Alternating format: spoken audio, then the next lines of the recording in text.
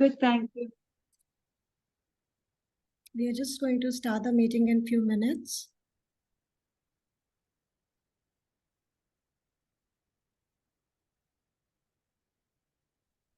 Minutes to present, followed by question and answer session for 5 minutes. I would like to request all the participants to be mindful of the time while presenting their presentation. So we will now begin the day 3 session. I would like to introduce our first speaker of the day 3, Ms. Annette van Ginkel from the Kingdom of Saudi Arabia. I'm passing her the stage to deliver the speech on the effect of nursing shortage on deliver quality care of the patients. Mr. Annette, the stage is all yours, and welcome.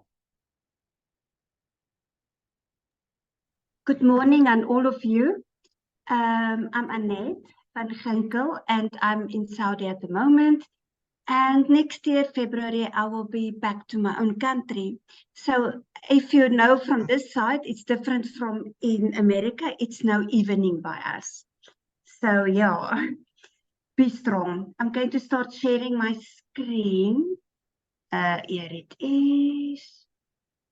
Okay, can everybody see my screen? Yes, we can see that. Okay, now I just need to do the other things to make it full. Okay, my topic, I will try to do it from my side. I'm not sure why it doesn't want to do it now. My topic is, sorry, the effect of nursing shortage and quality of care. We all know that nursing is in a big turmoil at the moment because there is a big shortage, and also not only nurses but also all other healthcare workers. And at this moment, we really need to look at this and address this matters. I just want to see how I can make this bigger, because now all the things that is supposed to be down is now up. You can, I think the down, you can use this icon. You know what the problem is? Normally it's down, now it's on top. And that is my problem. I just want to see if I can stop video. I cannot do it. I don't know why, because all these things are on top. But in the meantime, let me not waste time. I just want to make this smaller. Okay. So it's very difficult for me to actually share because I cannot get onto the down part. So my thing is, what is quality? So quality refers to the degree on which healthcare services provided to individuals and populations to meet or exceed established standards expectations. We all know that there's audits and there's certain accreditation things that you need to adhere to be accredited for a healthcare service. Like I know it's ISO, it's Magnet, it's JCI, and all bodies that we need to be accredited to ensure that our quality are still good. So quality in healthcare encompasses a variety of dimensions, and it's often assessed during several criteria. We all know that there is certain questions that is asked. There is certain proof that you need to do that your quality is very good. So what is your criteria of your quality? First thing, safety. So we are, all of us that are working in healthcare, we don't want to harm our patients. We don't want errors. We don't want infections or adverse events. So we do have a platform where every safety event must be put on, and then there is investigations and root causes that are ensure that we are making the best practices to ensure that that event is not happening. Effectiveness, providing care is evidence-based, and this is very important. All over the world, we want evidence-based care.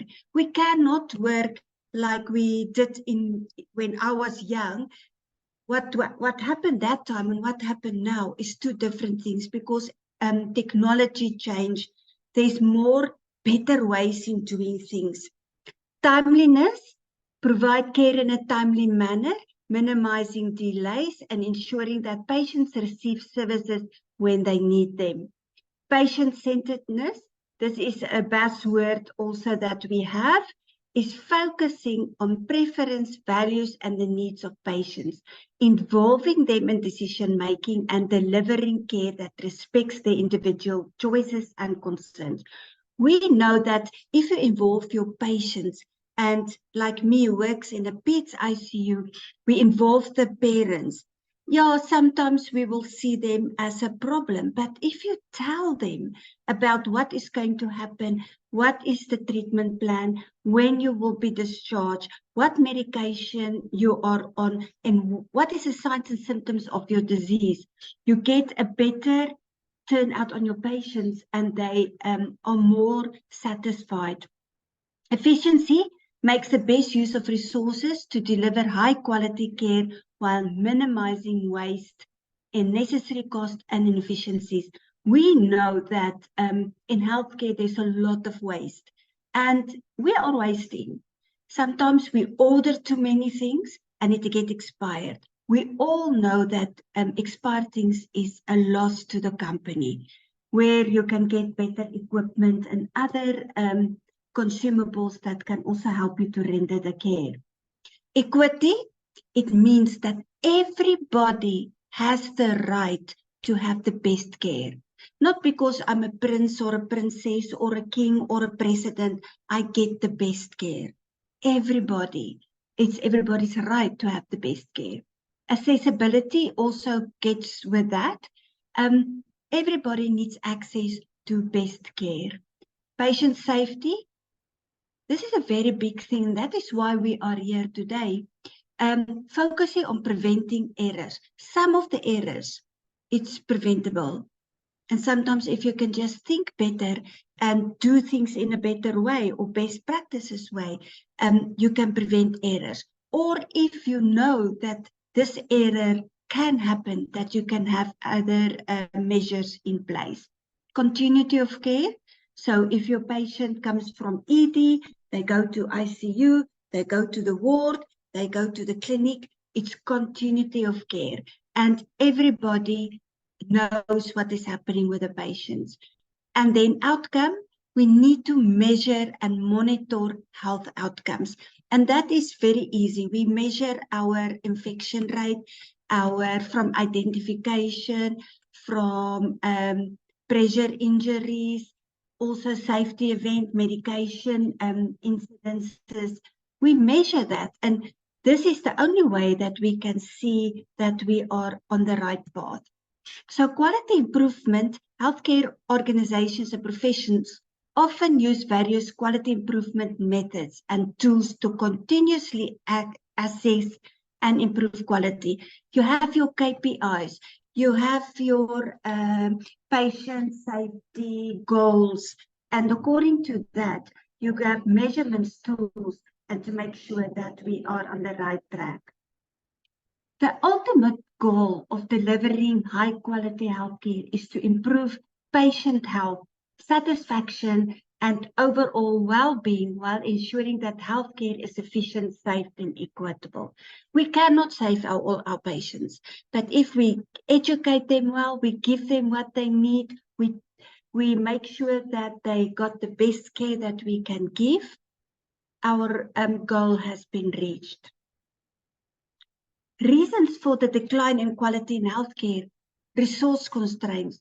There is no funding from government, funding from private, staff shortages. And now we're not only talking about nurses, we talk about pharmacy, we talk about doctors, we talk about respiratory therapists, physiotherapists, all the other people working in the hospital. Also inadequate infrastructure. Staffing issues, there's a shortage, there's a high turnover, inadequate training, increased workloads. And all of us know that all the countries has a shortage. So the one with the best package is going to get the staff. And this is what we know. This is what is happening now in the world. So if you're from UK and you give a better package, like salary, like your family can be there, further education, leave days, people will go there. Fragmented care, lack of coordination, communication breakdowns, and reduced quality. What happens is that the message comes from higher management. It needs to go to middle management, and then it goes to the staff on the floor. That message doesn't come always totally to the staff. So it's fragmented. So you only get half of the message, and you don't really know what is happening in your own organization. Regulatory and documentation burden. So we are lucky if you are having an electronic system. It also has its own problems, but it does make it easier. So you don't need to go through a lot of paperwork and everything. You can just go to your system and you can get from the results, from what is happening, from the prescriptions, you can get on one platform. Technology challenges, inadequate and outdated healthcare technology. It actually can impede efficient data, patient monitoring. So the patient get monitored by the monitor. It goes to the central monitor, and then it needs to go to your platform, your documentation platform. There is no time to every hour write it or log it onto the thing. If it pulls through, it takes more time for your patient. And also it helps with the treatment and diagnosis. Patient safety issues. The safety protocols, the incident analysis can lead to adverse events. So there is no protocols, there's no policies to make sure that that we look at the safety of our patients and our staff and everybody that gets into the hospital. Health disparities, that is unequal access to care. Social economic disparities can vary in quality amongst different populations. Resistant to evidence. So there is no evidence-based practices. So you're still going on that is in the past. So there is a lot of practices, there's a lot of guidelines that help you to give suboptimal care and or to get best care and not suboptimal care. While malpractice concerns, fear of malpractice leads to unnecessary tests that leads to increasing costs. We know that malpractice can cost a healthcare facility a lot of money. And if it's a government hospital or government healthcare facility, we know that it comes from the taxpayers, where we can prevent the malpractice concerns. Okay, patient non-adherence. Sometimes patients go to Dr. Google, they don't follow the prescribed treatment plans or lifestyle recommendations. We do know that a lot of the medications are not available, so we are getting the patients to pay for certain things. And I also heard that patients self-medicate and treat themselves, and they don't know the dangers of that. Burnout due to excessive workload, stress, and emotional exhaustion. We all know that burnout is a work issue. That because there is a shortage, that there is not enough staff, and also what is happening in the workplace is that you don't feel safe anymore, and you also cannot disclose that you are burnt out, because then you're seen as weak, and it's also not very good. Worldwide, there is a nursing shortage. So diversity and inclusion, efforts to increase diversity and inclusion in the nursing profession are ongoing, as a more diverse nursing workforce can better the meet of the healthcare needs of diverse patients populations. Patients is not uneducated anymore. They go to Google, they go and they also go to other books. They go to other platforms to know more about their disease. Competition for skilled nurses. We do know if a healthcare facility is not having an attractive package or retain their skilled nurses or driving up their salaries and benefits, other facilities in other countries will do that. And then it is going to happen that staff will go to other places. Global migrations from countries with shortages may seek better opportunities abroad, leading to a global migration of healthcare professionals that can create a shortage in both source and destination countries. And it's expensive to recruit people from other countries. Workforce burnout, nursing office face high stress environments, long working hours and emotional demands, leading to burnout and attrition from the profession. So they go to do other work, new businesses, everything, because nursing are too much for them.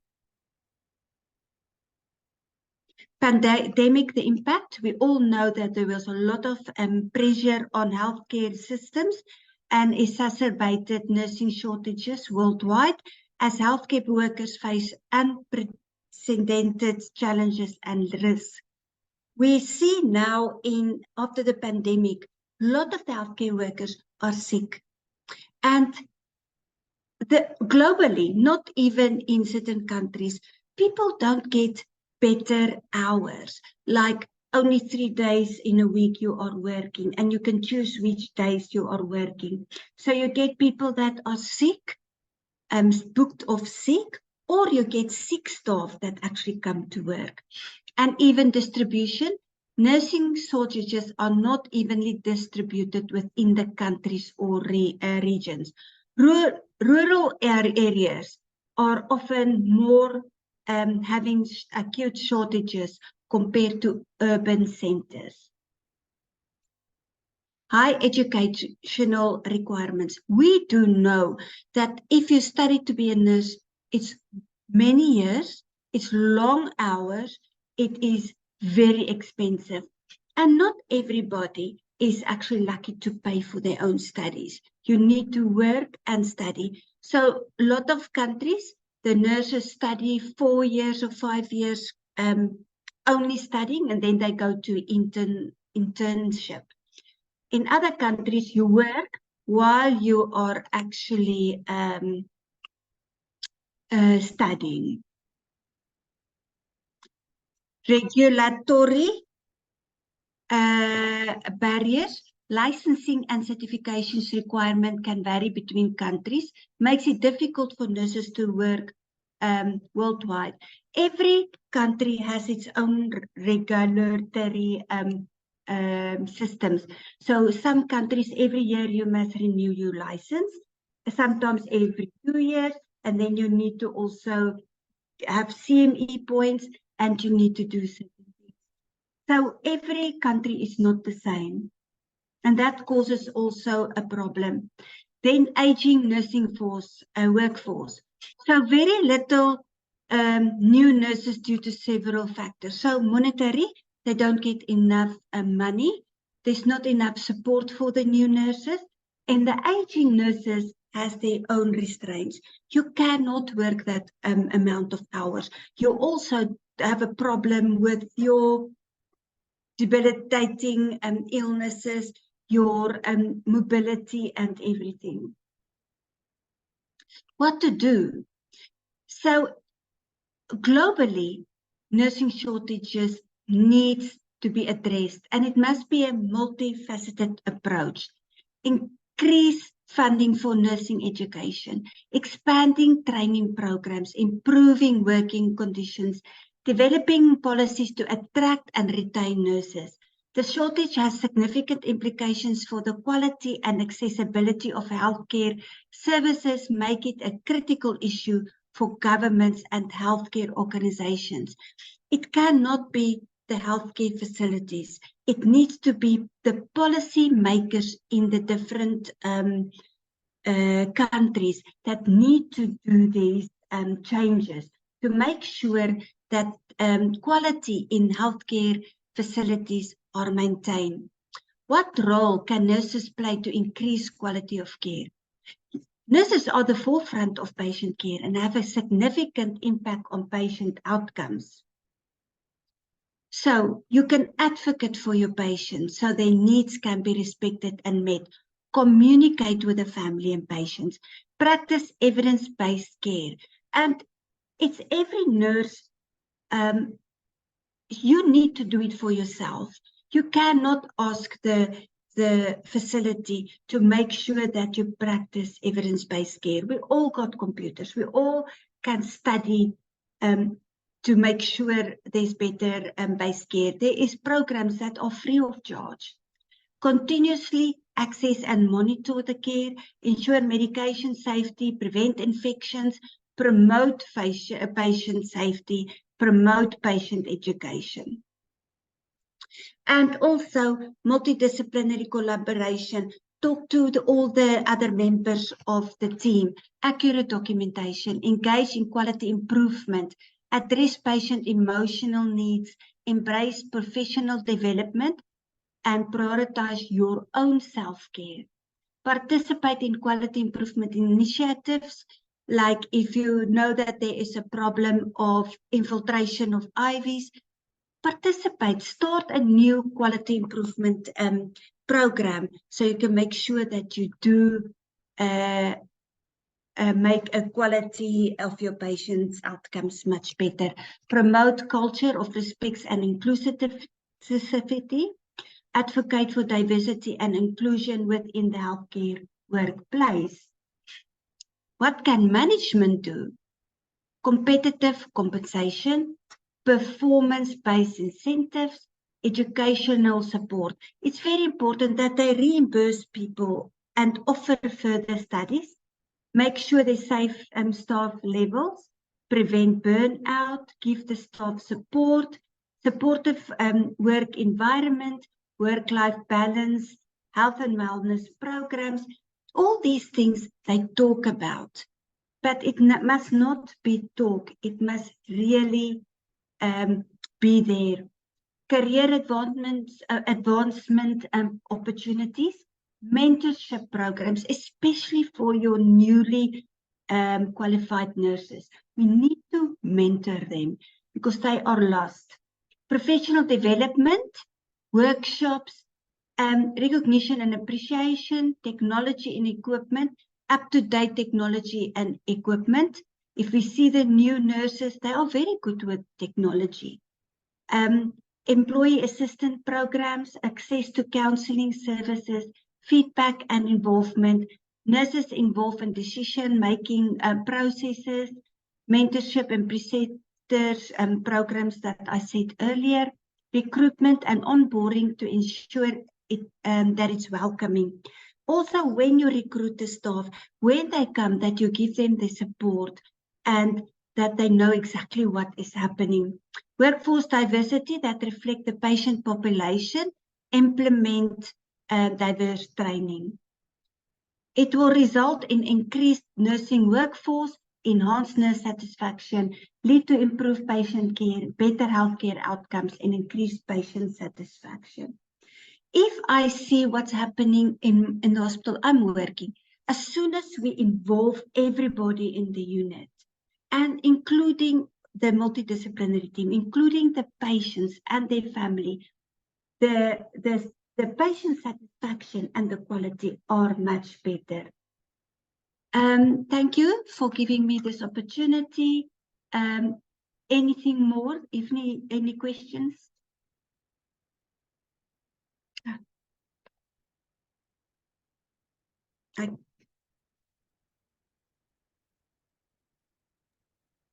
Thank you, Ms. Anit, for this wonderful presentation, and to all the participants. The stage is open for the question and answer. You can raise your hands or type in the chat box if you have any questions. And please be mindful of the time for sure.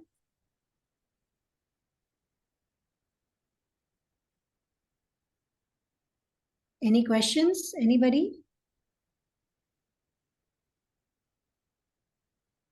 Okay. So now I am moving to our next speaker. Our next speaker of the day 3 is Dr. Noor Al-Khoury from Qatar. And I'm passing her the stage to deliver the speech on the topic, the role of the radiologist in cases of child abuse. Welcome, Dr. Noor. The stage is all yours. Please start your presentation. You have 25 minutes to present. Thank you so much. I'm just taking some time to figure out how to share my screen. If you can just give me... There is a share screen, the green button at the bottom. Okay, let me just...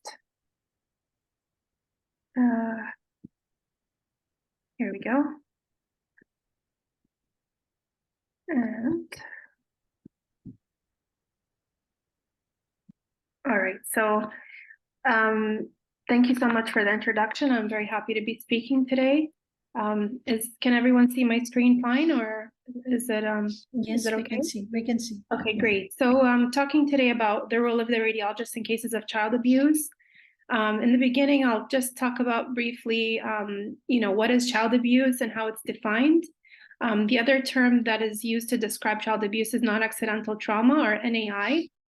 I'll talk a little bit about, statistics and how prevalent it is, and then maybe discuss a little bit about different abuse injuries as well as patterns of injury.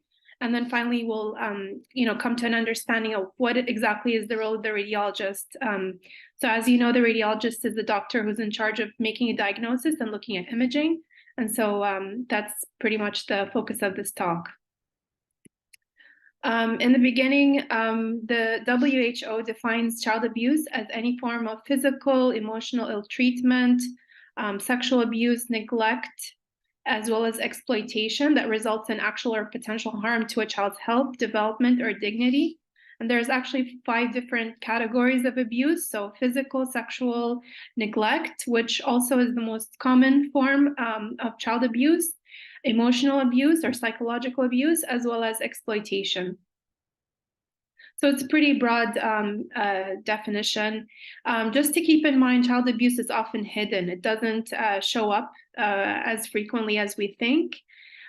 Only a small percent of patients that present actually do receive support from healthcare professionals. So it's often not detected. And even the statistics that we report, that's just what gets reported and what gets seen. So the reality is probably much bigger than what we actually see and what we measure.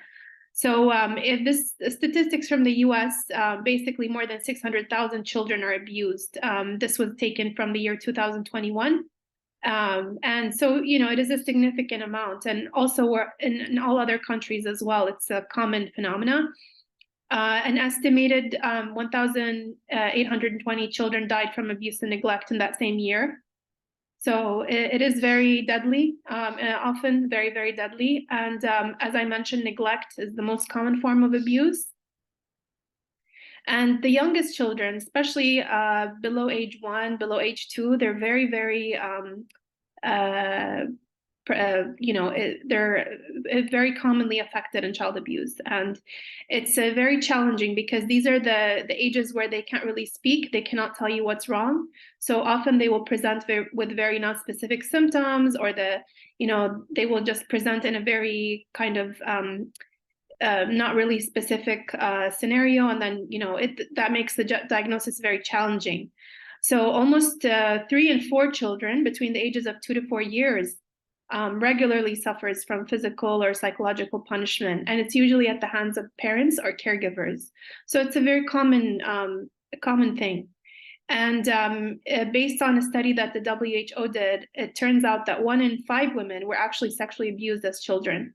So again, this is just showing you how common it is and what a big problem it is in our modern world. So as I mentioned, most of the time it's usually the parents. 77% of the time, they're usually the offenders in this scenario, and then to a lesser extent, other adults. And nearly 2/3 of all cases, child abuse cases, actually involve child sexual abuse, which is very concerning. So it's quite a high number. Now we're just going to talk more about the abuse injuries that we see in the imaging world. I'm an imaging doctor, I'm a radiologist, so I'm trained to detect these kind of injuries.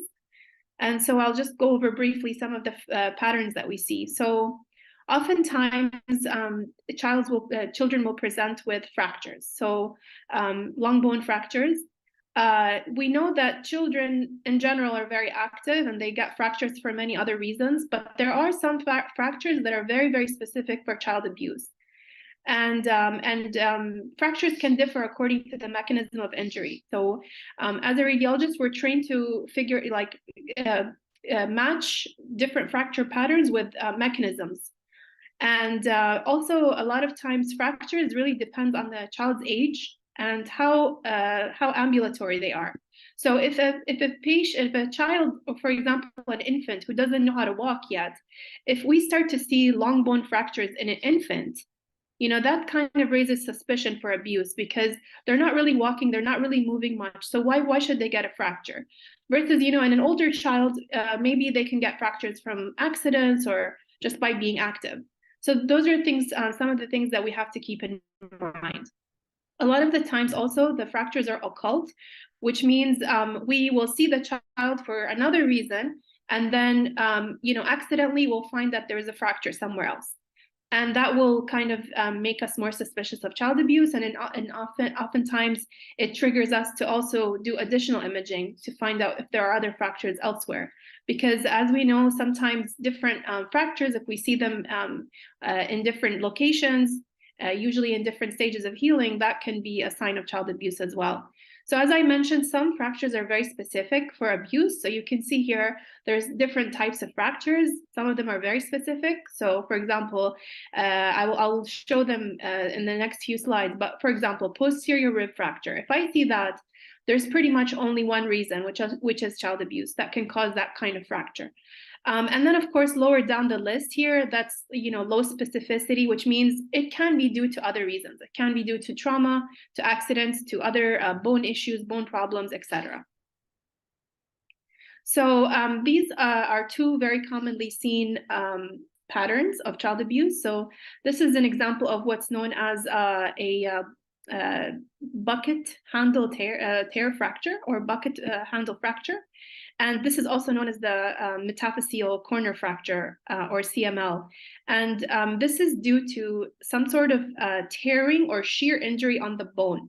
This is not due to a child falling. This is someone's pulling the child or hurting the child or twisting, shearing. That's the mechanism that is causing this type of fracture pattern. And hence, this is very, very specific for child abuse. So when we see this, we're very concerned. Another example is, as I mentioned, the posterior rib fracture. So you'll see on this X-ray, you'll see the posterior part of the ribs, which is where I'm pointing. You can see that there is some fracture there, because you can see how there's some callus, there's some healing bone, which means there was a fracture and it's starting to heal, and we start to see these rounded areas. And so this type of fracture pattern does not happen from accidents. This happens from usually an adult shaking the child, squeezing the chest of the child, leading to fractures in these areas. And that's the mechanism behind it. A lot of times in the imaging world, we will get what is known as the skeletal survey, which is basically an X-ray of the whole body in the child. And whenever we see like one fracture that's very suspicious, we tend to do a full survey. So we look at the X-ray, we do the whole body, we just check, because oftentimes you'll see fractures in other areas. Sometimes that they're healing or they're older. And this is just one of the very common bread and butter imaging evaluations that we do when we're suspecting child abuse. Depending on what we find, then we can ask for other imaging as well. Head injury is another common type of injury that we see. So for example, skull fractures in infants and babies, and also toddlers can often get hemorrhages. So there are different types of hemorrhage in the brain. So they can be epidural, subdural, or subarachnoid. And also the brain parenchyma itself can get injured. I'll just show some examples. This is an example of a skull fracture, maybe hard to see. But in this scenario, you know, a child also has, remember, their skull is a bit thinner. It's more delicate than the skull in an older patient. And there are some sutures that are normally there. So we have, for example, the coronal suture, sagittal suture, etc. But fractures look different. So we'll see them in areas that are not where the suture is. They have a very characteristic look. So we'll know that there is something going on in this child that raises concern. There's also what's known as the shaken baby syndrome. So oftentimes when an abuser shakes the child very violently, you know, the back and forth, that the head, that the brain can just get injured, and this can lead to what we see here, subdural hemorrhages. Sometimes you can get subarachnoid hemorrhages as well. So you can see here, so this is the brain. This is an MRI image, it's showing you the brain. And then outside the brain, there's this collection of blood. This is a subdural hemorrhage. And if you look on this MRI image, this is a T2 weighted image. And you can see, again, in the retina, in the eye, in the back part, these are retinal hemorrhages. So these are, again, very, very specific for child abuse. Sometimes this can lead to blindness in the child. Another common pattern is blunt abdominal trauma. So sometimes when a child gets hit in the abdomen, a lot of times the solid organs can get injured. In this case, the duodenum. The duodenum can get compressed and it can get ruptured. So we can see, you know, that's an area where you can get an injury. In this case, there's an X-ray showing there's free air. This was secondary to duodenal injury and perforation, which led to free air in the abdomen. Here we also have an example of a pancreatic laceration. So again, due to abdominal trauma, you can also appreciate there's some blood and stranding around that area. So again, you know, it's important to be familiar with these patterns on imaging, because there are certain patterns of trauma that lead to what we see on the imaging. And so what is the role of the radiologist? So as I said, we are trained in knowing what is suspicious for abuse and what isn't, or less suspicious. So we have a very critical role to ensure child protection. Usually we're trained to differentiate between non-accidental trauma from other causes of trauma. So kids also can, for example, if someone has osteogenesis imperfecta, so sometimes they can get fractured. So, you know, we have to keep in mind there are diseases that can manifest or look like child abuse. Sometimes patients with coagulopathy, they'll tend to bleed. That doesn't mean necessarily that they're being abused. So it's important to differentiate between all these things. Sometimes regular accidents. So, you know, as I mentioned, kids are very active, especially in the older age groups. They start to become very active, and that leads to fractures. So it's important for us to know, you know, what's normal and what is not normal. And also, kids also have normal variants. So their bones and their organs, they're developing. They don't look like you know, what they look like in the adult you know, patients. So we are trained to know what a normal variant is and how to differentiate that from an actual pathology.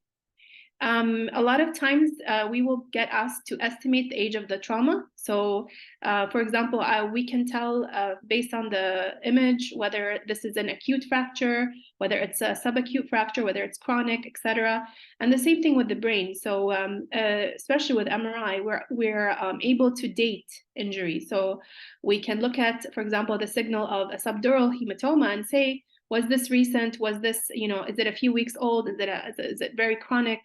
Is it a few months old?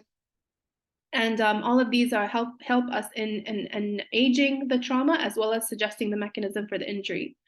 And also we have a very important role to alert the team to perform additional imaging. So when we see something suspicious, as I mentioned, we do a skeletal survey. Depending on the clinical neurologic status of the child, we can also do head imaging as well. Because as I said, sometimes the injury is occult. We don't know. The kid is not going to come and tell you someone's abusing me, right? The parents are not going to tell you that we're abusing our child.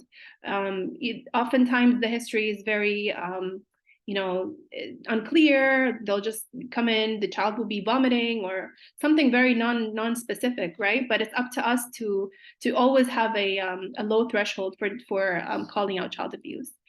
And of course, we get additional imaging if we're very suspicious. And finally, the last thing is we always want to make sure that whatever imaging we do is evidence-based. So we know that imaging has a lot of risk, especially when it comes to radiation. And also MRI also sometimes can have risks for example, because of contrast, because of other risks. So we always want to make sure that when we do imaging, it's very evidence-based. We always follow certain protocols. We follow scientific evidence. We don't just, image randomly. It's all based on evidence. And that's where the radiologist has a key role in recommending what's appropriate and what is not appropriate. So finally, the take-home messages, basically, unfortunately, NAI or child abuse is very prevalent. It's often underreported and underdiagnosed. So it's important to always have a high index of suspicion. It's very important to differentiate between accidental and non-accidental trauma. And here's where the radiologist comes in. And finally, we, especially pediatric radiologists, have a very central role in not only the diagnosis, but also the management of non-accidental injury. Finally, I just want to talk about this because we're all very heartbroken about what's happening in Palestine right now. There are a lot of children and families being killed by the genocide that's happening. And I just wanted to mention that our hearts are with these children and their families. I mentioned here, there's one child being killed every 10 minutes by Israeli bombs. 6,000 plus children have already been killed, and there's a growing number of civilians being killed, as we all know. And so if we can, just call for a ceasefire, whoever has that power to do that. Thank you so much. I'm done with my presentation. Thank you, Dr. Noor, for this wonderful presentation. It was indeed very informative and on very interesting topic. And it really was very knowledge enriching. And I open the stage for the question and answer session to all the participants. If you have any questions from Dr. Noor, please feel free to ask. And I can see there is a message in the chat box for your presentation. It says very informative presentation by G.T. Vaughan. Thank you for sharing. It was indeed very nice and very informative. Thank you. Any questions, please? I don't have a question. I just want to also say this was one of the more surprising and, not too surprising in terms of the topic, but when you talk about the images that you guys see in radiology and things like that, thank you for sharing that, because in the nursing world, we don't really get to see those as often. So this is good information for me to take back and share. Thank you so much. This was an amazing presentation. Thank you. Of course. Thank you so much. I had a question. Also, thank you for the presentations. Really well done, and also very sad, but good to know that there are people like you're looking out for children. What happens if you do see that? Do you have what's the process? Do you flag it to someone, and then do they actually follow up with you to kind of close the loop and let you know what has happened? Or yeah, so that's a really excellent question. Most hospitals and most places in the world, I worked both in the States and right now I'm working in Qatar. So there are usually teams called Child Protective Services. So usually your duty whenever you have a high suspicion is to have a discussion with the physician who referred the patient to you. So it's either the ED doctor or whoever it is. And also you have a role to alert the Child Protective Services team. In my hospital right now, they're called SCAP. So it's, it's very similar to, I think, what exists in the US. I think in the US, you also have, there's another external agency that you're obligated to contact. I'm not sure, but I have to read about that. So it's basically, you have to just alert. And there are a lot of laws that kind of protect you from getting into trouble. So if someone, if parents, for example, got upset and said, you're just, saying that I abused my child or something, there's a lot of laws that protect healthcare staff in that scenario. So it's just, something we're taught as physicians that, we always have to raise it to the necessary authorities. And even if it turns out to be nothing, even if it turns out to be that, they weren't abused, it doesn't matter. At the end of the day, you did your job and you had to just raise the concern if there was a concern. For sure. I was just and a wondering lot of if- times it's not. So a lot of times Right. it's not, and you could be wrong, but you know, it's just your job to always overcall it or be more cautious than, you know. Right. I was just wondering the level of follow-up, like from those groups you mentioned, Child Protective Services, or the group you mentioned at your hospital, if they actually do Yeah. kind of follow up. That's good.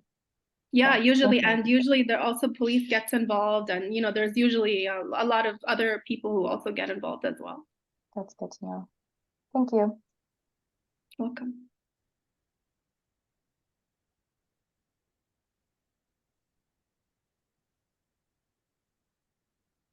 So anyone, any other question or anything to discuss? Yes, I have, you know, as a pediatrician and former assistant chief of child abuse at a children's hospital, long time ago, though, I want to make a couple of comments. First of all, this is a very nice summary, and you're absolutely right from the aspect of what your duties are.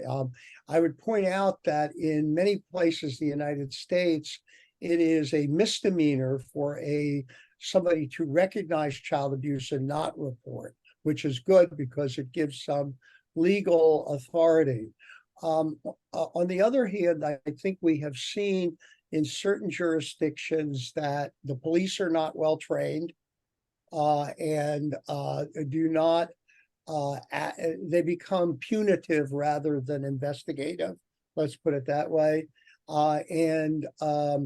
Also, one of the reasons that talks like yours are so important is that it educates providers how to recognize and not misdiagnose in either direction child abuse. And so that caution is out there. So if you're, if you're reporting and advocating for the child, I think that it's important to also make sure that the people you're reporting to do their job according to the guidelines, just as you've done your job. Absolutely. I agree with everything you said. Yep.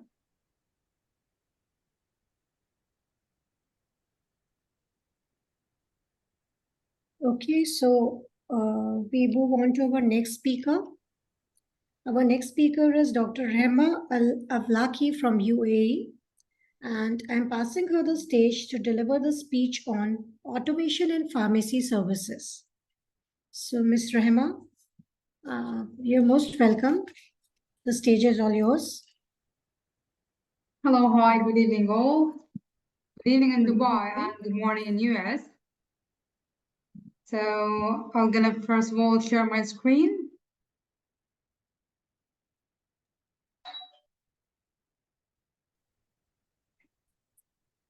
So everyone can see my presentation, guys? Yeah, we can see. Perfect. Yes. Okay, so we're gonna start today. I'm gonna talk about that automation and technology in improving pharmacy services. So there's no disclosure to be declared. So the agenda will be most probably about the automation in the pharmacy, how that helps the healthcare provider, what is the meaning of the automation, how that involves with the artificial intelligence, and so on. So what about the automation of the healthcare and how it can help the healthcare organization? So most of the time that when you say about the automation, is most of them that improve the efficiency, accuracy, productivity, that any automation have been involved in the healthcare provider, especially in the hospital base, always will have poor and a patient safety by reducing all the critical errors, costs for the organization, allow the streaming with the workflow, and help the employee to work with a fewer roadblock, we can say that. In addition to that, to reduce any potential medical error. So by decrease any human element, which is have reduced the risk of the error which involved in the healthcare process. Also that any healthcare automation will help to follow in case how to reduce the error in case that by creating some cases and node across multiple systems to reduce any manual effort. Because any human or manual actually, we can say intervention can cause a lot of error. So that's why that we mentioned that we're going to mention some of the details regarding that to reduce the staff burnout. For example, any exposed to the manual, time-consuming workflow situation can increase the stress, and any kind of stress can actually cause a burnout among the staff, affecting all the morale and the patient satisfaction at the end. So 92% of the all healthcare professionals believe that by spending a lot of time on any administrative work can contribute to the burnout. So by adopting this kind of automation will actually take off any load of boring or any repetitive tasks and help your staff to focus more on the complex or patient demand. So how are they effectively containing on the cost? By using this kind of technology actually will help to reduce the cost without affecting your clinical or administrative workflow, which will reduce the human error, will reduce the waste, and also which is caused by the operation insufficiency and dramatically increase capacity of the healthcare is beneficial at cost reduction. So how would that's what to say that the organization experience is more higher employee satisfaction and retention, that by improving the patient experience and satisfaction will be essential that your staff will be more motivated to perform their tasks and will help your organization also to be looking out of more for our patients. So when you have a satisfied employee, that will increase your patient satisfaction and retention. And along with that, with the automated electronic healthcare form, can also relieve all the burden on your staff and will focus more on your employee attention, delivering a stress-free and friendly care environment. So how about automation? Most of the time we focus on and have like, let's say maybe a concern in the data security, but utmost concern of any healthcare organization that to maintain the data security remain essential while implementing any kind of automation in the healthcare system. And any human involvement is extremely less in the medical automation, which is kind of chance of data manipulation will be less. So we can say that a pharmacy automation actually serves more than 9.4% for more patients than any traditional pharmacy, while can be in the same period serving a dispense of 11.8% of the more prescriptions. So we can say that a pharmacy automation is it's mostly like it's a future trend nowadays, that any hospital, it will have automation in the pharmacy, not only will help to reduce any medication error, which is our main focus is the patient safety, but also it will free the pharmacist from doing any minimum task that, for example, counting bills, putting the medication in the bag, have like a manual checkup on the different destination and the workflow.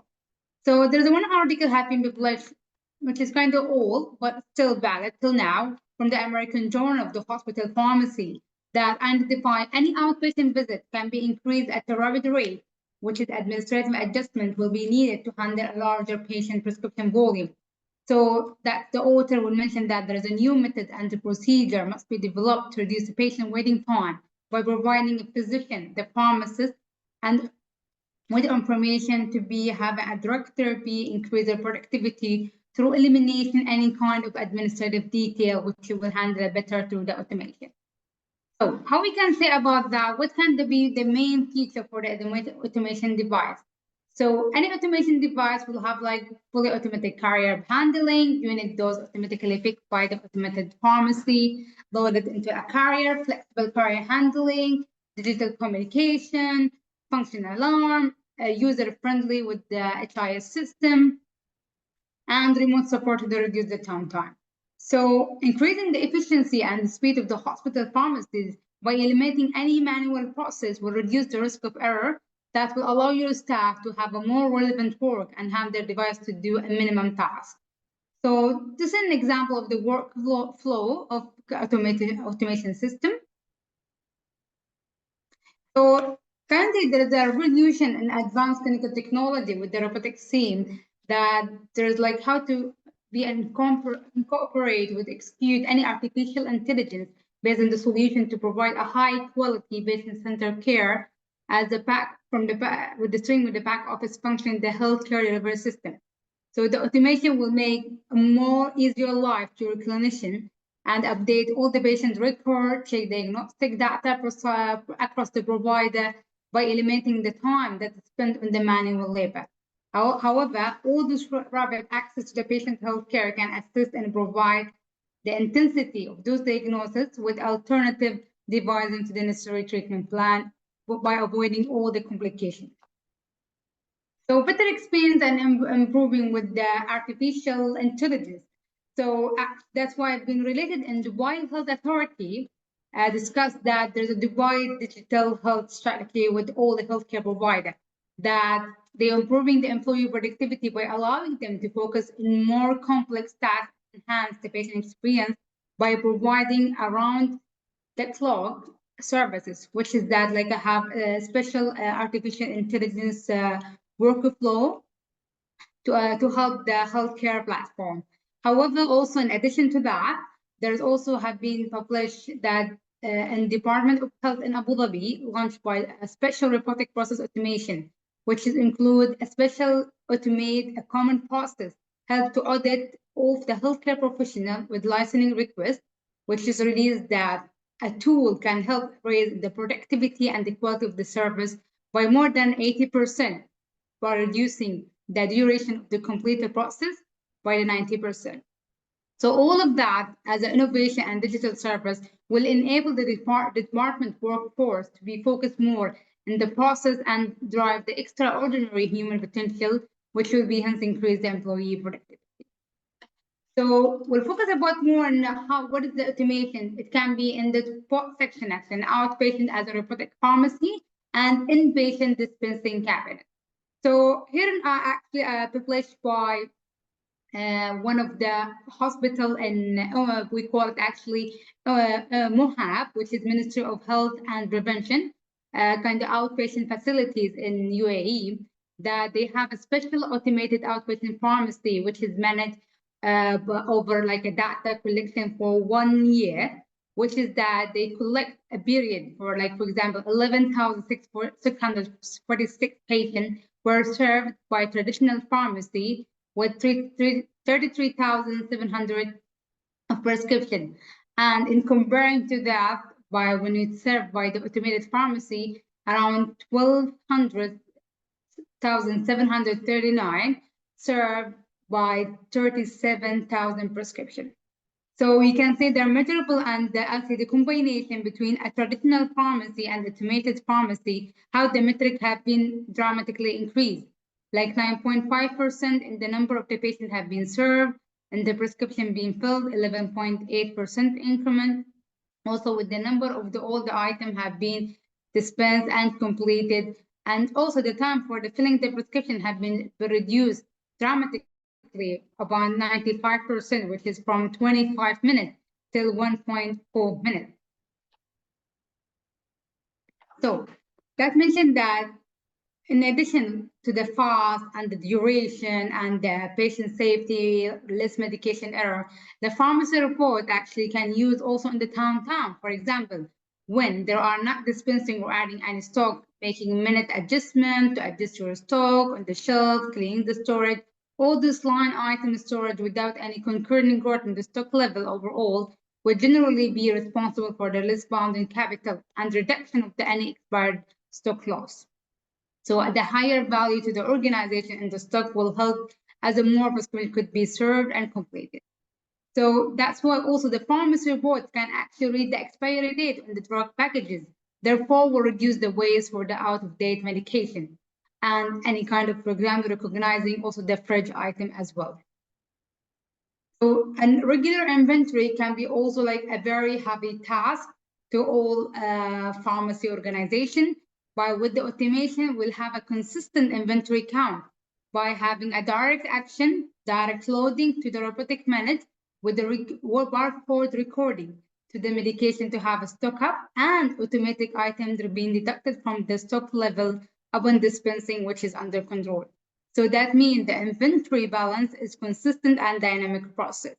That's why when we said a robot dispense the prescribed medication will be a click of the button and based on the barcode, which is reduced even the risk of the human error.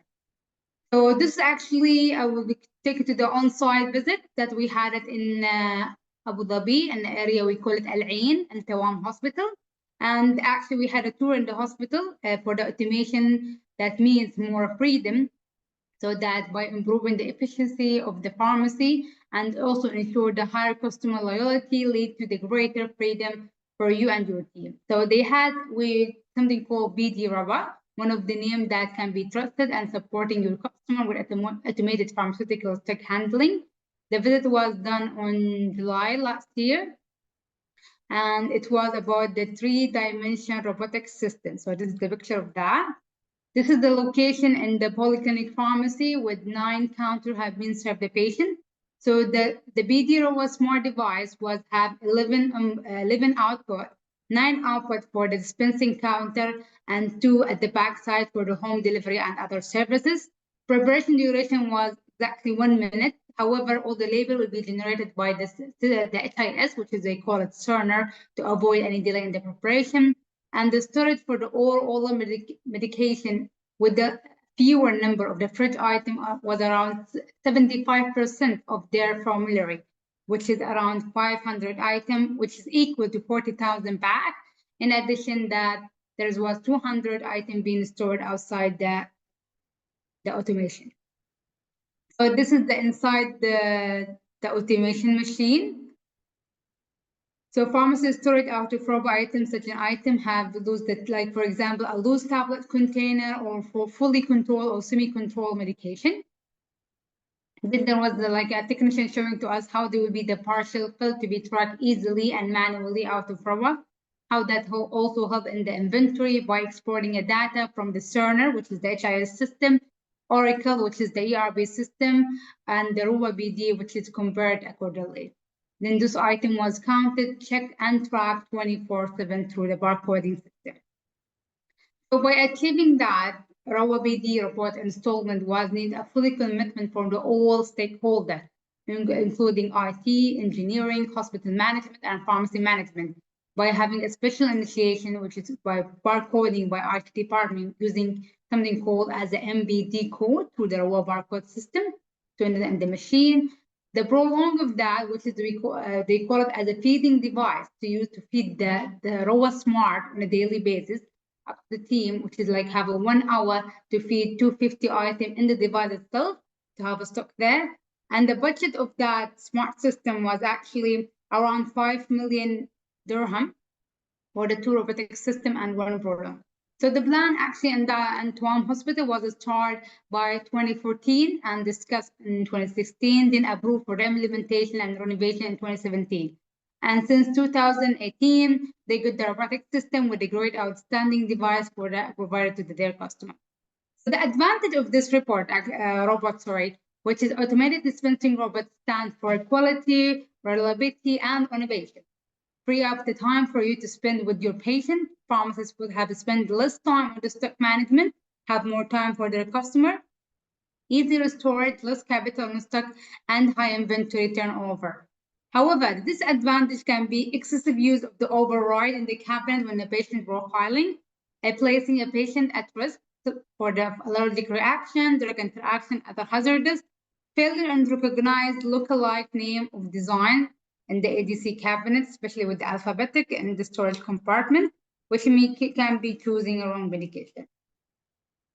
However, for the inpatient automation dispensing cabinet, it's a different type of system, which is a computer-based system, also used for the storage and dispensing all the medication. But it will be like in the different healthcare area, which is like a ward, emergency department, critical unit, OT, anesthesia. And those actually can, like, for example, that used in the hospital to be practice the decentralized medication management, which is managed actually by the other department and stored physically in different departments. But however, the in charge will be the pharmacy. So automated dispensing cabinet, it's a combination of the actually main tower and auxiliary tower. That means that the feature to be integrated by a touch screen by a caregiver. And there are different types of drug forms such as can be used the single doses, multi-doses, blister, boxes, vial, and ampoule. So automatic dispensing machine can be programmed to support the both patient specific and drug specific dispensing modes, which it can be emergency response, especially during emergency room and critical care ward. Drug-specific dispensing will be same as the patient-specific dispensing process, except that it will be dependent on the initial patient selection. So during an emergency, a caregiver will be able to access all the drugs stored with the automatic dispensing cabinet, and will be searching the drug name and selecting the drug to be dispensed from the automated dispensing process. However, they also have an option to handling with the narcotic, controlled substance, and high alert medication, drug return, and the benefit at the glance. So this is an example of the ADC, which is mainly that Omnicell company. They have a special automated dispensing cabinet to have a smarter, safer process for getting the right medication to the right patient, improving patient experience in the both acute and the long-term side. So improve safety and security, more efficiency, manage the inventory, remove the redundant workflow, and flexible as well. So this is an example of the storage, the screen, the keyboard, all the shelves. And one example also, we had a visit that in Saudi German hospital in Dubai.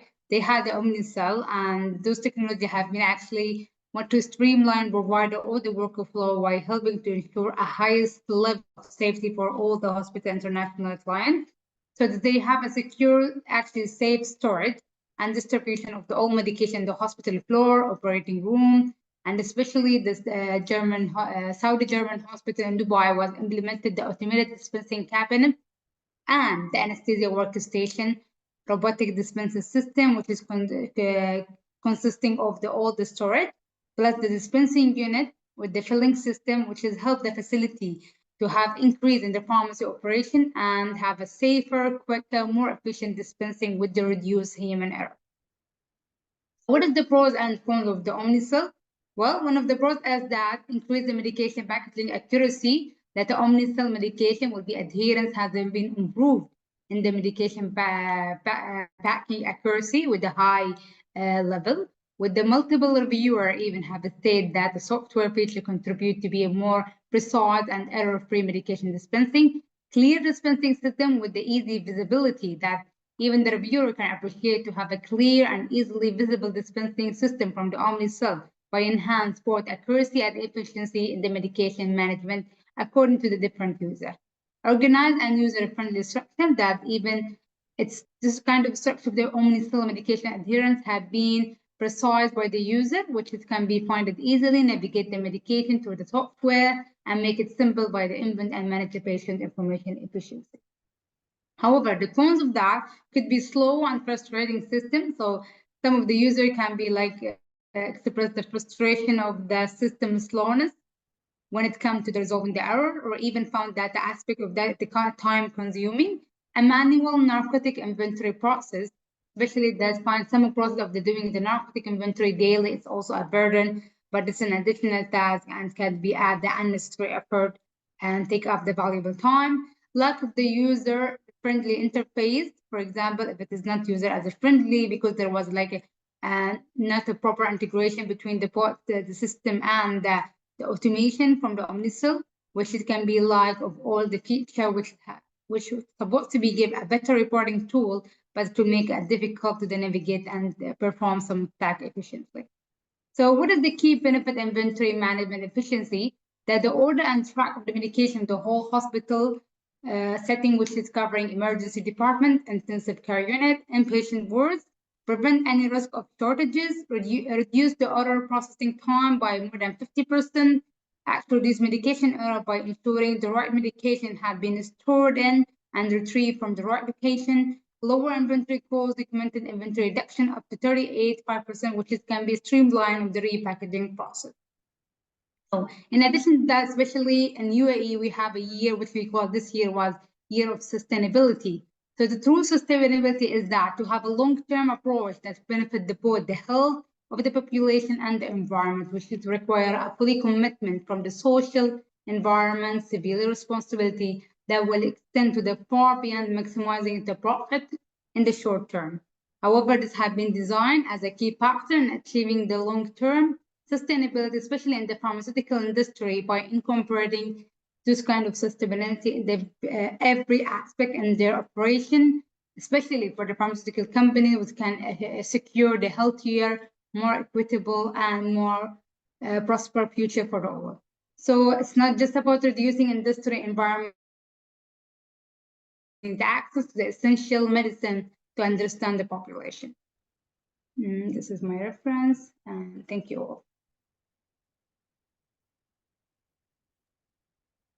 Thank you, Dr. Rehma. It was a very informative and technologically advanced,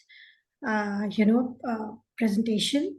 And if I'm not wrong, in Dubai, Faki University Hospital also had that robotic medicine dispensing pharmacy. Yeah, correct. Actually, they have Omnicell as well, and mostly Faqih is the most trendy hospital in Dubai, especially from the private sector. And actually, even like they have a drone now, even to deliver their medication to the patient houses. So they are actually the world trendy private hospital in Dubai regarding the artificial intelligence. Yeah, they have Omnicell actually, and we have been promised also to visit them. But it's not been confirmed yet. Yeah, because my son's pediatrician is from that hospital. So whenever we go, we have to visit that pharmacy and we get the medication. The same way you're telling. It's amazing easy. actually there. Yeah, absolutely. Sure. Thank you for the presentation. And the stage is open for the questions and the discussion. Please, anyone?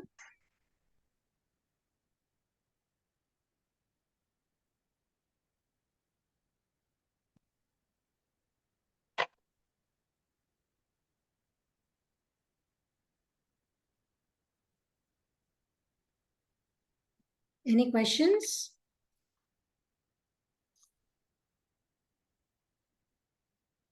Okay. So then, thank you, Dr. Emma. We'll move to our next speaker. Thank you. Thank you very much. So I would like to welcome our next speaker. Our next poster presenter is Dr. Monica Jolly from USA. I'm passing her the stage to present the poster on the topic, debunking the myths surrounding organic and inorganic foods. Welcome, Dr. Jolly. And the stage is all yours. You can start your presentation. Okay. So let me share my screen first. Sure.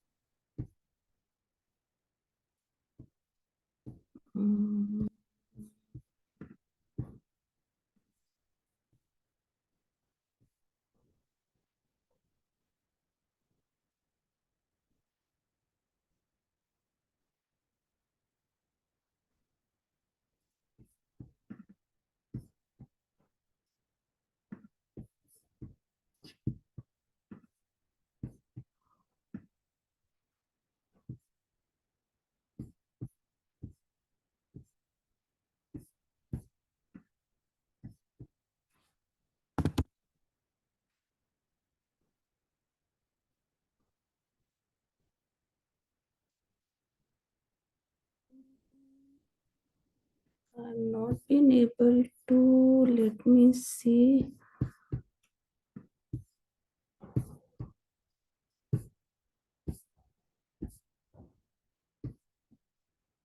We can see the presentation. Okay, that's nice.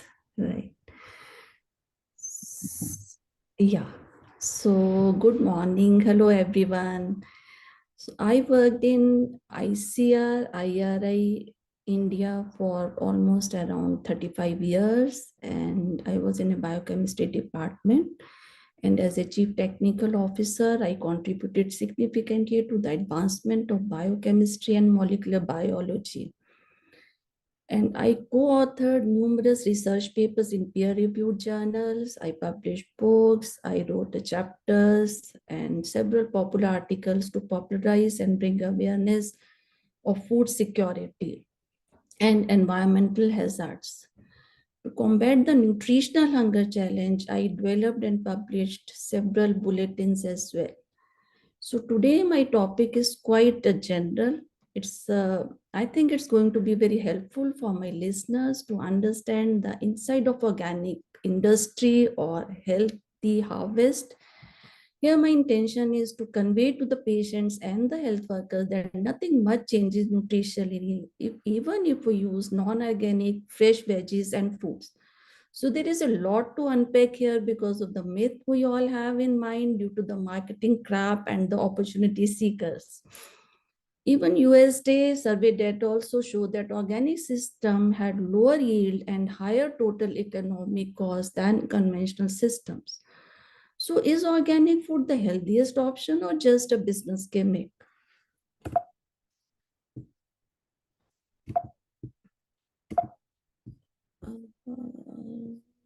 Next slide is not, yeah. So we have to just, I feel it does help agriculture system to build in biological manner only. So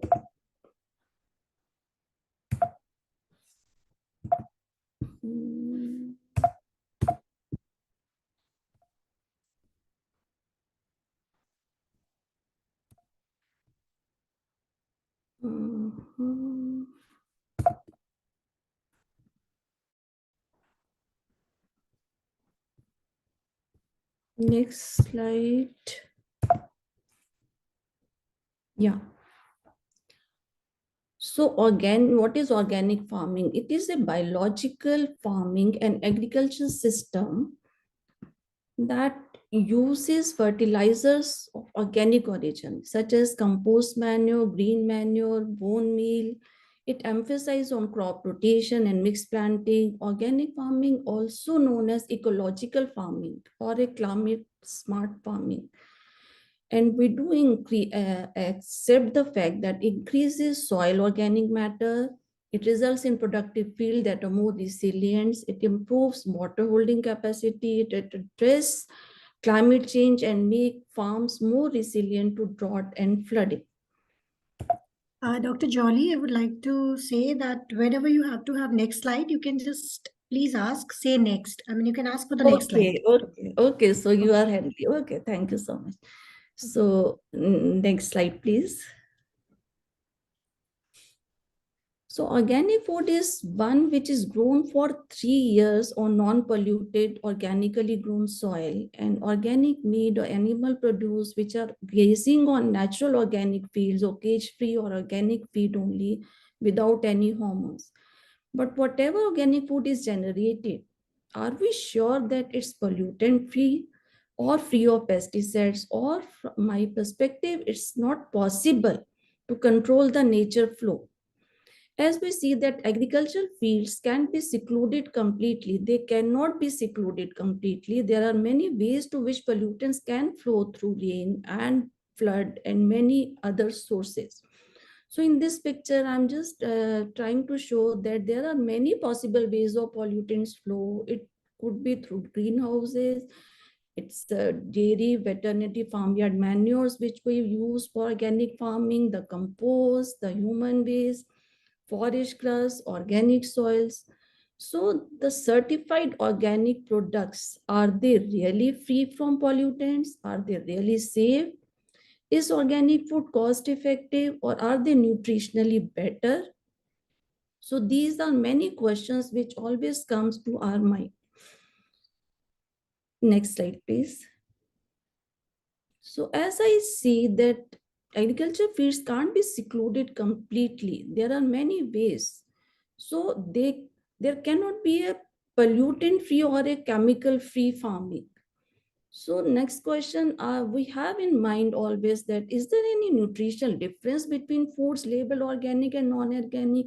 As we go and see on the stores that people have a fascination, there is so much public and advertisement and people are totally have this in mind. So there is a very big juggle. At the very core of it, there is a big juggle in our mind that they are of more concern to our farmers for not being exposed to chemicals, for the protection of our natural climate against environment hazards. So we are more inquisitive about scientific facts. Next slide, please.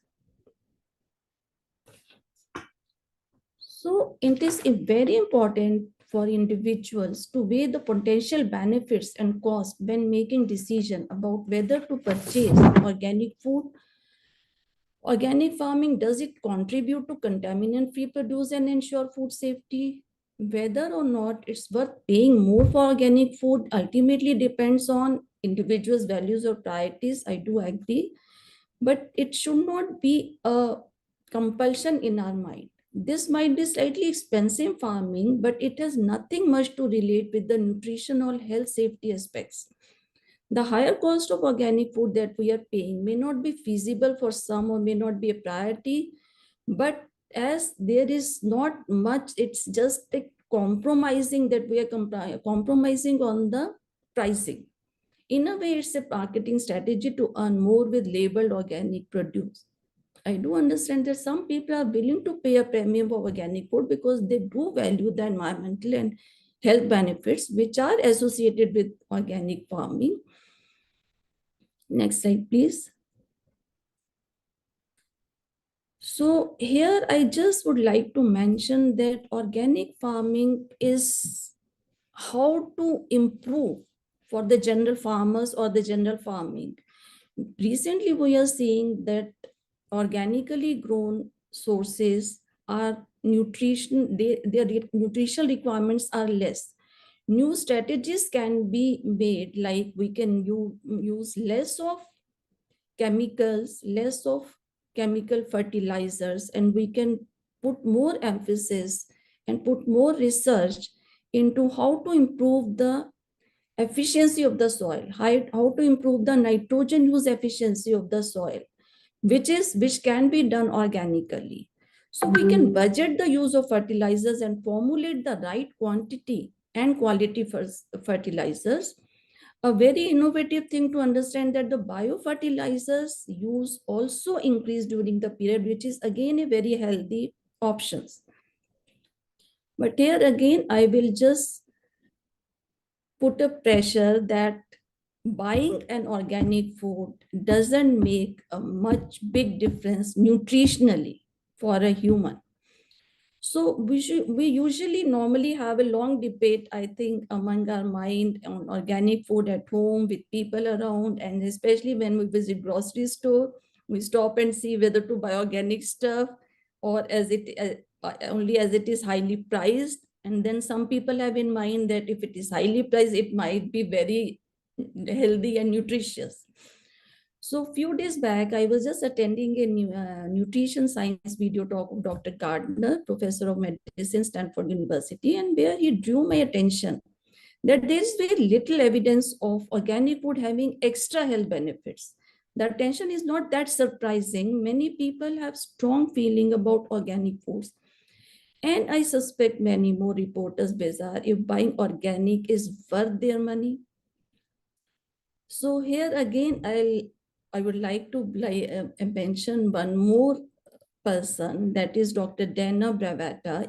She is a practicing intern and a research associate at Center for Health Policy and Center for Primary Care and Outcome Research.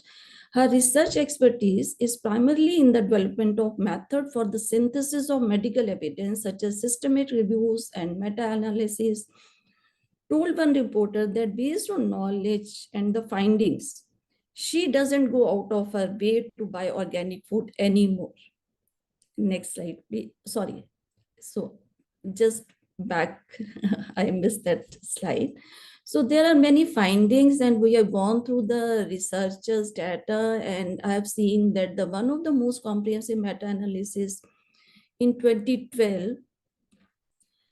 And then further, we have seen even in 2019 by Begal et al. And Ramakrishna et al. In 2021, they also narrated in their systematic review of organic versus conventional food consumption that there is not a measurable benefit on human health. While more research is needed to fully understand the potential difference between organic and conventional food, scientifically, there are no true measurable health benefits. Till date, there are no certified organic interventions that provide the most reliable evidence to answer the question of whether an organic diet provides true measurable health benefits. Next slide, please. So I do agree that there is an impact of organic farming. So organic farming does offer benefits beyond potential nutritional differences. It might be slightly expensive farming, but it has nothing much to relate with the nutrition or healthy safety aspects for the patients, for the consumers, for the public. So what are the impact of organic farming? It has several impacts. It helps local community, it generates profitability to farming, then conventional care, it reduces greenhouse gases, promotes and enhances biodiversity and climate change resilience, it protects the soil erosion and fertility, improves the soil fertility, it does not pollute water since we are not putting the chemicals, we are trying to use the herbicides. So while some studies suggest that organic food may contain higher level of certain nutrients such as antioxidants or vitamin C, other studies have found no significant difference. So there is still a dilemma, but at the end of the day, I think what we have gathered from the research and the knowledge of the researchers that there is not much difference nutritionally in the organic food versus the inorganic or a non-organic food. Next slide, please.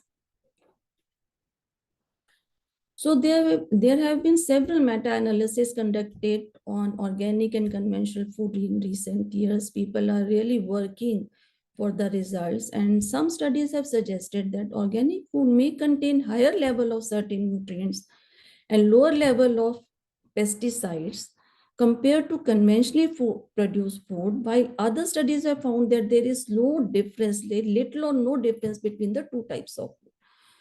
Even some local farmers, we have seen the data and studies that they are using organic method only, but they cannot afford to get certified organic food.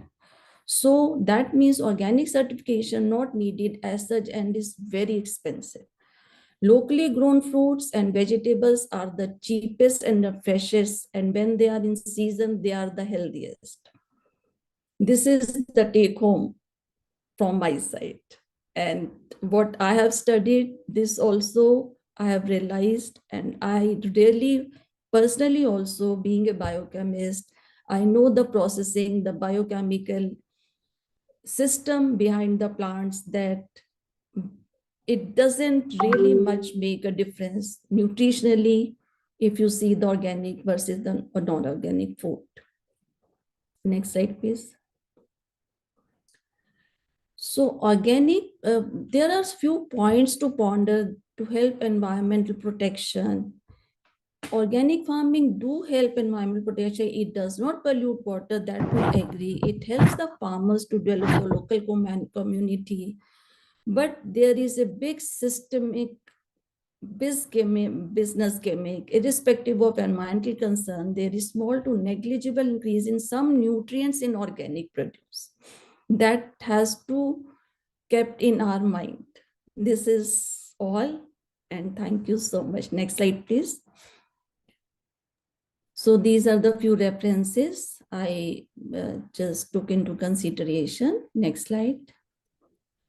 Thank you so much. Thanks, everyone. Thank you, Dr. Monica. It was indeed a very myth-bunking presentation and very knowledge enriching as well. And the stage is open for the question, answer, or discussion, or your point of views, or to all the participants. We can have an open discussion. Yeah.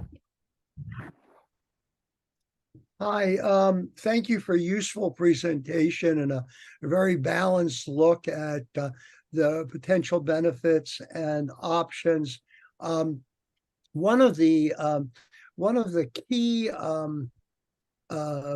key elements in looking at that, first of all, there's variability in the amount of contamination from things like pesticides by product, and pesticides, of course, are one of the somewhat proven, I would say, risks of non-organic foods. And there's an excellent website that I'd have to look it up, but it's a really excellent website that does a yearly analysis of which are the products which are have the most pesticide contamination. Year after year, strawberries lead the list.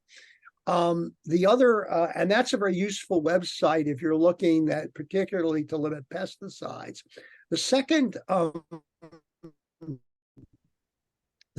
point that I make is that in the entire food distribution system, at least the United States, one of the major problems that contributes to greenhouse gases is food wastage going into landfills. And there's a recent guidance from the EPA, and the findings are sobering. One of the things we've discovered where we are here in Dallas is that where I am is that the food comes in from all the different places it comes in, mostly the United States, some Canada and Mexico as well, but it comes into a number of refrigerated food warehouses where it then goes out to the urban markets and supermarkets.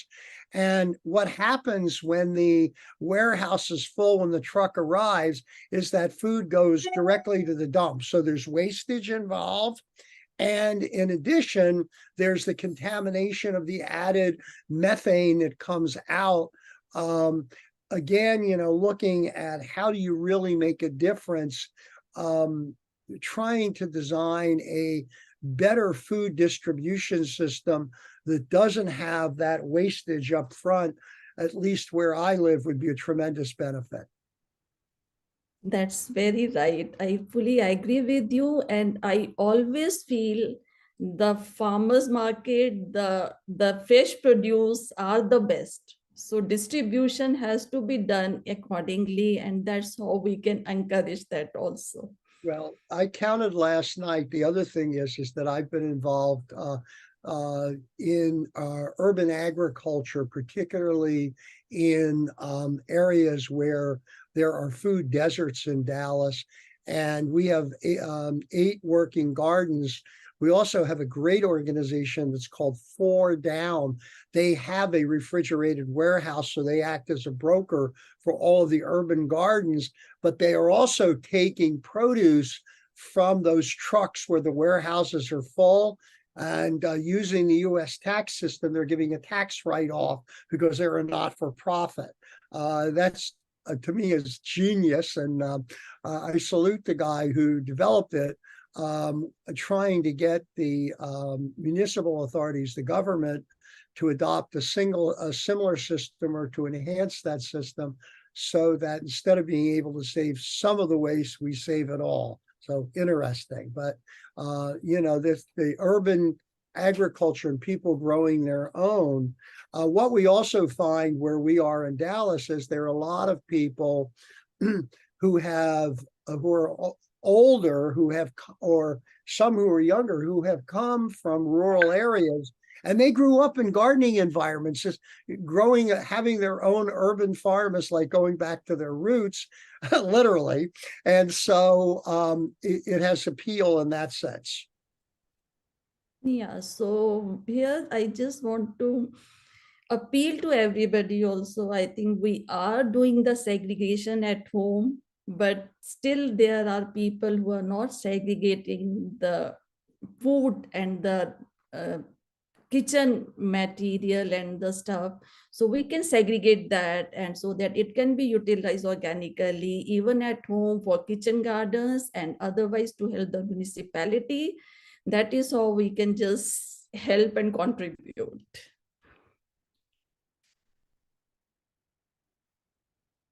One of the advantages of growing at home is you're getting organic products if you're doing it yourself.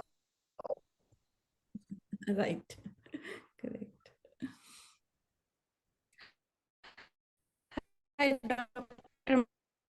Presentation. In fact, as you said, that this myth is like there is not much difference between organic with inorganic. My concern is about autoimmune disease, since of course pharmaceutical also, and even in the studies, you can see like high carbohydrates content and all, it plays a very vital role in autoimmune. So do you think it's still the same if we goes for autoimmune disease? You mean the taking organic with organic, there is no difference? That does not matter? Yeah, absolutely. See, even if we are using, see, once the plant is absorbing, once the plant is developed and the fruit or food part is there, so whatever it has utilized, it has used all the nutrients. It is, we know what is nitrogen, oxygen, or phosphorus or anything. So whatever form we are giving, that is irrespective for the nutrition of the plant. Once they absorb it, although I do agree that there must be some space, like people are using the inorganic sprays or something, but still that we process, that we wash, and that goes off also. So nutritionally, if you see the organic food versus inorganic food, there is not much difference nutrition point of view, I'm saying. So we have this myth, people think that they are very healthy, they are very good for the health or anybody. It's not only the autoimmune, I would say, even for other cancer or anything, people are just making a gimmicks, like people are publishing so much that they are very healthy. And people, and one more point is there, because I think as a human, we have in mind that if it is highly priced, that means it is much more healthier. So, Yes. so that's the thing, and that's the appeal. I think even the doctors, they never say so. We should process, we should wash it thoroughly. That's the thing. But if you see the nutrition part, there is not much difference. Okay, thank you so much. Thank you. And Dr. Monica, I also have one question. What about the, what do we say now in the market? There's a lot of non-vegetarian food like organic chicken, you know, and also the organic eggs, the brown eggs and the golden eggs and rich in omega-3 fatty acids and all that stuff. So aren't they, the chickens and all, aren't they antibiotic fed? That's why I'm trying to convey them. I don't know whether, because even agronomically we have seen, if you use only the organic matter, it is not easy to get the full flesh crop. So there is a data also. So similar, I think they might be using negligible or a lesser quantity, or even if they are giving the organic food, the food is also not pollutant free. It is a nature. So humanly it is not possible. So the claim is okay, but it is not to that extent what we are just expecting. That's the thing. Yeah, that's Right. so. Any other question? Okay, thank you, Dr. Monica. Thank you for such an insightful presentation. Thank you so And much now, for making me deliver this here at your platform. Yeah. most welcome, most welcome. Thank you. And we are moving on to our next presentation. Our next presentation is again by Dr. Noor Al Khoury from Qatar. And I'm passing her the stage to deliver the presentation on the topic, Best Practices in the Clinical Management of the Breast Health. The stage is all yours, Dr. Noor. Thank you. Just give me a moment while I just share my screen. Sure. Okay. All right, so we talked earlier about child abuse, and now we're going to discuss a slightly different topic. It's related to women's health, or specifically breast health. So I'm a radiologist that has done a fellowship in pediatric imaging as well as breast imaging. So I do basically imaging of both women and children, and this is my other interest and my other area of specialty. So let's move on. For today's objectives, a little bit of background on breast cancer, and then specifically focusing on the importance of early risk assessment and the importance of regular breast screening. We'll talk a little bit about breast screening guidelines as well. And So basically, in terms of background, we know that breast cancer, there are certain risk factors for development of breast cancer. The most important one is being female. So being female, and also with increasing age, the risk gets higher and higher. Specifically after age 40, the risk starts to go very much higher, starting at age 40. And this is why we recommend that women start screening at age 40. Of course, we know that family history also plays a role, and also lifestyle factors, and early menarche is considered a risk factor as well. So basically women who get their period earlier at an earlier age, and women who have less kids, and also the first pregnancy usually above age 30, or even higher, that actually increases your risk for breast cancer, because we know that pregnancy and having multiple pregnancies is protective. And so not being pregnant and also being pregnant at a later age in life would be a risk factor as well. As I mentioned, decreased parity, so having less children, and also not breastfeeding, that increases your risk as well. So typically, the protection when it comes to breastfeeding is we recommend breastfeeding for more than a year to get that level of protection. Globally, the incidence of breast cancer is rising, so not only in the developing world, but also in the developed world. And this is again due to, I mean, people postulate that it's secondary to lifestyle changes. Women are more focusing on their career, they're delaying getting married, they're having fewer children. A lot of times they use oral contraception. And also we have a sedentary lifestyle, which wasn't the case with our grandmothers and, you know, in the past, right? So sedentary lifestyle, decreased physical activity, also obesity, which is very common in many countries, and also smoking and other pollution, source of pollution in the atmosphere and in the food. So we know that the incidence is rising, it's becoming more common, and it's also becoming more common in earlier age groups. And hence, this is why it's important to do early risk assessment. What do we mean by risk assessment?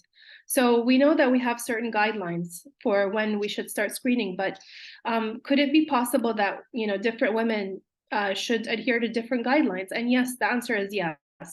So there are certain women who are at higher risk, but how would you know if they're higher risk if you don't do the risk assessment? So what we mean is with risk assessment is basically you measure a woman's risk. And this is key to determining what screening strategy she should follow. So should she start at age 40, or should she start at an even younger age than that? Some women may need to start earlier than that, especially if they're high risk. Sometimes women are recommended to start also undergo additional tests. So aside from just the regular mammogram, if she's at high risk, she may need to undergo an MRI or an ultrasound or other additional imaging tests. Usually the risk assessment is performed by the woman's primary care provider, or usually her either family physician or the OBGYN. So someone has to have that discussion with the woman. Someone has to sit with the woman before she's 40. So ideally when she's 30, sometimes if she's 25, 30, and just to kind of get a measure of, you know, how much risk is she at getting breast cancer. And what they would do is basically have a discussion, discuss her family history. Specifically, when it comes to family history, we want to know if the woman had a first order or first degree relative who died from breast cancer below age 45. So this would be significant family history. So an aunt who died from breast cancer or got breast cancer below age 45, that would be a risk. Or her mother, or things like that. But usually if it's like her grandmother got it when she was like 60, that wouldn't be something very risky, because we expect breast cancer to happen with older age. Also, the doctor usually should have a discussion about genetic testing. So we know that there are certain genes, BRCA1, BRCA2, for example, that confer a greater risk. So someone needs to sit down and have this discussion and recommend the woman to a genetic testing center or a genetic counselor to undergo this genetic testing. There are certain risk calculators. So taking into consideration her ethnicity or her lifestyle. There are certain calculators that one can use to give an estimate of risk. And they say usually if she is at, if the risk is greater than 20 or 25%, that would be classified as moderate or high risk. And in that scenario, we would recommend additional tests like MRI, for example, or ultrasound regularly, in addition to mammography, and also starting mammography at an earlier age, below the age of 40. So in line with all this recommendation, basically all these guidelines about the risks, we know that a lot of the recent research shows that some women are increased risk. So all women should have a risk assessment at a certain age to assess the need for earlier screening. We know that, for example, Black women and women who are of Ashkenazi Jewish origin or other minority groups, Hispanic women, etc., minorities and even Arab women as well, they have increased risk. And this should start, so starting at age 25, these women should have a risk assessment, either by calculators or by genetic testing, etc. And so, as I mentioned, if a genetic-based test or a lifetime risk calculator test predicts that she has a greater than 20% risk of breast cancer, then they would recommend starting an MRI at age 25. Now, this may sound a little bit extreme, like, but this is what's currently followed in the U.S. So the U.S. is one of those countries that takes breast cancer very seriously, and they're constantly updating their guidelines to you know, as more and more research happens in the breast cancer area. So as I mentioned, Black and minority women, so Hispanics, other minorities, they tend to get breast cancer prior to age 50. So age 50 is usually when, you know, white Western women get breast cancer. That's the median age. But in terms of minority and Black women, they get it much earlier. So 72% are more likely to be diagnosed with breast cancer, and 58% are more likely to be diagnosed with advanced breast cancer, and 127% they're more likely to die from breast cancer. So it tends to be the cancer that happens in minorities and in Black women tends to be aggressive, and it tends to be advanced at presentation. It tends to have a very negative characteristics, what we call it triple negative. So this is the type of cancer that is less responsive to our current chemotherapy regimens. So overall, a poor prognosis for women and minority groups. And so the recommendation now is that earlier assessment as well as augmented assessment, and also earlier than age 40 screening should happen in certain women in certain groups. And of course, these updates would spur more information, more informed doctor-patient conversations, and enable us doctors to save the lives of women. Just to review about some general aspects of breast cancer screening. So there are a lot of different guidelines, and different countries have different guidelines. I mentioned some here in this table. So the ACR guideline, or the SBI, the very first one, this is the one that's most common in the US. So they start screening at age 40. It continues every year, okay, so annually, and it continues as long as the woman is healthy. So if she is like 80, 90, we still do breast screening. As long as she's healthy and you know, doesn't have major health issues. American Cancer Society is a bit different. It starts at age 45, and then it also, instead of every year, they do it every year or every 2 years, depending on the woman and what her doctor decides to be more appropriate. And again, they continue as long as the life expectancy is considered to be greater than 10 years. There are some other less aggressive or less, you know, frequent screening strategies. So United States Preventative Services Task Force recommends starting at age 50 and doing it every 2 years. Recently, there was a huge controversy between this group and this, you know, the ACR, and they were always arguing about which guideline is better. And there is no doubt. So the one thing that we can all agree on is that the ACR strategy, this one here, this is the one that saves the most lives.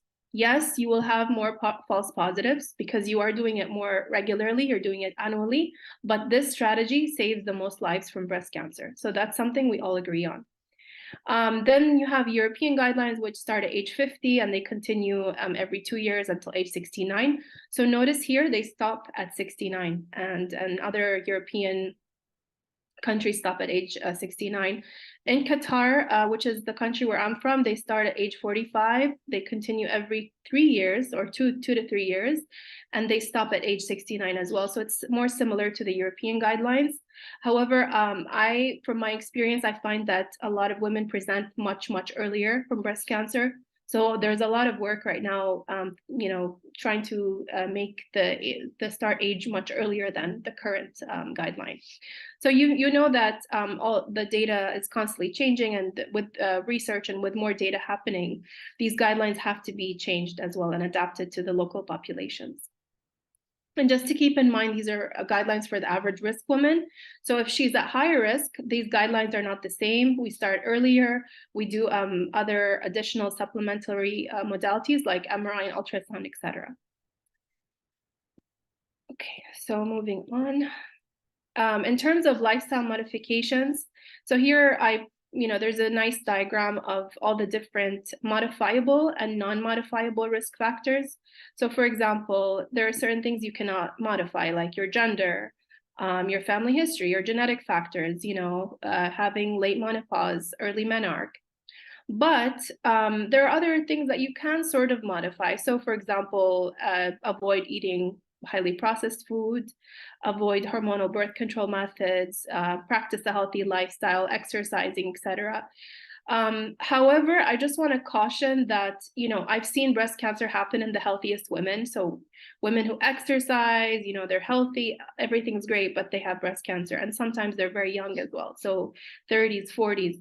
So just because you are a healthy woman and that you have a healthy lifestyle doesn't mean that you shouldn't be doing your screening. That's just a warning. I'm just, providing like a word of precaution. So what I like to say is that early detection, which is through screening, that is the best prevention. And no matter how healthy you are, no matter, whatever you do in your life, you always need to get your mammogram. And so that's pretty much the end of my presentation, and I'm happy to take any questions.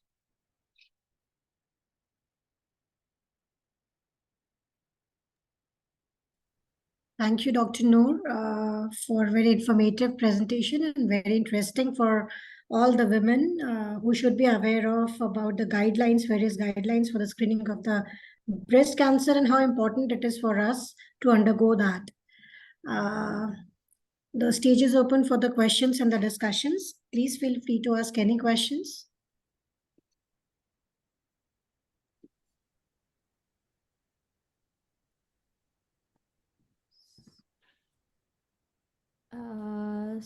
So I just have one question, in fact, or if we as a women, if we are conscious enough and do the regular checkups, like what doctors suggest, they say after every 1 year or 2 years.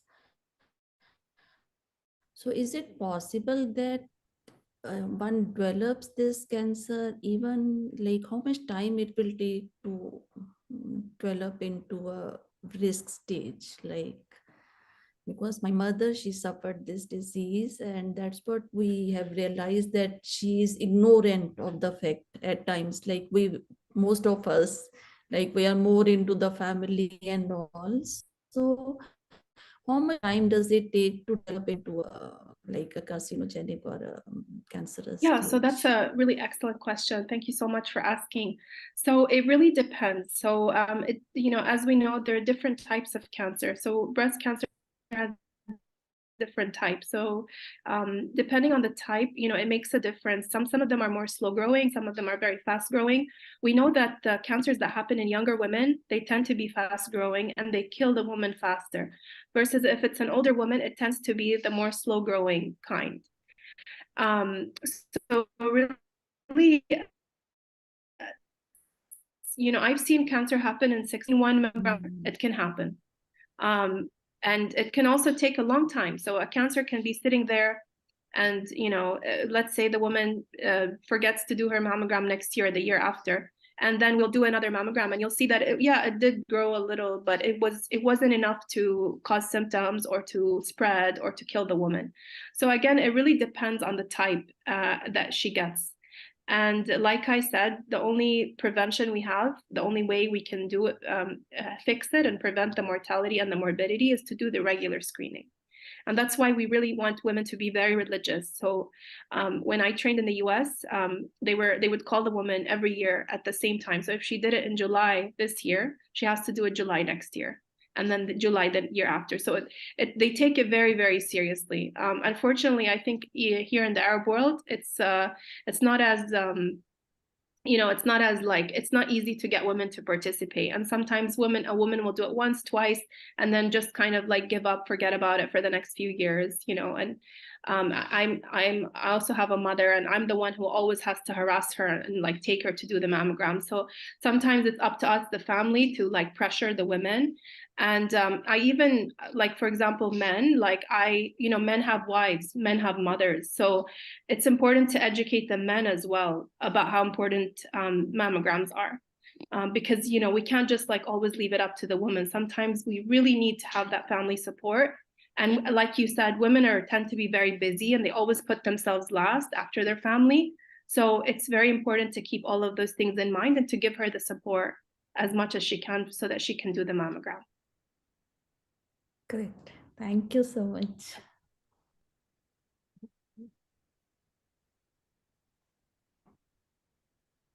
Any other question, please?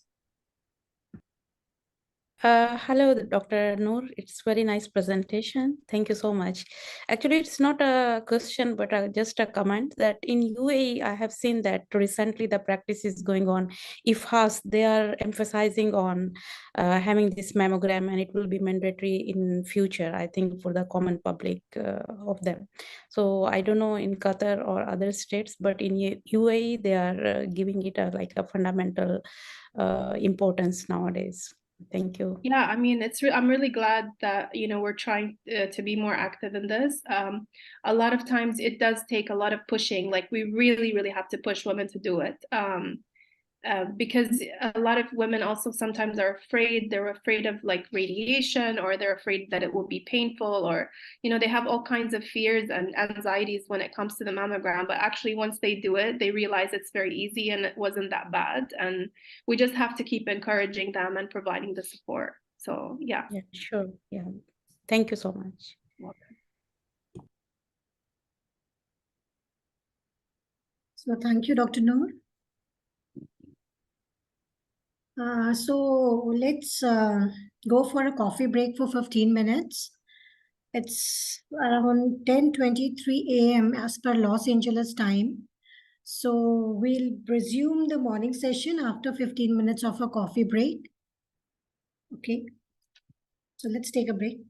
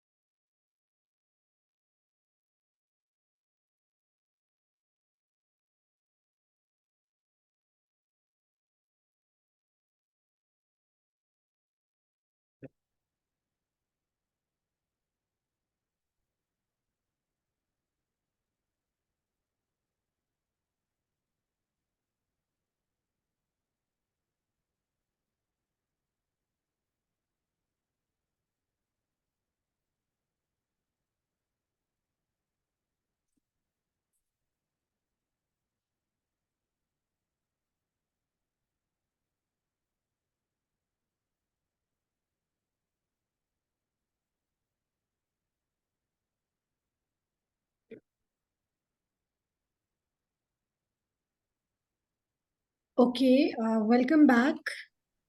I hope you all have had a very good tea or coffee break and have rejuvenated yourself for the next session. And so I would like to welcome our next speaker, who is Miss Mary Fisher from USA.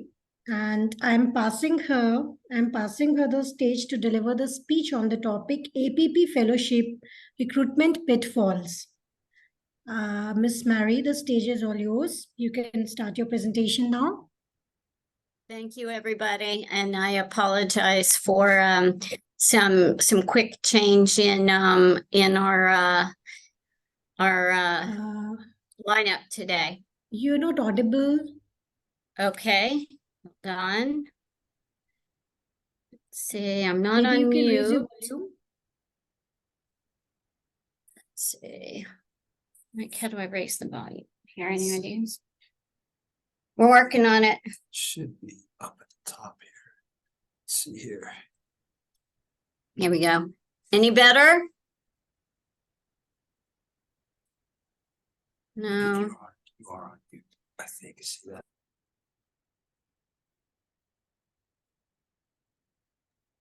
Better now? Good? Okay. All right. Sorry for the quick change in lineup. Today I have to take care of a bit of something this afternoon.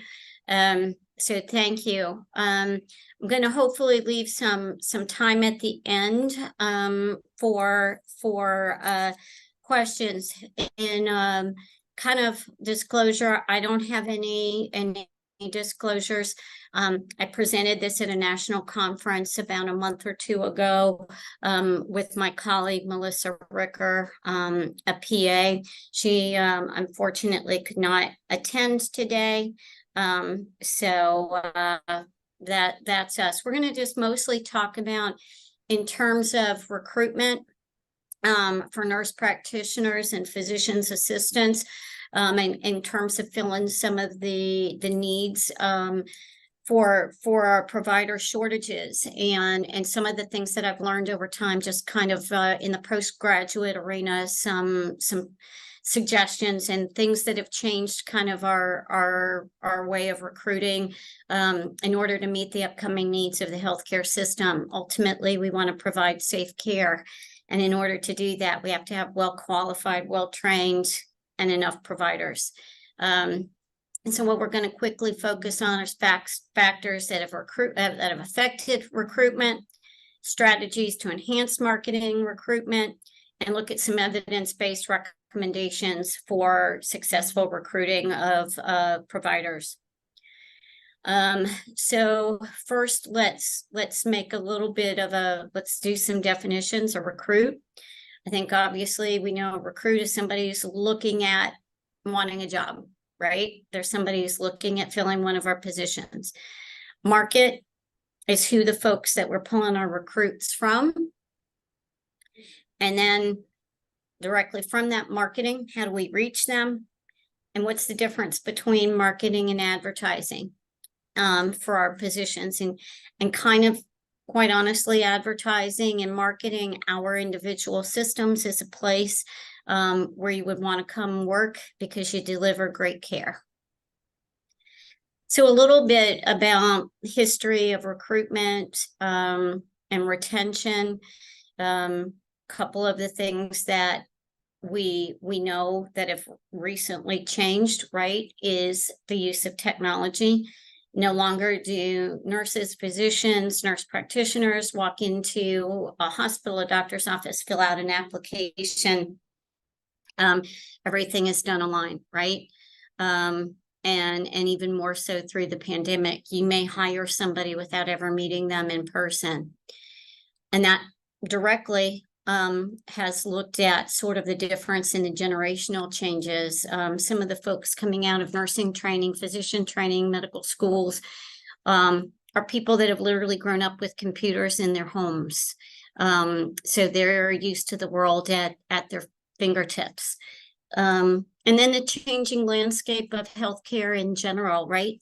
Most healthcare organizations now have gone into incorporations, large health systems, buyouts, mergers, acquisitions, all affect how we figure out how many positions we need to deliver safe care, and then how we finance those positions, the organizational structure, and that ultimately affects who we bring on board. So in our modern, if you will, post-COVID history, we've all changed a lot in the last couple of years, right? Even to our educational process. A lot more of our content is delivered online, maybe virtually. Clinical rotations may have been a large part virtually. And so how do we translate that into safe patient care?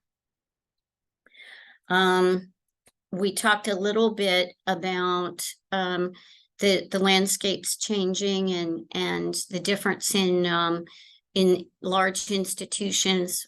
If you look at maps now, the number of areas that have small independent hospitals are very small. There aren't many. If you look at those in a private practice delivering outpatient care, those are not very many. And that's mostly because of budget constraints, right? Everything that you can do in bulk, it makes it a lot more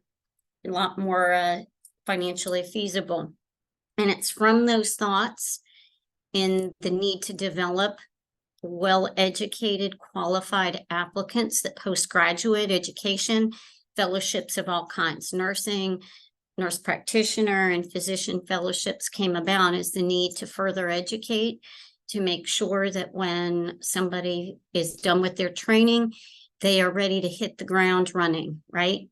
And deliver good, safe, quality care. So those are some of the things that have really in the post-COVID era, really taken over in terms of things to consider.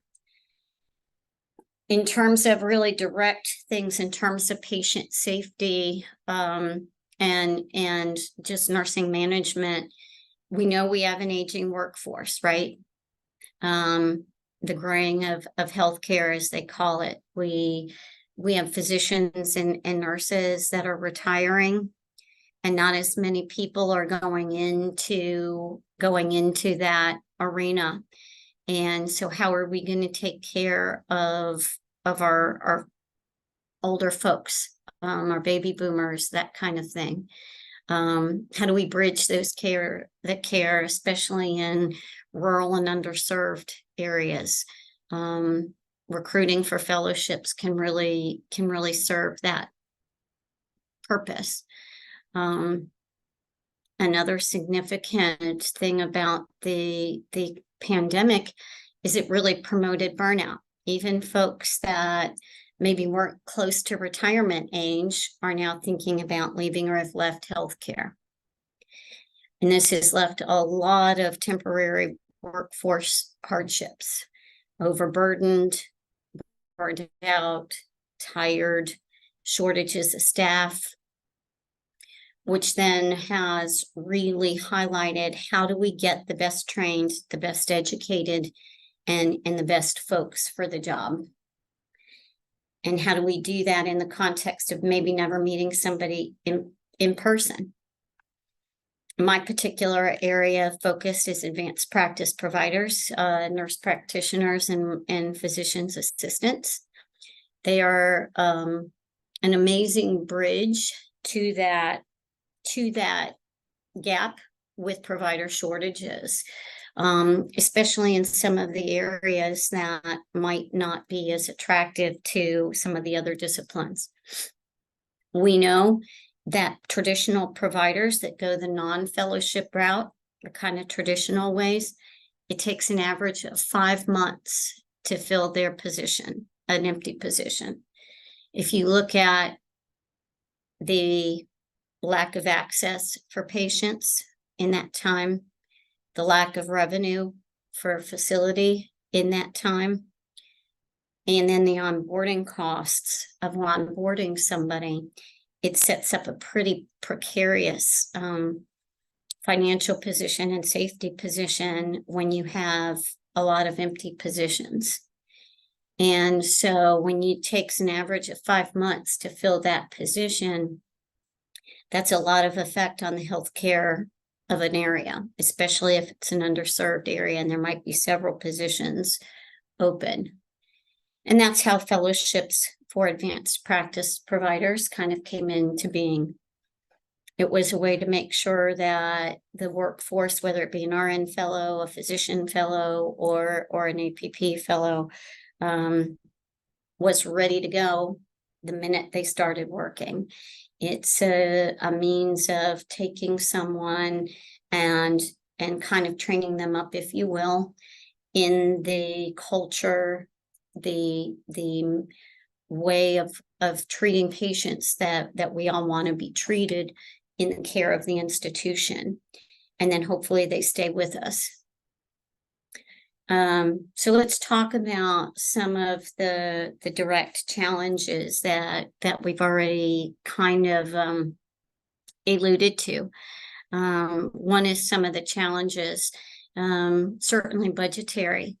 We know that getting positions approved and filling them is a challenge.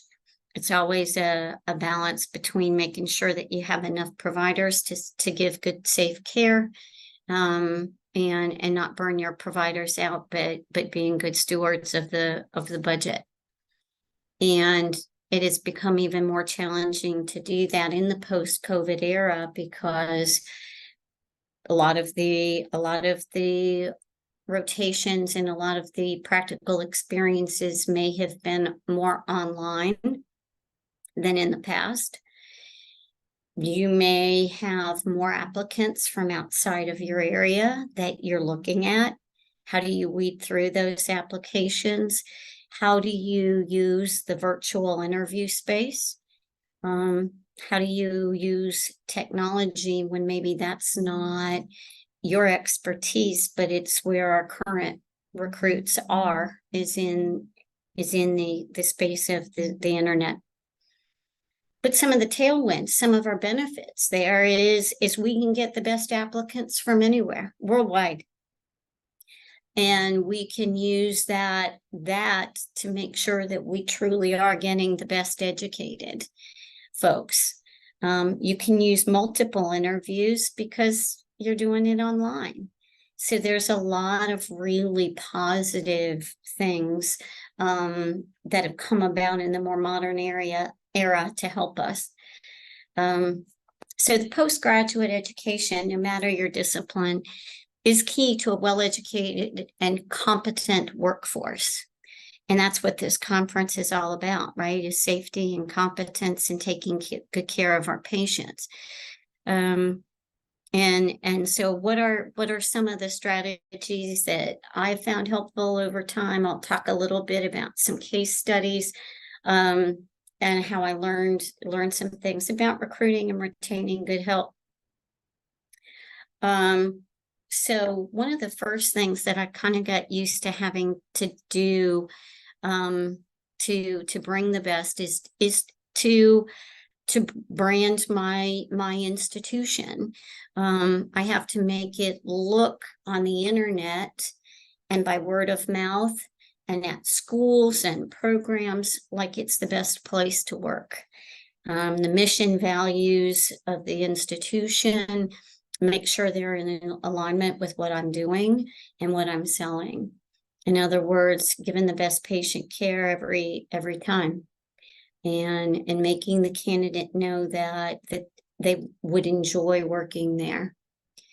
Optimizing the technology interview space, but then as you're narrowing down some candidates, maybe doing some in-person so that they can see the culture of your institution, right?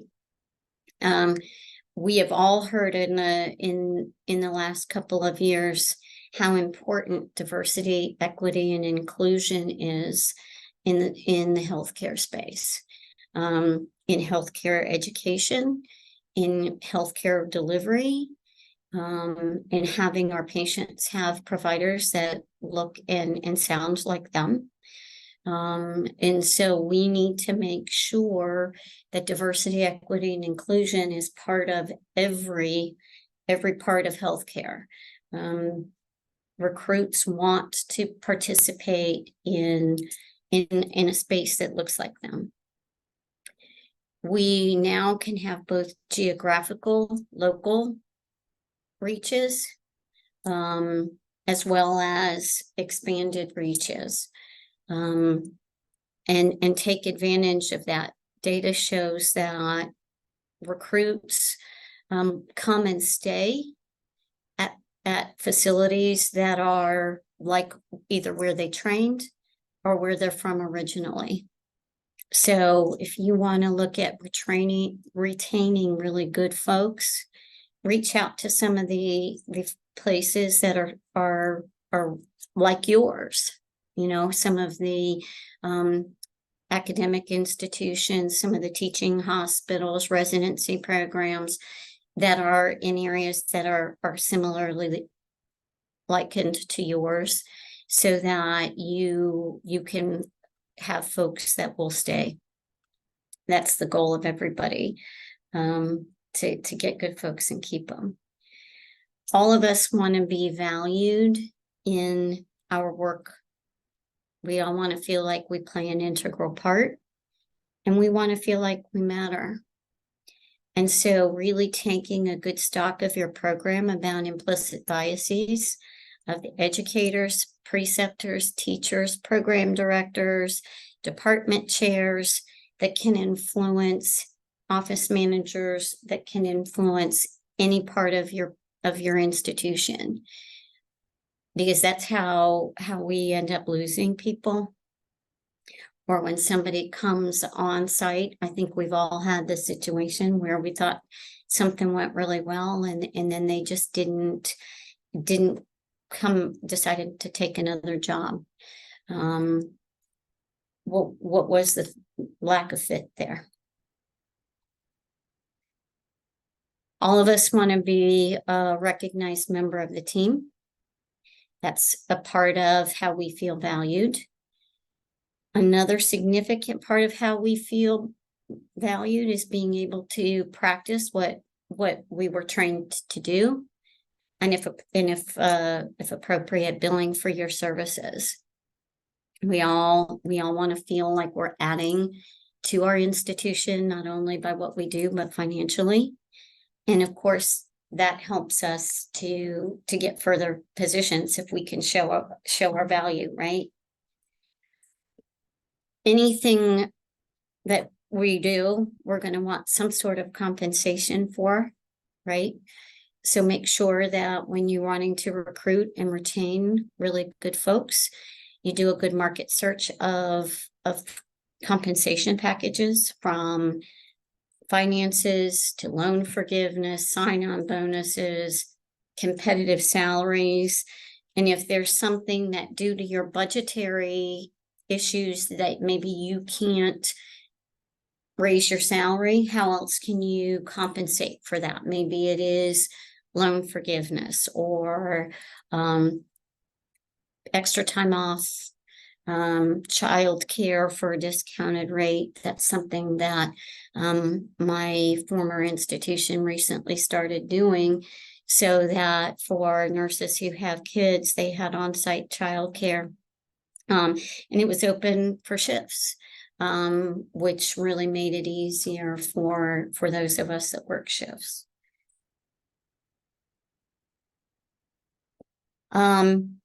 So let's look at things affecting engagement and retention. We've talked a little bit overall, but one of the challenges that we are having is we're only starting to, in the healthcare industry, I think, talk more about burnout and engagement. So we don't have a lot of long-term data on what encourages people to stay. So we need to show more that what we're doing works.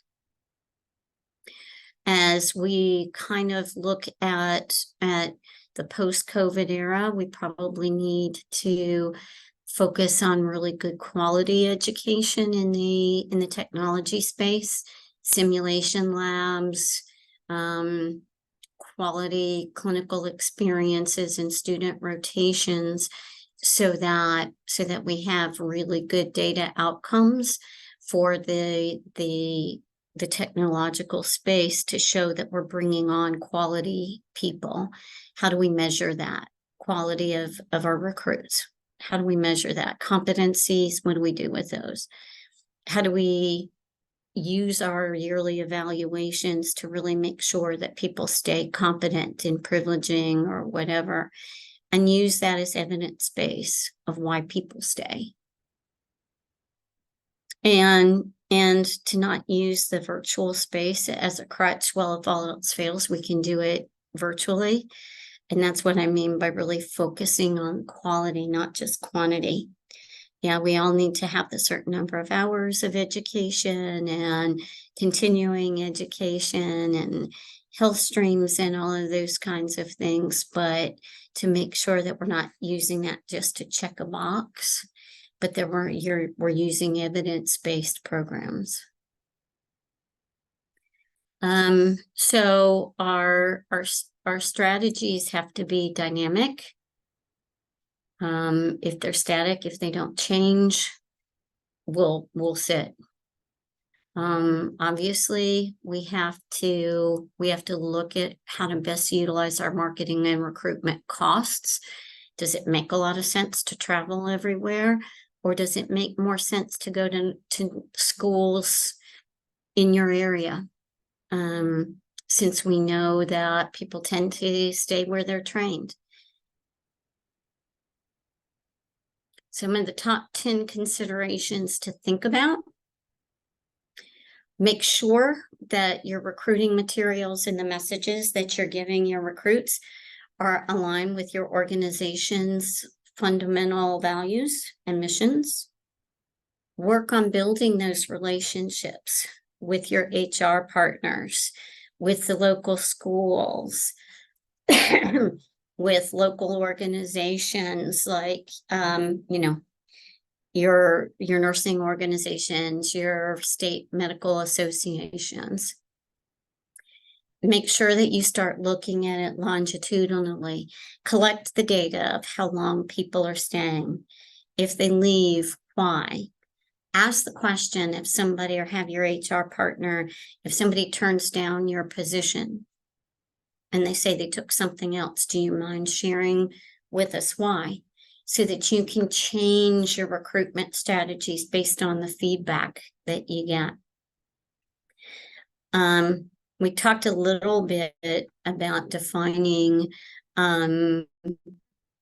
whatever kind of fellowship you're in, recruitment versus advertising. Advertising is your branding. It's getting your name out there, right?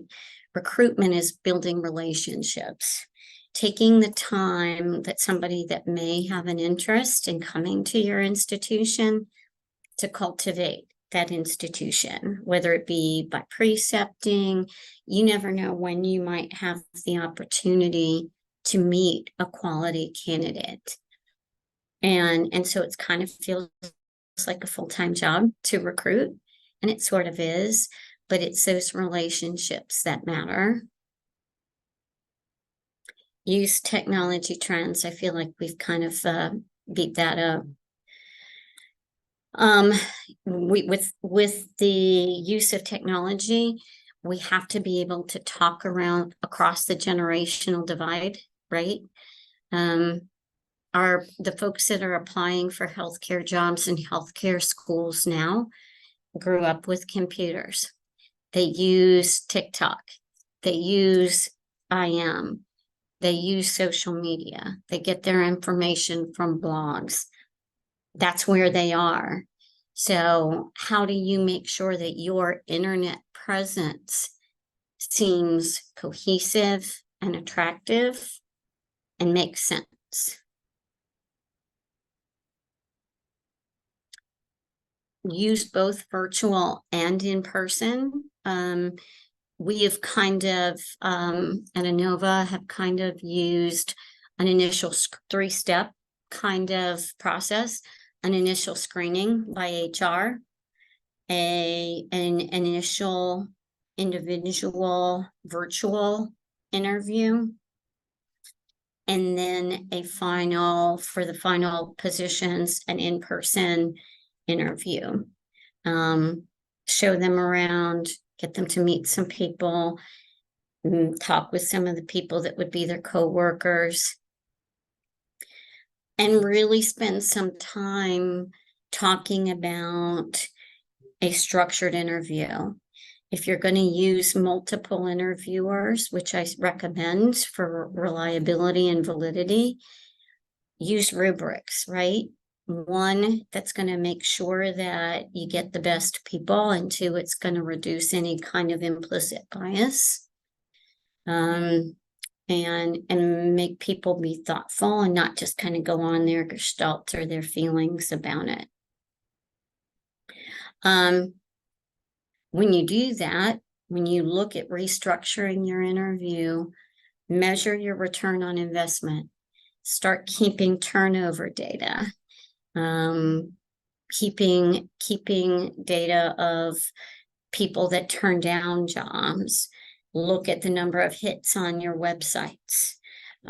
So figure out some cost-effective way for your environment, how to measure your return on investment. And then optimize your program identity and experience. I'm located about 15 miles outside of Washington, D.C. So a lot of the recruitment materials and things that we talk about is what it's like, you know, being near the capital of the United States, good and bad, right? Being able to optimize on the vibrancy of our city and some of the relationships that they can form, and some of the leisure activities that you can do when you're in this area. You know, we're about an hour from really great hiking and outside areas, but we're 15 miles from the heart of Washington, D.C., and all that brings. So I want to kind of go through a couple of examples of some things in wrapping up that different recruits and things that worked well and didn't work well, just to kind of give you an example of what I mean. Candidate LQ, she was an RN from a hospital for which she was applying for postgraduate educational training. And everybody, because she was an RN there in this teaching hospital, knew LQ, and an LQ, I think because she knew the people that she was interviewing, she kind of, I think, assumed she would have the fellowship position. And in that particular case, on the panel, there were people who knew her, who had encouraged her to apply. The program director had some hesitancy, but the program director deferred to her colleagues. And LQ was probably struggled more in the program. So the pitfall there, talking about the title, is try and not let somebody who's a known entity be a shoo-in, so to speak, be the one that definitely gets the position. Part of the issue with LQ that made her not successful was some certain personality traits that she had. There were only 2 spots and 35 applicants. And we talked about kind of the outcome there. And 6 months after LQ went through, they caught blatant plagiarism in her application, which was what ultimately ending up the relationship. So pitfall, don't use subjective, use objective evaluations and a paper trail. So candidate JB.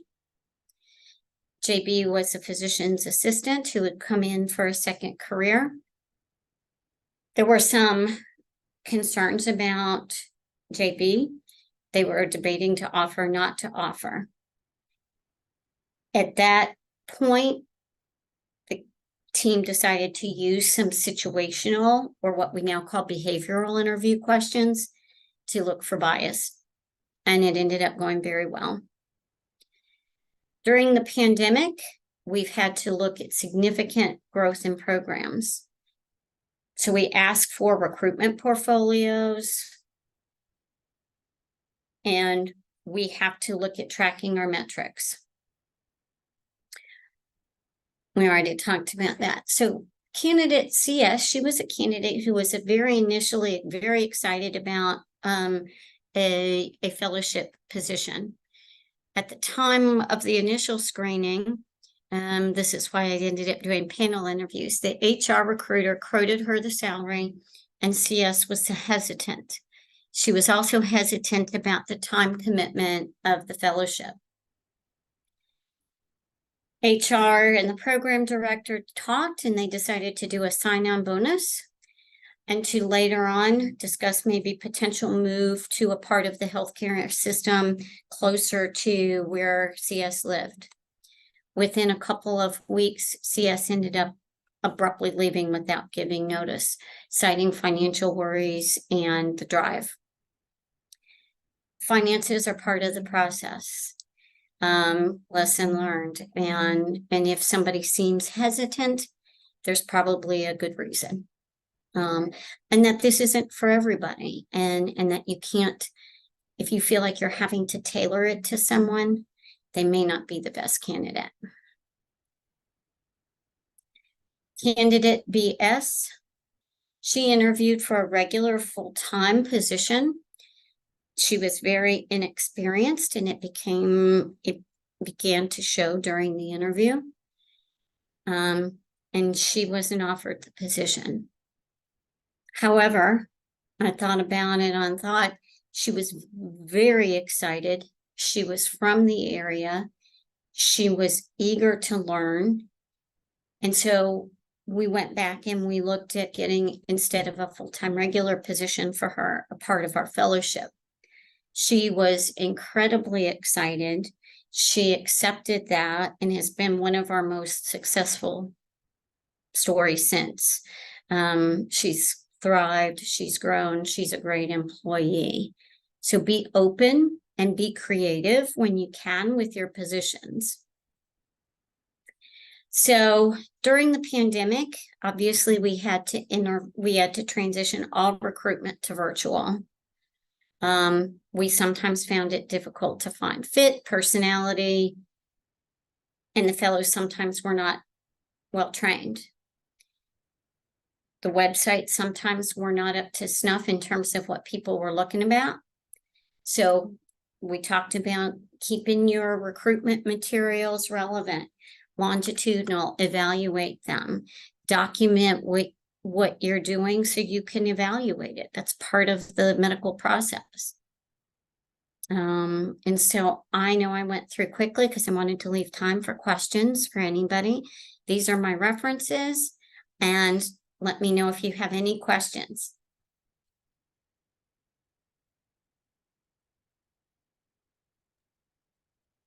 Hi, I have a question. Yeah. Hi, Ms. Fisher, how are you? I'm great. Did you mention you were with Inova, the hospital system? Yep. So I actually started my nursing career with Inova Mount Vernon, and I was there for about 5 years. Yeah. That's where I do my actual clinical part of my practice at Inova. Yeah, I did all my initial evidence-based research, which got me interested in doing evidence-based practice research and things like that. An amazing mentor, Miss Kelly Gidwani. I mean, lasting friendships and everything. So that was exciting to hear. I actually have two quick questions for you. Sure. I am actually the perfect population for your presentation. I'm a recent DNP graduate from Baylor University. Congratulations. And thank you. I appreciate it. And I found myself in this space of looking for a job for a couple of different reasons, which you mentioned a few of them during your presentation. Some of them being, we weren't presented with the opportunities of fellowships. That's not something that that was discussed while we were students, among the students. That's not something that we knew about. Another reason, it was a hybrid program, and we started during the pandemic, which you touched on that too. So there were students from all over the states, but none of us really knew of these opportunities. And then, so that, considering that, one of my first questions is, for the fellowship program recruitment, how are you all sharing this information with some APRN programs? Because I would have loved to have had this information. And I do have a second question. So if you want, I can ask you the second question now, or? Now, do you mind if I answer question 1 and then go to question 2 so I don't forget? No problem. So No problem. I kind of, and over time, I spoke about build relationships and look at specifically sticking to areas where your hospital is, or like areas. So I am blessed in being in the Washington, D.C. area. I have lost count of how many nurse practitioner and physician assistant programs are within a couple of hours from me. So I have done both in-person and virtual presentations at some of the local schools. And so I have lived in this area and worked in this area for quite some time. I will tell you all how old I am. I've been an NP for 22 years and a nurse for over 30, and have practiced most of it in the metropolitan DC region. So I have a lot of folks I call on speed dial, different program directors, where I have fellowships. ANOVA now has a multi-track kind of program from acute care, neuro, psych. So reaching out to those programs, asking, hey, your second year folks, can I come and say hello? Even if can I bring donuts? Kind of stuff, so that people know we're out there. I have been very blessed with a great web team that really worked really hard on the web materials and set up so that if you are I'm going to use a nurse practitioner or PA looking for a job in the Northern Virginia region, some of the fellowship opportunities, it takes you to that part of the website. We are a separate link, but on our website, so that if you were to apply, it comes up right there. If you were to apply, look at jobs at ANOVA, the APP fellowship pops up. The FAQ sheet I put. So use your website, use your relationships. And I think, unfortunately, a lot of programs are behind in letting students know about these fellowships. Yeah. Thank you for that. What was your next question, sweetie? Yes, my next question is, are there any fellowships for APRN roles that are not direct patient care? So for example, some of these things that we're doing here, I presented yesterday my DNP project to the members of the conference. I love sharing information. I love being a nurse. I tell all of my young nurses, like, I'm a nerd about nursing. Like, I love the work that we do. There's so many things that we can do. And in that vein, coming out of grad school, I wanted to tap into those different avenues of things that nurses can do. So for example, sharing information. I enjoy presenting at conferences. I enjoy presenting information, period. I enjoy sharing information. But I don't really know how to tap into that avenue as an APRN, I feel like there's not really that much direction and Right. that much guidance unless you know someone specifically that can kind of lead you into that area. There aren't really roadmaps on how to do that. So I feel like I'm venturing out on my own, and which is really cool. Thank you. It's a little nerve-wracking, and I have great mentors, but it is a little difficult. So are there fellowships that exist for that avenue of being an APRN? Right. You know, not directly. You might find some research-based ones, you know, nursing-based research. One of the things that I tell you that kind of got me most interested in sharing and helpful in sharing information, being invited to do things like this and things is to get involved in formal teaching of nurses. I'm also a part-time professor at the University of Virginia. And so that's how I found out about this and got this wonderful invitation. And you get very focused on your research and what you want to talk about and kind of get known as the content expert, so to speak. And so just listening to you, I would kind of, especially with your DNP, you are more than qualified, is to maybe think about hooking up with some educational academic programs and institutions so that you can then hone those skills. Yeah, I actually was granted the opportunity to teach while I was in school. I was a grad level, instructor, which I loved. That was really cool, actually. But the opportunity wasn't offered again. Once I graduated. Right. So, yeah. And then when I did go to look for some similar opportunities, it seemed to be kind of like, and you mentioned it in your presentation, selecting those that they knew, you know, people that were already familiar with those relationships, building some unfortunately built. Unfortunately, but fortunately. Sorry to interrupt you. Sorry to interrupt you both. It was a very interesting talk. Yep. Yeah, You're good. It's taking a little because the next speaker is in line and is waiting for perfect. his turn. My email is in the presentation. Please feel free to reach out to me. I will. Thank you so much. I appreciate it. And thank you for your flexibility. Thank you, Mary. Thank you for your presentation. Thank you. Okay. So let's move on to our next speaker. Our next speaker is Mr. Mohammed Nagdi from Egypt. And I'm passing him the stage to deliver the speech on the topic Omnichannel Marketing in Pharma and Healthcare, a myth or a true vision of inspiration. Welcome, Mr. Mohammed, and the stage is all yours. You can start your presentation now. Of course.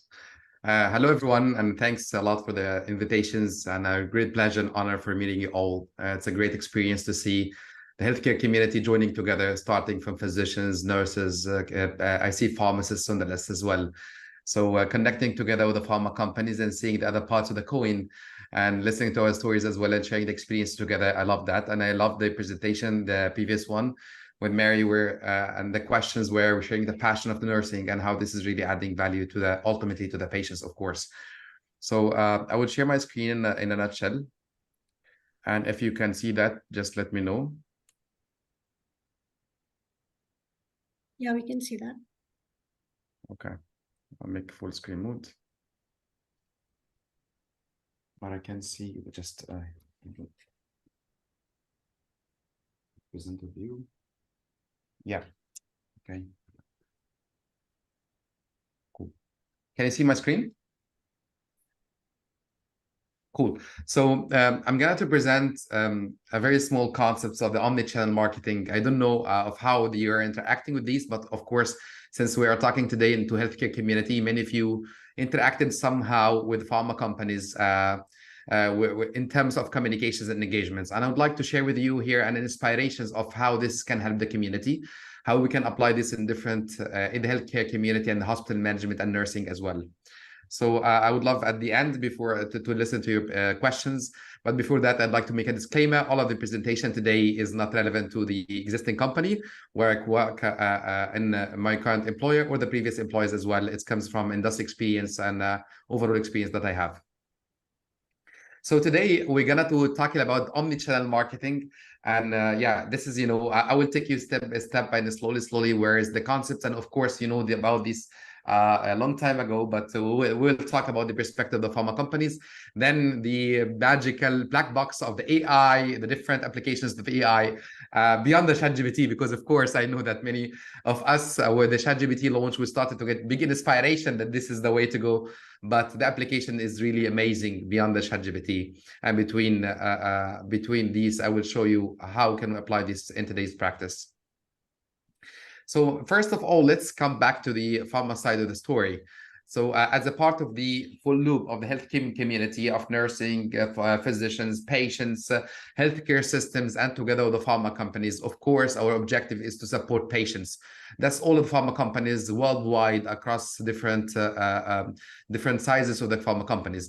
But when it comes to the main objective of the pharma company itself, beyond the supporting the patients, of course, they wanted to achieve a good revenue and to optimize the cost, because that's an importance of serving the patients. Ultimately, we wanted to ensure that this is profitable for the company. So we do more investments in the products developments and the products communications and helping more patients with better reach and better impact, lowering the cost, of course, and with this better resources allocations. And the third one is better partnerships with the healthcare community and ecosystem. And this is where we were sharing all together how we can help it in improvement of diagnosis, precision medicine, how we can improve the patient diagnosis together with AI analytics. This is what we will share in the last part of the presentation of today. So yeah, moving into the first part of the question, the hard truth. If you look into any advertising, not only pharma, but this is John Wanamaker. He made this in 1926 when he said half of my marketing budgets were invested, but I'm not sure which half of them, which one of them works, except the analytics of social media that gives some analytics. But in local engagements with meetings, with pharma, non-pharma, FMCGs, you name it. And all of that, if you ask them the single question to the marketeers, which tools were the highest impact in sales? They don't know the answers. We know analytics, we know engagements, parameters, but we're not sure of which one of them is having high impact that lead to sales or optimize the cost or better impact with healthcare society, the three pillars that I was talking. And based on that, the pharma companies 20 years ago, when it started, we found that our patients, and ultimately, of course, because pharma, they are not allowed to communicate with patients, they communicate with nurses, healthcare community, physicians, pharmacists. And when it comes to these kind of communications, we adopt new technology, new trends. That's happened 20 years ago. And why it happened? Because new channels were raised, like web portals, like email communications, you name it, many different things that were happening the past 20 years, email campaign, one-to-one campaign, in one-to-one communications with emailers, or multiple email communications that can be mass communications. We can do it with nurses to patients, or with pharma to healthcare professionals, or pharmacists to pharmacists, or to even nurses. With all of these different stakeholders, the pharma companies started to have like many communications and different channels that were there, and we wanted to reach out to these healthcare professionals with the objective of increasing the share of voice.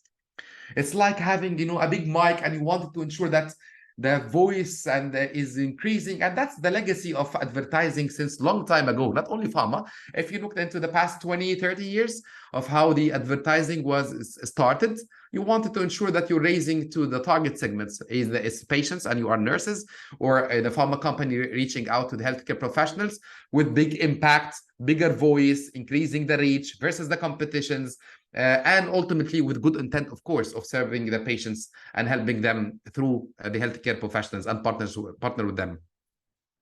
But what is the issue with that? The issue when it comes to the pharma companies, that you have so many communications, the face-to-face, the team, the field force, who are interacting a lot with healthcare community, pharmacists, nurses, and physicians. They see that I'm the winner. I'm the one who is making decisions. And what you are doing here, it's I'm not sure if it's adding value. Digital communications, email communications, webinars, and many of the other platforms, it may be an adding value, but it's not exactly like what I'm doing. I'm the big guy here. I'm talking about the perspective of the reps, of course, the pharma reps. And not only that, but when it comes to our customers, healthcare community, what happened with that? I will take here and I quote the COVID-19 when it started 3 years ago. So with that, many of the pharma companies have started to reach out and enable channels reaching out to many. I know outside pharma, many opportunities were raised, but during the pharma, in the beginning, healthcare professionals were happy that they were able to see the pharma reps and interacting with the pharma companies at different pace, listening and meeting them. But you know this story, and and of course feel free to share this in the questions in the chat box later if it's open for everyone. And I know that you started saying, it's too much communications, it's too much noise. I'm not sure if which one of them is really matching my interest. Yeah, of course I like, for example, WhatsApp, but I'm not sure that I would like to share the WhatsApp with pharma companies. I keep this channel for personal use. Or those who are amazing in WhatsApp, but they don't like with the emailers, or they like the mass campaign emailers, but they don't like the one-to-one emailers, or they like the one-to-one emailers, but they don't like the mass emailers. So what happened with a lot of interaction with the pharma companies and increasing the share of voice, the one I was just sharing 2 slides ago, the big mic that you wanted to increase the share of voice and the message of the brands, they started to get frustrated. And not only that, come back to the pharma sides, they started to see the managers and the leadership teams in the pharma companies started to see there's so many channels. I'm doing a lot of cost, a lot of investments, a lot of energy, capability building, trainings, but I'm not sure if any of these are not any, all of them are impactful or preferred by our healthcare professionals, or if they even like it, or these were nice to have versus must have. And for those must have, is it really leading to a prescription change? Is it really this channel helping to serve the patients ultimately?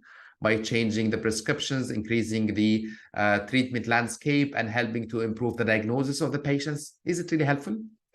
With these questions, it came to the concept of omnichannel strategy. Outside of pharma, it started a long time ago, like 5-7 years ago.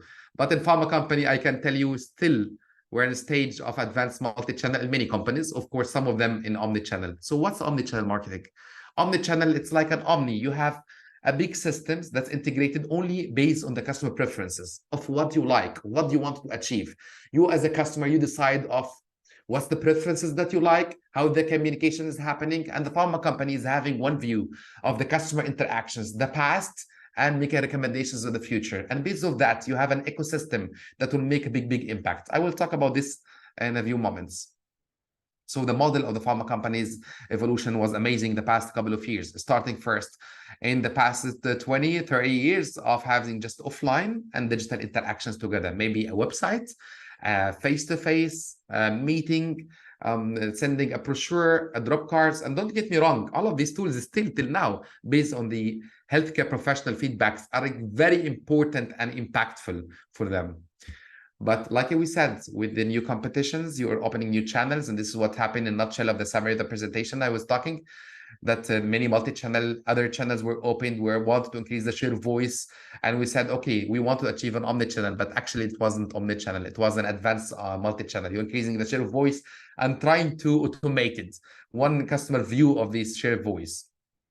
And ultimately, with the omni-channel, this is what we're talking about in pharma. It started a few years ago in many of the companies after the COVID-19, after the HCPs, healthcare professionals started to complain, and where the company is were paid big impact, a big budget, and they did not see the fruits of these budgets.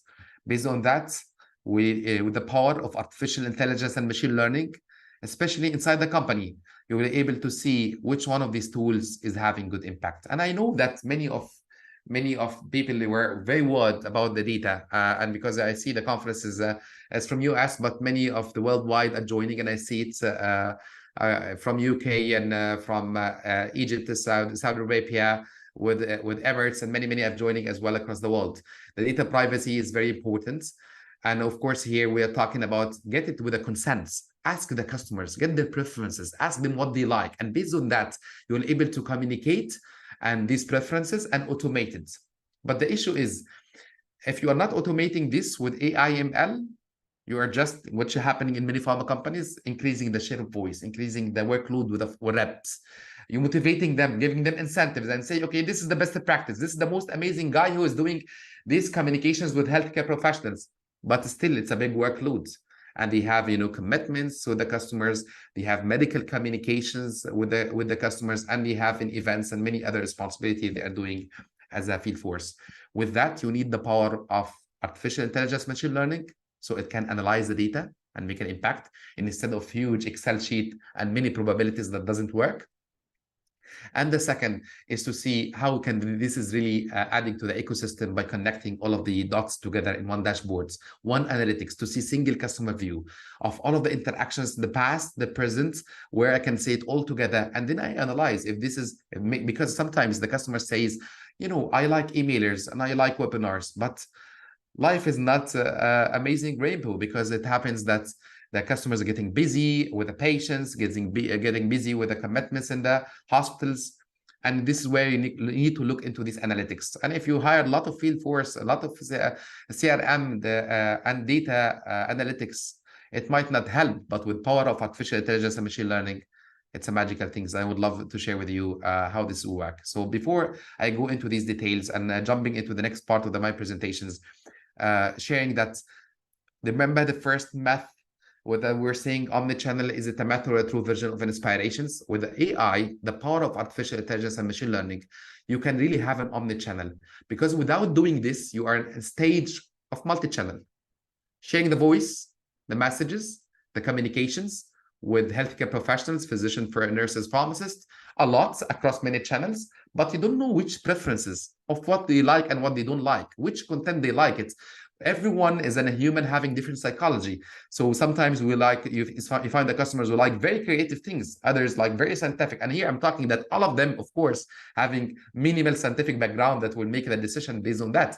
But preferences are very different. Some of them like the apps, others like webinars, others like email campaigns, video calls, face-to-face in combinations with the others. So this preference is very important. And if you are taking these preferences through market research or insights or congresses, it will be a huge data that will not be able to support you to make decisions. So the power of AI and ML, it's really amazing, can help you to achieve the omnichannel integrations, along, of course, with dashboards that can give you the good impact. But let's step back and see what was the past experiences of the reps, the field force, and what's to be the future of between two different systems. So the first one, if you're looking into the reps, so we're just visiting the healthcare professionals, sending messages, Outlook emailers, that's in the past, sending clinical reprints, drop cards that's showing the messages, activating like more than 10, 15 channels, and chasing them, sending them at the night and in the morning, and trying between the calls to send it to the HCPs because they want to bombard them with big messages and channels. Hopefully, this will make a good impact to convince them to change their prescriptions or to remind them versus the competitions.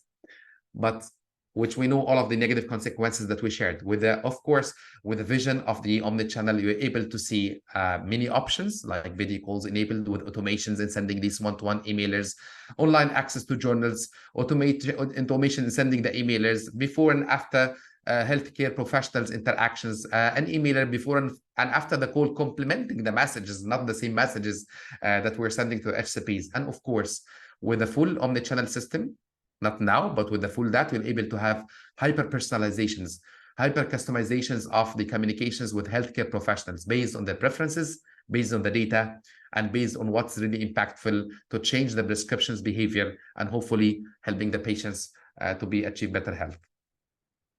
So before we go into the second part of the impact of the AI, in a nutshell, you need to follow a few things to remember. First, you need to have the data infrastructures to collect data. And here I'm talking about omnichannel communications. You can do exactly the same if we're talking about pharmacists who wanted to communicate with the patients. Here, I'm not talking about advertising, but you wanted to ensure the personalizations of the communications with the patients based on their preferences and what they like to be reached. There's patient support programs with the nursing, how this is interacting together with pharma companies, which preferences they like. And we know that all of these dimensions are very important to be considered. So first, establish the data infrastructure. The second, and the most important, change management. Because we know that we all have different paces in communications.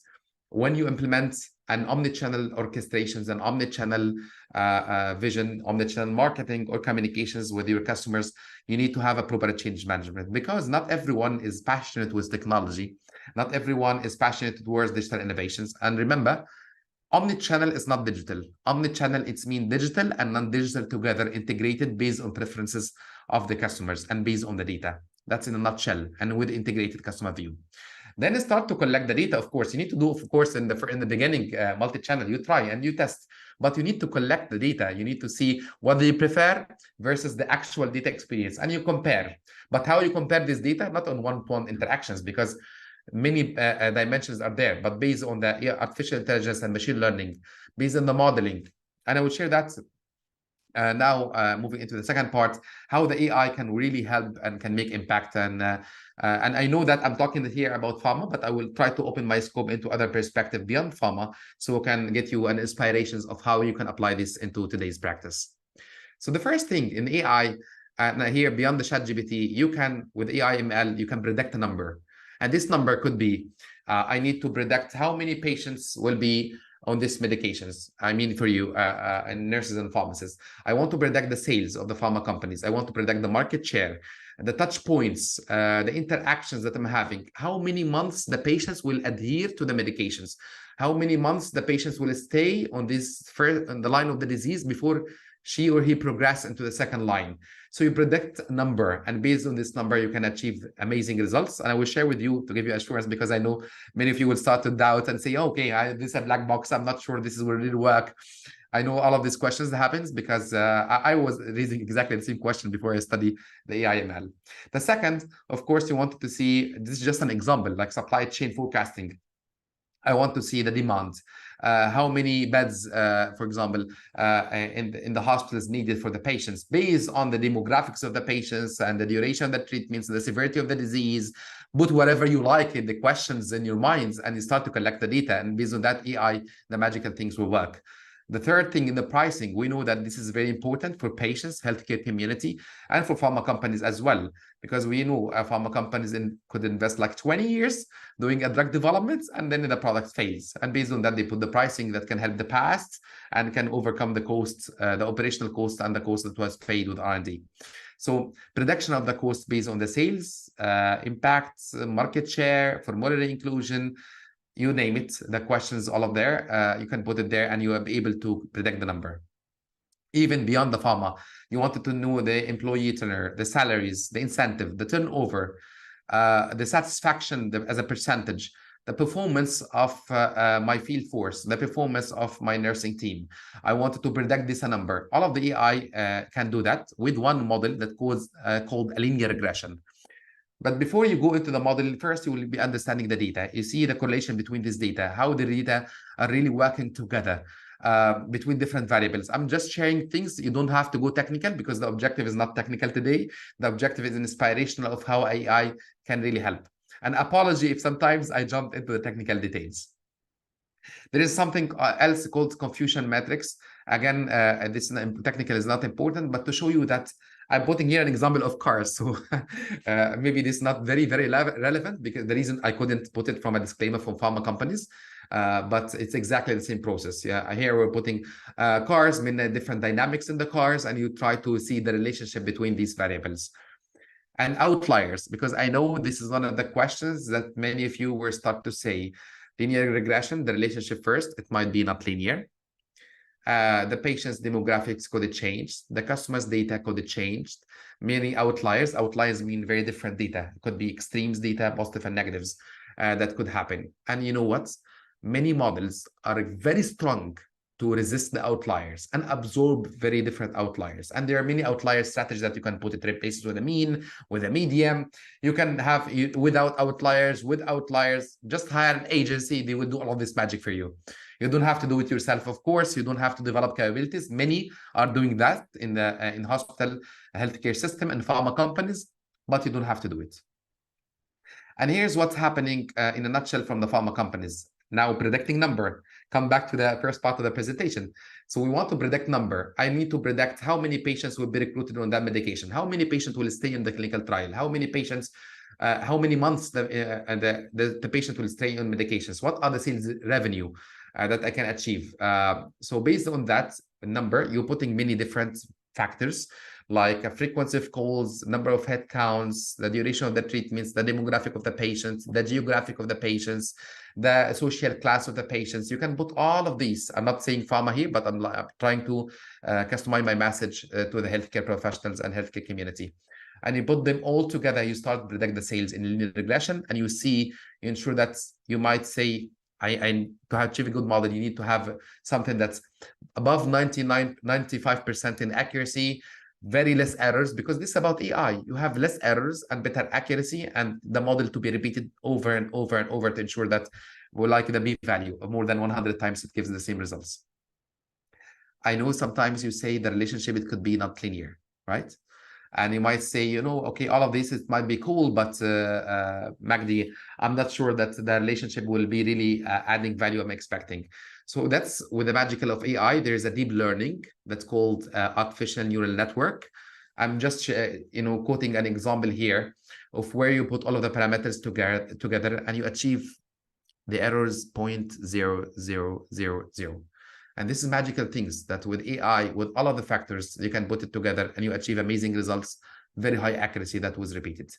Let's summarize the first part of the AI usage. So we said predicting number, sales forecast, supply chain forecast, number of patients, the duration of the treatments, the adherence rates, satisfactions of the customers, pricing of the medications, and you can name any number. That's one of the AI model. It's called linear regression. And you can combine this with deep learning, like the neural network of the human brain. But it's an artificial, of course. The second one, like I'll come back, and this is very important for the healthcare community. You might say, okay, I'm having, I don't want to predict number, but I'm having something that can say, I will stop here. I'm having a cancer. I want to develop a model that say, this is cancer or not cancer? The tumor, is it stage 3? No, not stage 3. Is it cancer or not cancer first? The patient is having a disease or not diseased? Helps in the diagnosis. So yes or no answer. This is another type of model. It's called the classification model. And not only important that, but you wanted to know what are the factors that affect the decisions. Like what are, if today I want many geographic, demographic variables, many disease background and history, I wanted to predict what are the factors that cause heart disease? What are the factors that cause increase in hypercholesterolemia?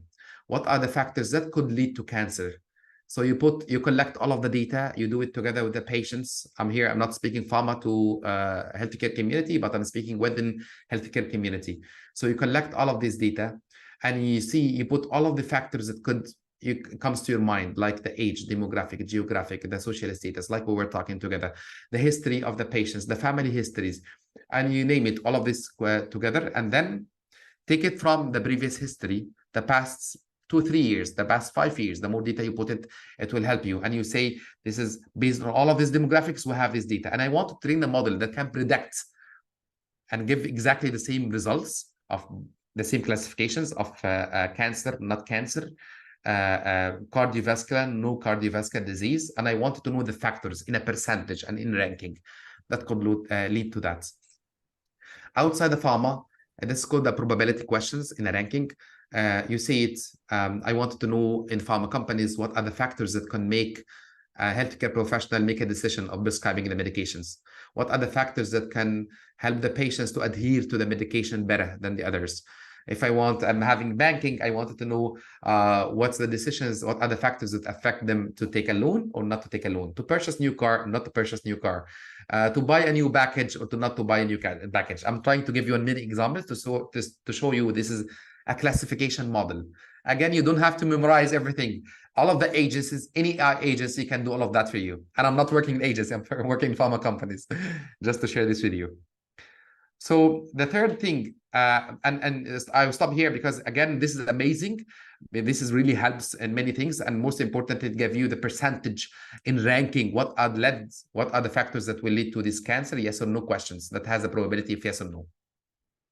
The third thing, now across your patients with the heart diseases or the different cancer, I wanted to categorize them The same with pharma companies. We were assuming that when we categorize our healthcare professionals based on what we think, not based on all of their insights, the personas, the previous histories. All of these are very important when it comes to understanding the customer's practice. So that's called the segmentations. So instead of assuming these are the segments, it means, just to explain from a marketing point of view, like today we have, let me say it in the right way. So today, who are using ChatGPT? Those who are content creations, this is one segment. Those who wanted to have a coaching, it's another segment. It started recently. Those who wanted to create images, those who wanted quick questions and using the search engine. So different segments. So this is what called segments. And the persona in healthcare, it's more complex because there is no clear segment. You can have segmentations based on mindsets. Doctor who like the scientific informations at the most. Doctor are innovators that they take the recent informations and they start new trends and new products. Those who like very well the patient consideration first before any efficacy, but caring first about the patient's preferences, patient's profiles, the quality of life of the patient before they look into the efficacy. So there is no right or wrong answers into these, but different personas. And then if you add more the complexity of digital personas, those who like emailers versus face-to-face versus virtual meetings versus webinars and video congresses or the physical congresses, it's like huge segmentations. And you want to combine them together. The only thing that can help you these to cluster your patients, or for the pharma companies to cluster the healthcare professionals, is using the artificial intelligence machine learning. And I'd like you to pause, guys. All of these, don't get panic, because it never happened without involvement of the customers. They shared with the customers. They asked them what their preferences. And imagine with me today, if a rep came to your clinic or tried to meet you with many options that you don't like it, but other rep came and asked, hey, doctor, can I know your preferences? What do you like in the terms of the channels, the contents, the preferences, the timings, the cadence when I communicate with these? Very quick questions. And based on that, you started to see the companies are doing exactly what you like. They sent you two emailers, for example. One is very long text and the other is video format. We know that our preference is different. Sometimes we see customers who like video content, very short, others like 1-2 hours content. So the preferences are very different here. And we need to collect these insights to engage with them for better communications and put the scenarios exactly when you as a healthcare professional in communications with your patients. You need to ensure that you have the preferences of them without wasting resources and big efforts. So come back to the clustering segmentations. I don't have to go to the details, but here's an example of the World Economic Forums where we're trying to cluster the different countries. What I would like to share with you that even in the clustering, it will have a human input. The beautiful thing about AI that you do not have one single technique leading to these results. Here an example of one of the clustering I was doing with the World Economic Forum use case, where I put many different types of the clustering to ensure that how can I make the decisions? How can I compare the different clusters? So I put here many with the algorithmic hierarchical clustering, k-mean clusterings, and then compare the results and see if this makes sense. And how this will make sense, you put them all together, the results. You need to answer two questions. How many clusters I have? How many segments I have? This is the first question. What are the characteristics of these segments? So if we're segmenting today the hypercholesterolemic patients, how many segments on these? And what are the characteristics? How is the demographic? How is the eating habits? I needed like less than 10 segments, clear demographics, so I can communicate better with those patients and develop a communications plan that can make a big difference with them. And put the same example with the pharma companies when they interact with healthcare professionals. And they need to see how many segments of the customers based on very dynamic and interactive persona they have, and what are the characteristics of these customers, so I can communicate better communications materials and a better plan that will shorten the time of communications, achieve better impact eventually for our patients. So yeah, that's the complexity of the AI ML. But let's talk about the again back to what you can do in the clinic today.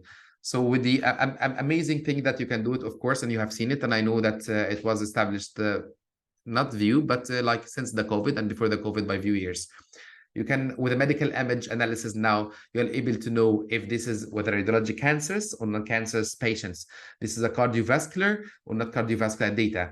How you will have this with huge amount of the data that you have it from the CT scans and MRI, and you can develop something called a computer vision, and a type of an AI that can detect this immediately. With, of course, a computer vision with deep learning that can have you can help you to know this exactly what's the diagnosis of these patients, and you can train the model on 10,000 data of the patients in the past couple of years, and this can do magical results for you, save a lot of time, better decision making. And so the nursing, for example, the community can focus more on communications with the patients and improving many things.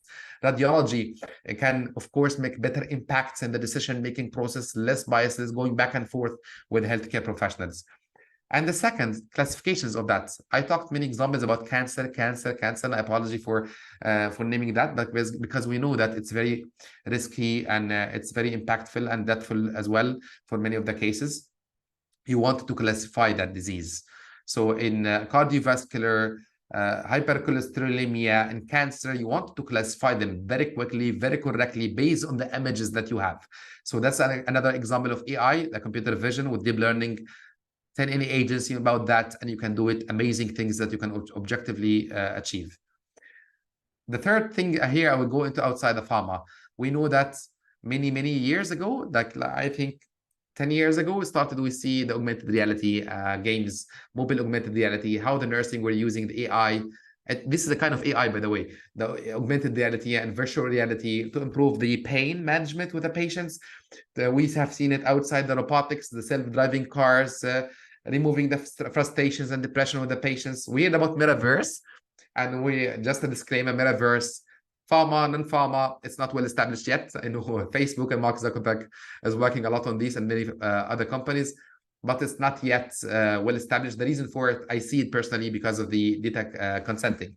Metaverse experience, like we sat together today, and we choose a background, and we interact together with these backgrounds without using these the handbars that can that interact. I think it's more virtual. It needs a computer vision and millions of photos in the backgrounds, but it can come within upcoming few years. Speech recognition analysis. This is one of the very cool things as well in the video analysis. With the sentiment analysis, you can see it. I have seen it in Oscar. I brought here Will Smith, one of the Oscar speeches for him. We're able to not one. It's the only one that he got it. We're able to see if he's happy, he's angry. We have seen it with the presidents as well, with the elections, based on their speeches. If they're nervous, they are honest. All of these is amazing things that you can see it with AI. I know this might be not relevant to the healthcare community, but just showing you the applications. And I don't know if you hear about Sophia, the first robotic and AI that was launched a few years ago. It started in the Middle East, and of course, it has a Japanese origin, and it was launched worldwide across different countries and continents. So this is what was a combination of many things in AI in the background. A facial recognition, so it can really, you can see Sophia if you looked into online. She can smile and she can interact and she can send jokes as well. Not the normal robotic one, but someone is interacting, and it was built on generative AI, ChatGPT, not ChatGPT, the model of generative AI, Model 3. ChatGPT now, it has a version of 3.5 and 4, so it's more advanced than these. So let's talk about very quick into not ChatGPT, but what's happening, the last part, the generative AI. Because I needed to ensure that I talked about advanced analytics, decision-making, help you to understand if this is a positive or negative, cancer, not cancer, and the factors affecting that, the clusters, how it goes, how many clusters you have, what are the decisions that affect these clusters, and what are the criteria of these clusters. And lastly, we'll talk about the chatbots. ChatGPT, as you know, it's very different than chatbots. If we came like a couple of years ago and we started to ask a question, do we ever expect this will be exactly the same? And the answer will be never, no. A chatbot, if you remember the past years, when you would try to develop chatbot for better communication with the patients, or pharma companies with healthcare professional, it has like a keywords. You put a keyword, and based on that, it has responses. Or a decision tree that it starts with the questions, and based on that, you choose the answer, and based on the answer, it gives you questions, and based on the question, it gives you answers. This is the chat bot. Of course, the pharma regulations, it has some challenges because of the adverse events, the open text formats. We need to hire artificial intelligence algorithms, head counts that can monitor these. But of course, with you as healthcare professionals, you can do this a lot with your patients, with better communications, better impact, better support system. And with ChatGPT, and I know many examples exist nowadays, it can make a huge impact with the ChatGPT. And I know that some of you will say, personally, I put some screenshots here, and backup, we will not talk about it today, so we can have some questions, sometimes for the questions, and this is the last two, 3 slides in my presentation.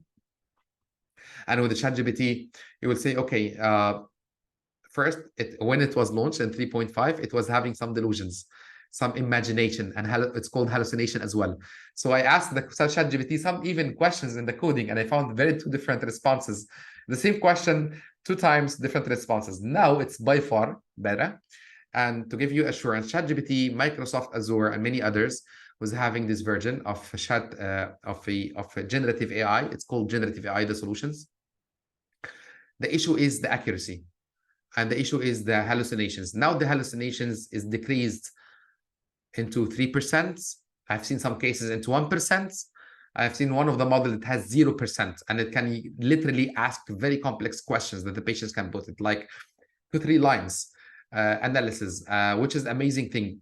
Try to go now and put in your query in Google and ask questions like, I'm a patient with 35 years old. I'm working in the blah, blah, blah. My history is 1, 2, 3, 4. Last week, I felt some pain in my left leg, and I am having these complications. And then you click enter. What's the responses you will get? Almost nothing, because your question is very long. You have to make it short. The questions is, and of course, the search engine, guys, it has kind of AI, but it's called semantic AI that can analyze these informations. But with the generative AI, it can analyze huge amount of informations. So I was using this in my YouTube channels. It's called Marketing Bishabi. Apology, it's not in English. It's in Arabic and for Middle East and Africa region, where I talk about the help marketeers. This is, of course, free for charge, non-for-profit, helping them to understand marketing, learn about marketing, helping them to understand more of this for small businesses or to grow within the pharma companies inside their careers. And with that, I was putting some questions about to understand more about marketing. But just in a nutshell, today we were talking about omnichannel marketing. Is it a myth or a true vision of inspirations? Of course, it's a true vision of inspirations only if you take it step by step. You collect the data, you put the right change management in practice. You start consenting, interacting with healthcare community, partnership with them, getting their preferences. And then, of course, you need somehow to prepare for the future. Let's say in a 1 year, in the 2 years, you need to do AI, ML modeling, artificial intelligence, machine learning. Because without doing that, you're just increasing the workload. Huge analysis of many things and Excels that will not working, even if you have a dashboards. But with that, a dashboard that has 360 or an integrative channels together, and then putting the power of artificial intelligence and machine learning, it can give you amazing results and amazing view of your customers. And when you apply this, you as healthcare professionals with your patients, it's amazing things that you can get it together with the power of AI. Remember, today we're not talking about trends. We're talking first that you need to get the basics. First, understanding what's the customer's types, what they like, what are the preferences. Start testing with them, interacting with them, putting a change management strategy, and putting the future vision of artificial intelligence and machine learning. This is one thing. The other aspect, I talked about AI for the impact of the diagnosis to predict the number and the factors affecting yes or no answers, like the cancer, not cancer, and then classifying them together and cluster them together. This is one of the amazing things you can see it with the impact of artificial intelligence and machine learning. I put here my presentations as well. I put my number, apology. Here. Yeah. I will put my text. Yeah, you can see it on the bottom of the email here. My email in case you wanted to communicate together with me. Thank you, guys. I will open the questions for you. Thank you, Mr. Mohammed, for the wonderful presentation. Anybody who would like to ask any question from Mr. Magdi? Yeah, I've got several questions. First of all, I'd like you to speak to how you assure that the application of AI meets ethical principles.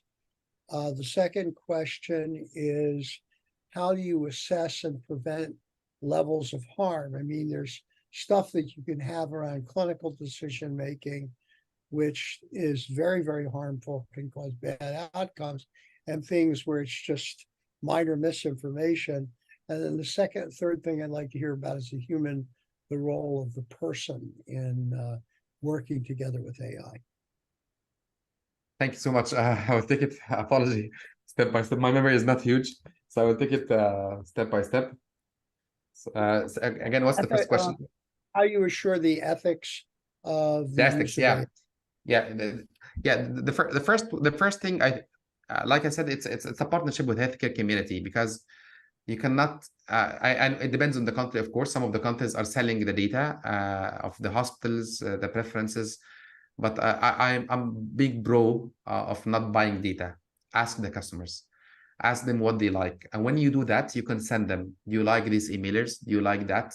Because if you bombarded the customers with so many communications, they will hate it. The same here if it comes to healthcare community interacting with their patients. Of course, you can make a big disclaimer for the healthcare management that you are not getting as individual patients' data. You don't analyze them. You take aggregate data, and when you work with an agency, you need to sign them off on that clearly. So ethical considerations, consenting, ensure that the contact that you do with the agency when it comes to AI, it needs to be crystal clear. It needs to be written very well. We were doing exactly the same. I've seen it in many examples in the pharma companies when they interact with the agencies. So, and to consider even the local laws. Some of these, like, for example, if you're doing a contract with China and where the data is not exposed, cannot go outside China, you need to consider as well the country's views on these. So that's like a zero tolerance on these, honestly, because if you miss this, the data leakage could happen and you lose the trust with the patients. If you are a healthcare community, we're talking about it, or if we're a pharma company is working with the healthcare community, the physicians and nurses and pharmacists, you will lose the trust very quick. So this is the first thing. And the second question? Second question was how you assure either no harm or minimal harm in the use of AI. Yeah. Okay, that's a very important question, because I've seen, for example, some of the AI tools that were helping to identify adverse events. Yeah. So adverse events, it's very important. Usually this is you put huge head counts of the pharma companies to see that's and if you work with the agency and say, you know, I'm achieving very good model that was treated once, you need to ensure first no harm. When you see that, when you have a results, it has very less errors, like ideally less than 1% errors. When you do an AI analytics, here I talk many examples. I don't want to go technical, but if you are predicting number, you're talking about this error. If you're an accuracy, if you are classifications, it's called confusion matrix. Just remember that.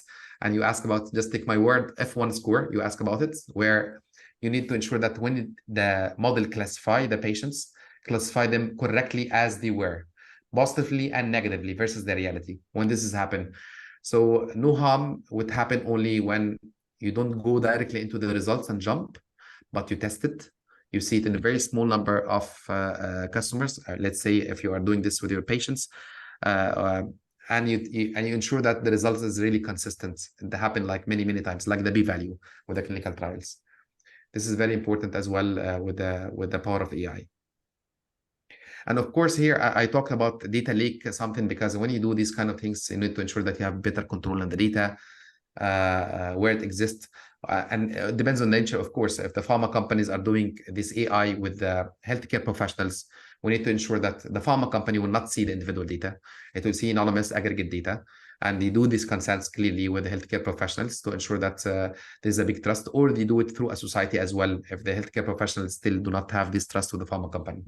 So yeah, this is one of the very important things in the harm. In the harm, you need to ensure that there is consistent, reliable results before you make a big scale. This is my sincere advice. Okay, I think you've answered my third question, which was the human role, because you talked about asking the customer first what they want. Yeah, and of course here without I said first getting the customers interactions. If we're not getting the customers what they like, what their preferences, and AI did that, come on, this is not doesn't work. You need first to get the data and getting the data through. If pharma companies, we tried many options, but of course the field force and asking the customers what they like is very important, because these are the decision makers that can empower. AI just a tool. It will never replace a human. It will never replace them. It can empower them to make faster decision making.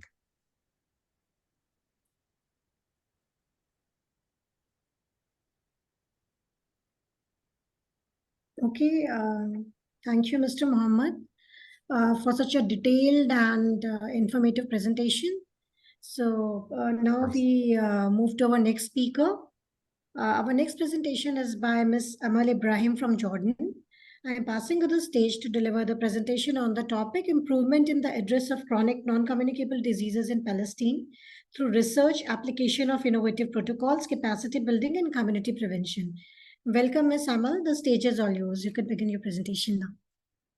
Thank you very much for your great introducing me, and thanks for having me for today. Unfortunately, before 1 hour, I fell on my right foot and sprained my ligaments. So let's quickly start my presentation and share my screen. Can you see my presentation? Okay, perfect. 1 second. Okay, first of all, my name is Amal Ibrahim. I am from Jordan. I'm holding a master's degree in health management and policies. I am the Middle East Organizing Secretary for UCG and a professional certified from NAHQ as Certified Healthcare Professional for Quality and certified from the American University in Washington, D.C. with Healthcare Project Management. Actually, that was the title of my last presentation in Dubai conference. For today, I will speak about mental health impact of the first wave of COVID-19 pandemic and healthcare workers in 12 Arab countries. Topics to be covered for today, we will speak about introduction, aim, methods, study design and setting, sampling technique and sample size, variables and data measurement, results and conclusion. For the introduction, as we all know, the COVID-19 pandemic has had a significant impact on, on public health, including healthcare workers and healthcare system worldwide.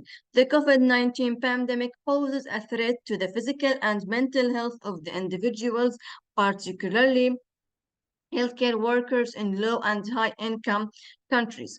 Several studies have identified factors that spread psychological morbidity among healthcare workers during infection outbreaks. The sudden increase in workload due to extraordinary infection control and quarantine measures that result in severe staff shortage are among the most relevant factors worsening healthcare workers' mental health. The associated mortality and morbidity and rapidly changing recommendations and preventive procedures also contribute to psychological morbidity. There are many changes in the social life of the healthcare workers that contribute to psychological distress, such as a fear of exposing their families to infection, avoidance of interaction with colleagues, changes in eating and drinking habits, and lack of face-to-face communication. Moreover, comprehensive media coverage of the outbreak and financial problems due to work restrictions can increase the psychological burden. The aim of the study aimed to establish the risk factors and measure the impact of the first wave of COVID-19 pandemic on the mental health of healthcare workers in hospital environments in Arab countries. Methods. In the study design and setting, a cross-sectional hospital-based online survey among healthcare workers to access their mental health during the first wave of COVID-19 pandemic using an anonymous questionnaire in Arabic and English language. The study targeted healthcare workers in hospitals in 12 Arab countries, high-income countries, represented by the Gulf Cooperation countries, Bahrain, Kuwait, Oman, Qatar, and Saudi Arabia, United Arab Emirates, upper middle income countries, represented by Lebanon and Jordan, lower middle income countries, including Egypt, Tunisia, and Palestine, and lower income countries like Sudan.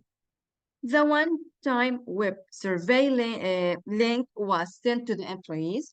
Study data were collected and managed using research electronic data capture to ensure consistency and the privacy of the study data and avoid duplication in the analysis. A unique identifier was generated by the software and used to collect and store data pertaining to each respondent. The survey was conducted between May 4 till June 8, 2020. Sampling technique and sample size. This was a cross-sectional study using a snowball convenient sampling technique. The starting points were the collaborates in each of the 12 countries that started independently snowballing through a network of questionnaires. All healthcare workers who reported working in hospitals were eligible to participate because of the self-selected and non-probabilistic nature of the sample. Invitations and response rates couldn't be quantified, and we didn't need a list for the participant, as reported by the American Association for Public Opinion Research Reporting Guidelines. The sample size was estimated using data 16. The proportion of healthcare workers with psychological comorbidities was estimated at 35%. Study power was 99%. The estimated minimal sample size was 2,000. And we increased the sample size to be 2,897 to allow for subgroup analysis and to compensate for incomplete data. In the statistical methods, we used SPSS for Windows 21, IBM Probe Armand USA for data analysis was used. Descriptive analysis was used to describe demographic characteristics for stress, insomnia, anxiety, and depression. The ranked data derived from counts of each level of symptoms of depression, anxiety, stress, and insomnia were represented as number and percentage. The test was used to determine the association between variables.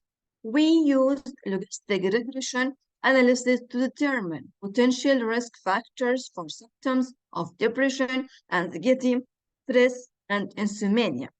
The association between risk factors and outcomes are presented as adjusted odds ratio and 95% confidence intervals. After adjustment for co-founders, including country and socio-demographics and occupational factors, using two-tails test was considered statistically significant. Although the Eastern Mediterranean region countries share similar culture, values, and beliefs, and all participants were healthcare workers, these countries have economic difference. Therefore, we selected Saudi Arabia as the reference country because it's the most populated high-income countries in the region. Actually, for variables and data measured, the variables was depression and anxiety, stress, and insomnia. For the depression, anxiety, and stress, we measured depression, anxiety, and stress using the Arabic and English short version of the depression anxiety stress scale, which measures the symptoms over the week preceding data collection. Also, data collection supplementary survey questionnaire is a valid and reliable screening instrument both in English and Arabic. The scale includes 21 items measured in a 4-point Likert scale ranging from 0 to 3. The scores were multiplied by 2 to calculate the final score after summing up the scores for each of the 3 components. Each subscale includes 7 items, and the depression, anxiety, stress subscale scores are described in Figure 1. We will move to Figure 1 shortly. The cut-off score for detecting symptoms of depression, anxiety, and stress was between 9.7 and 14, respectively.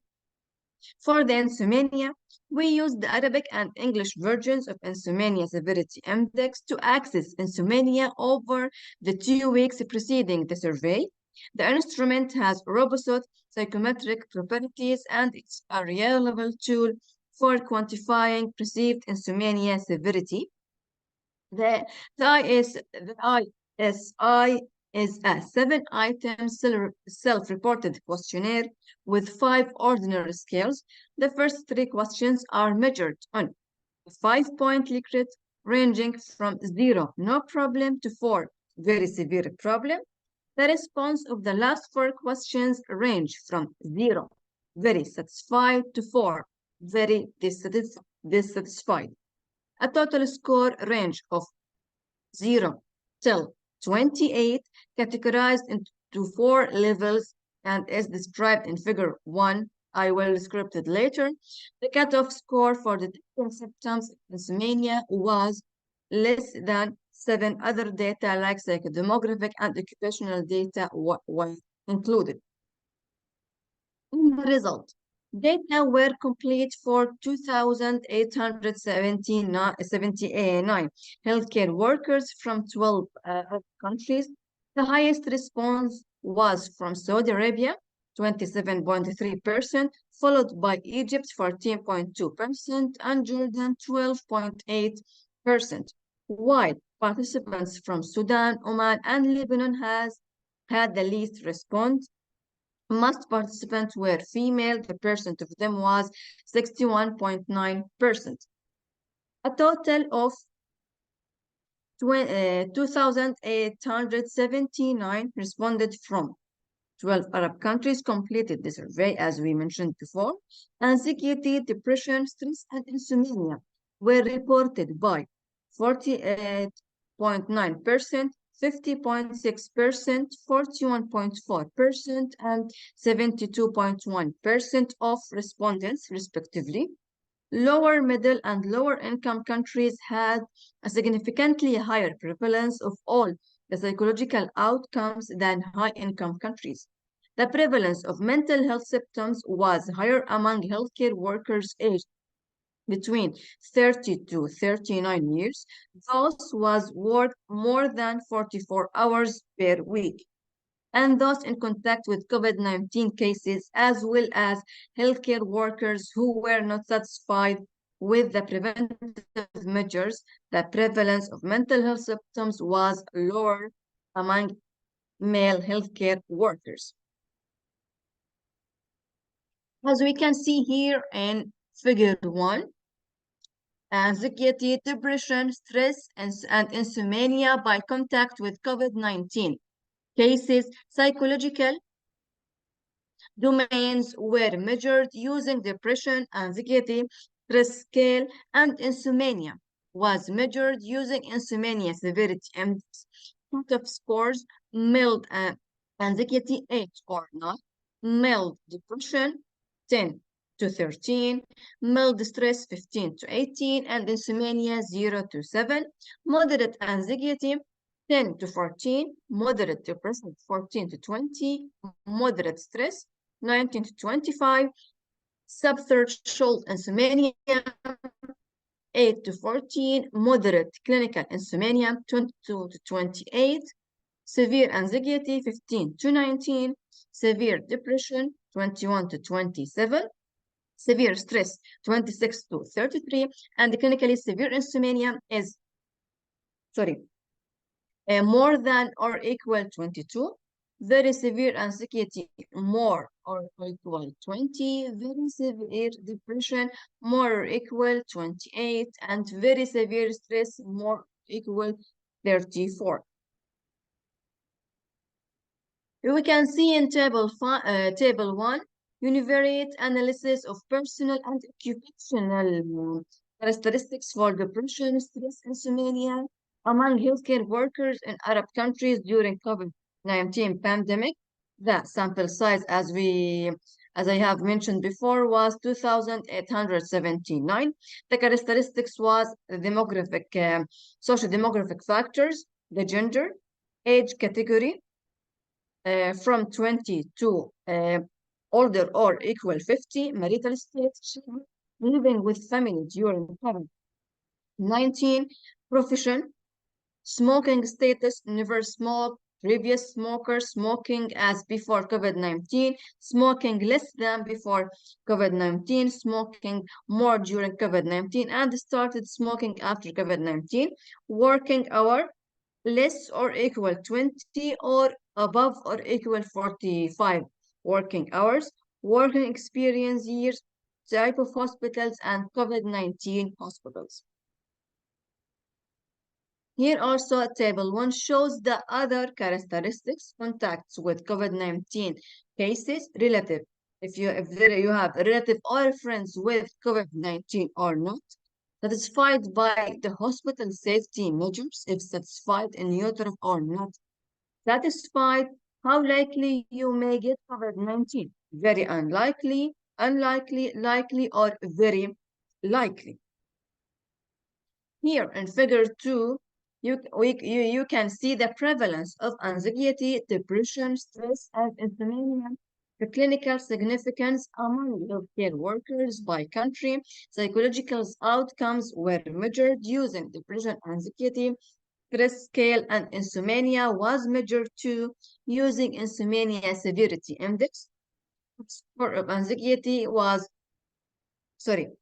more than 7. Depression was more than 9, stress more than 14, and insomnia was more than 7. Table 2 shows the logistic regression analysis of personal and occupational characteristics, anxiety, depression, stress, and insomnia among healthcare workers in Arab countries during COVID-19 pandemic, with the all of sample size with all of the variables. As conclusion, as we all know, COVID-19 had a considerable impact on the mental and psychological health of healthcare workers in Arab countries. This was aggravated by the geopolitical location of some Arab countries and social norms usually observed during the holy month of Ramadan. Being a physician and young healthcare workers and long working hours were risk factors for greater psychological impacts of the outbreak. To know more about the study, please visit this link. If you want also to ask me any questions, you can send me a request via LinkedIn via my email.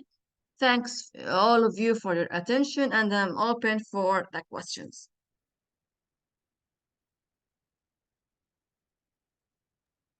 Thank you, Ms. Amal, for the wonderful presentation. It was indeed a very great study. And you are more than welcome. I would like to ask everybody, the stage is open for the discussion and the question answer. Anybody would like to ask questions or discuss anything about the presentation to Ms. Amal?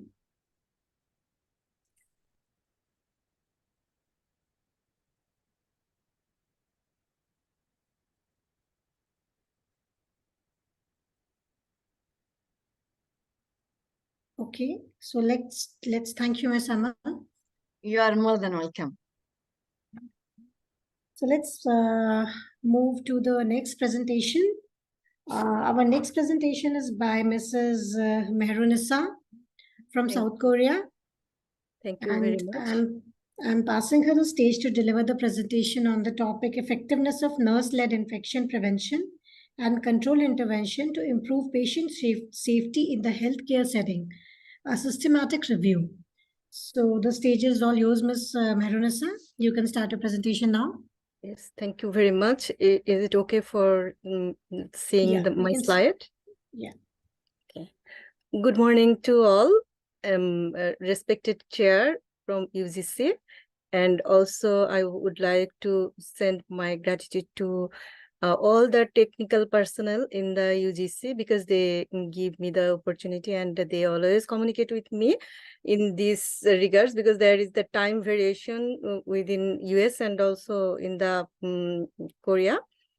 Though I am staying in Korea, but my nationality is Bangladesh. So there is maybe something different, and also time is very different from the country to country. Now I'm starting my presentation. My topic is effectiveness of nurse-led infection prevention and control intervention to improve patient safety in the healthcare settings.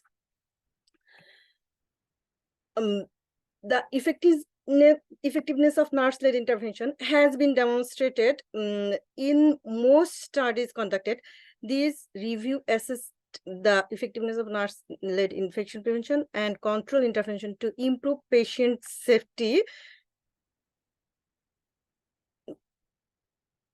in healthcare settings. Identifying and controlling the findings of these interventions would be improved to inform policy on key nurse-led interventions that contribute to the reduction of infection in the hospital settings. My study's objective was to identify the effectiveness of nurse-led intervention, prevention, and control to improve patient safety in the healthcare settings. Methodology I used for the JBI methodological guideline for my systematic review of effectiveness. And for the appraisals also I used JBI systematic appraisals guidelines.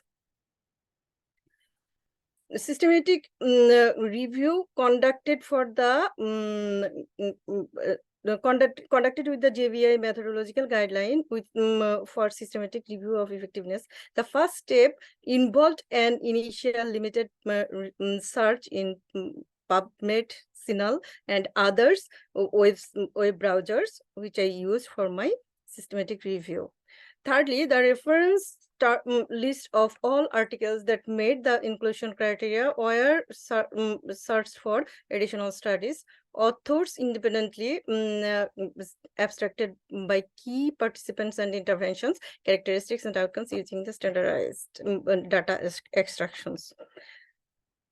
And this study identified 10 studies. From there, 8 studies used quasi-experimental, experimental, and 2 studies used randomized control trials. 5 studies were conducted in Africa, including 1 study in South Africa and Malawi, 2 studies in Nigeria, and a multi-country study in Kenya, Uganda, and Zambia. 2 studies also done in India, in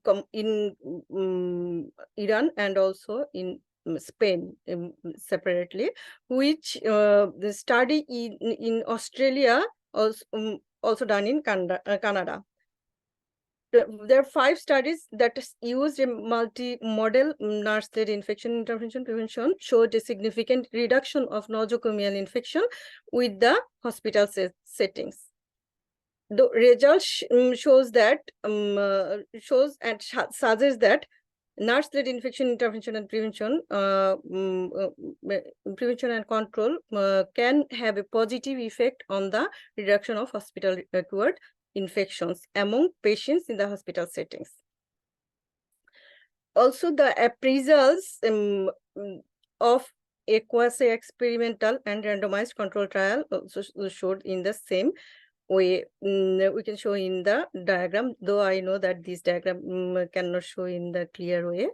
And actually, I will discuss in the result that intervention in infection prevention and control practices, that is, there have been varied interventions targeted at improving the practice of nurses in the preventing and controlling infection within the hospital settings, and multi-model, multifaceted educational intervention comprised of visual presentations with videos together with hands-on training in various wards to improve infection prevention. Actually, for the nurses, is mostly active in the hospital settings for caring the patients in the with many contaminated microorganisms, handling the varieties patients, and that's why this is very important for the nurses to getting their precautions and interventions for the control and prevention practice. Recently, we can see the COVID-19 situation. For the nurses, if we aware for this one, then we can prevent that one. Also, from the Europe, we can see that there is many studies, and also they showed that maximum infection caused by the hospital associated infection. That's we can, if we look for the results, that this is really very huge amount, not only in the Europe but also in the worldwide. So it's very warning for the infection status. So also we can see the results that system improvement was advocate higher infection control materials such as color-coded waste bins, alcohol-based hand wash, and a sharp injury reporting system were provided. Though this system we can see in different hospitals, but practice is very different and difficult for the situation.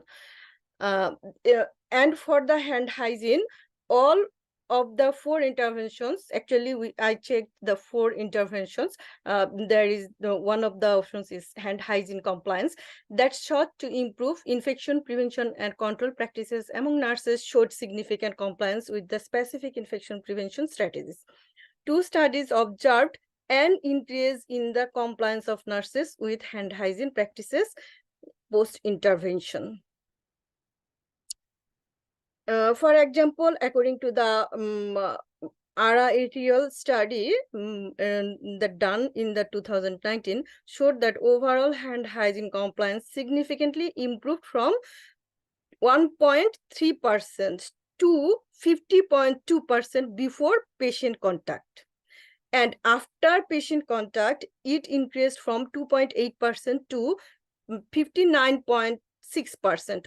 Also, the study on Kamanga, Nagala, and Hebron that done in 2022 did not only show an increase in adherence to hand hygiene practices, but also improve the availability of hand hygiene resources from 22% to 95.6% in health facilities. Compliance with personal protective equipment, also the other part for the interventions, which I searches from the strategies, that regarding the use of personal protective equipment, 3 intervention studies were shown by Ara, Bansal, and Yun and Shin, revealed an increase in nurses' adherence to the use of PPE. Also, that intervention showed an increase in injection safety protocol adherence, a reduction in the rate of needle pricks compliance with biomedical waste segregation, improved from the 1.8% to 81.3%. And an improvement in advising high-risk patients on hepatitis vaccination. There also was compliance with all the indicators regarding surgical site infection, measures showing a 60% reduction in surgical site infection risk.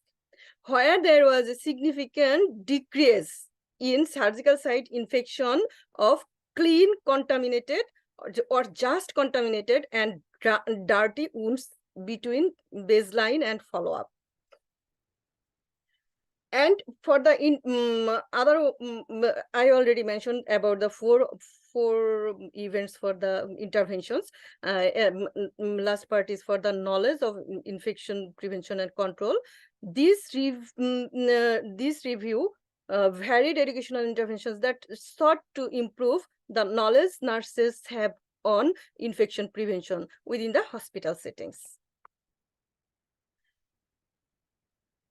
6 studies used educational interventions focusing on nosocomial infection control, human papilloma virus and its vaccine, viral hepatitis, tuberculosis infection control, prevention and control of SARS and COVID virus infection. Also, the intervention delivered in the form of lectures, video presentations, practical demonstrations, group discussions, pamphlets, and online training program. After reviewing the article, I have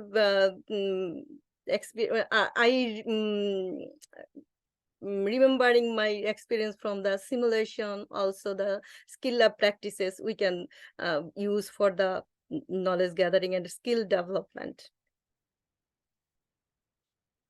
Effects of educational infection preventions, that means which I already mentioned, that for the knowledge, skills and practice, knowledge practice will be the skills that can be reduce the infection and also can be the control in the hospital settings. This review found mixed educational interventions, not only the simulation skill lab and also the lecture. That cannot the effective way if we use all the methods in the mixed way, then it will be the fulfill the educational purposes. The educational intervention and nosocomial infection revealed a significant improvement in the intervention group immediately and 4 months after the intervention. These results showed by the Gihoni. There are improvements in the level of knowledge, perceived susceptibility, perceived severity, perceived benefits, self-efficacy, performance, and cues to action except for the perceived barriers component of the health belief model. There was a significant decreases in the perceived barriers components for the intervention group compared to the control group. Furthermore, there another studies shows that the infection prevention control among nurses showed experimental group a significant increases in knowledge than the comparison group. And experimental study to measure perceived knowledge about the control SARS-CoV-2 infection revealed significant knowledge improvement in all the domains in the experimental group than the control group. From the studies reviewed after getting the results and appraisals shows that the hand hygiene compliance with personal protective equipment, interventions in knowledge, improvement of infection prevention, and interventions in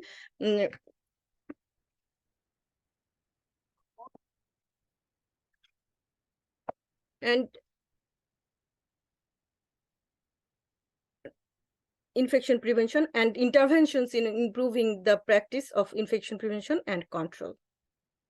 Randomized control trial appraisals also shows that compliance with personal protective equipment, interventions to improve knowledge of infection prevention and control, and effects of educational interventions on infection prevention and control.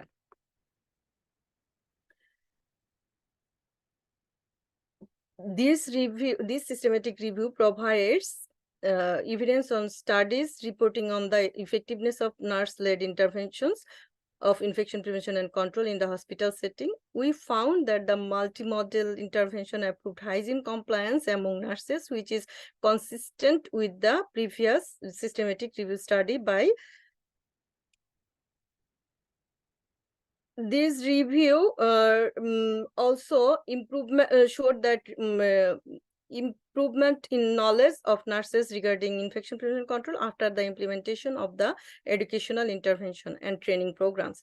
The findings suggest that the educational intervention had indeed contributed to improving their knowledge and practices. Considering that the scores were statistically similar between both groups at baseline, therefore, healthcare facilities need to arrange training programs for all healthcare workers to improve their knowledge and improve their level of compliance. Implications for the practice: nurses and other healthcare practitioners, including policymakers, should continue to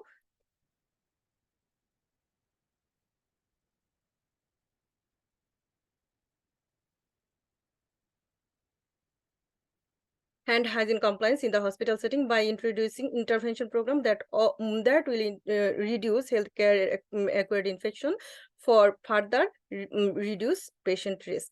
Providing guidelines following the WHO recommendation for hand hygiene would be imperative to reduce infections in the hospital setting. In this review, hand hygiene compliance education, feedback, and support from a team leader, accessibility, and visual reminders of the hand hygiene are all elements that improve compliance with hand hygiene guidelines. Other than the intervention programs, it would be important to include reward incentives and accountability.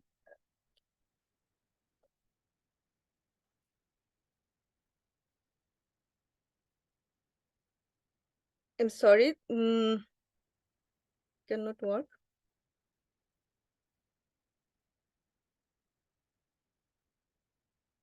In conclusion, this study revealed their effectiveness to improve nurses' hand hygiene and use of personal protective equipment compliance and knowledge of infection prevention control among control. However, further studies with more robust methodology are needed to define the most effective and sustainable interventions to reduce health care associated infections. There also important is that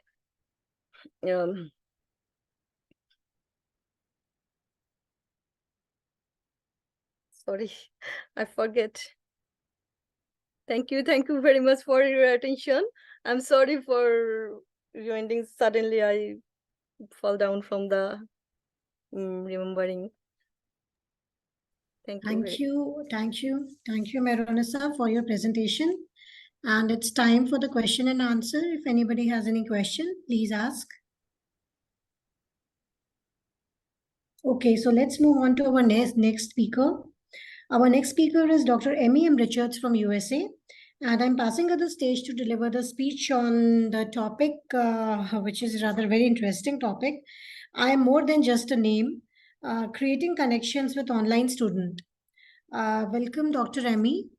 And the stage is all yours. You can begin your presentation now.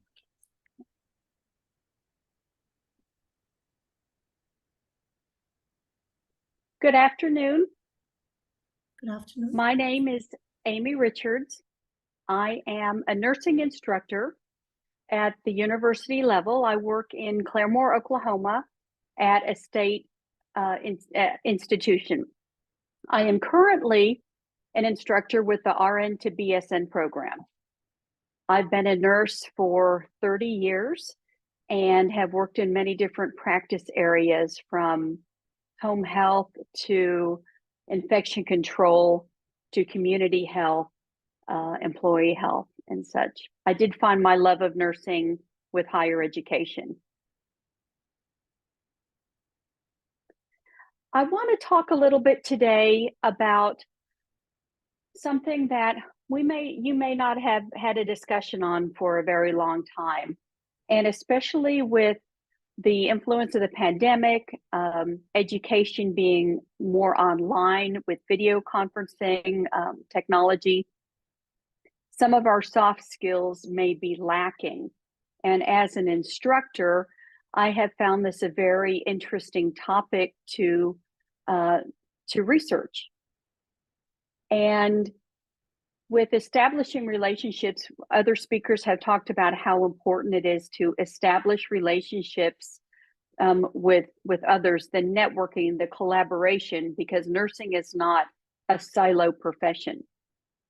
But it all starts with learning someone's name, knowing their name. And each person is given a name. Our names are chosen, usually by our parents, and they act to separate us from others. And it's a big separation because there are over 8.1 billion people in the world right now. So our names may be given to us. It may be an old family name, a popular name with a twist in the spelling, or a name from a person that was special to us. Our names are randomized. They are called out in a store when we're lost. They may be mispronounced, misspelled. And when we pass, they're going to be written on our tombstones for all to see that follow behind us.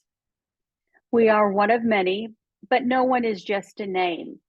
And I believe more so that it rings true so much in healthcare today and in education today, as we are not face-to-face with students in the classroom, but are using more technology with online learning, asynchronous learning, where students are learning at their own time of the day on their own schedules. The important thing about our names is that it is very important for us with those social skills to remember people's names. You know, it's difficult to admit that you don't remember a person's name. And to the person whose name you forgot, it can, even though it's completely innocent and there is no desire for us to hurt someone's feelings, you're just sending the impression to that person that they're a zero. They don't mean enough for you to remember their names. Now, we all forget names. We have so much of memory filled in our brains that some of that information is going to drop through from time to time. But with remembering, you're not only remembering a name, but you're remembering that name in relation to a face. And when we take that information in, it's called encoding. And sometimes we're not able to retrieve that information because we have so much information in our brain. Sometimes, and I'm guilty of this myself, people are often overconfident. I'm going to remember their name. I'll never forget that face and their name. But it happens, and we do. So what has changed with online learning? Do we need to know more than an online student's name and their ID? Absolutely. The pandemic forced us to switch to online teaching.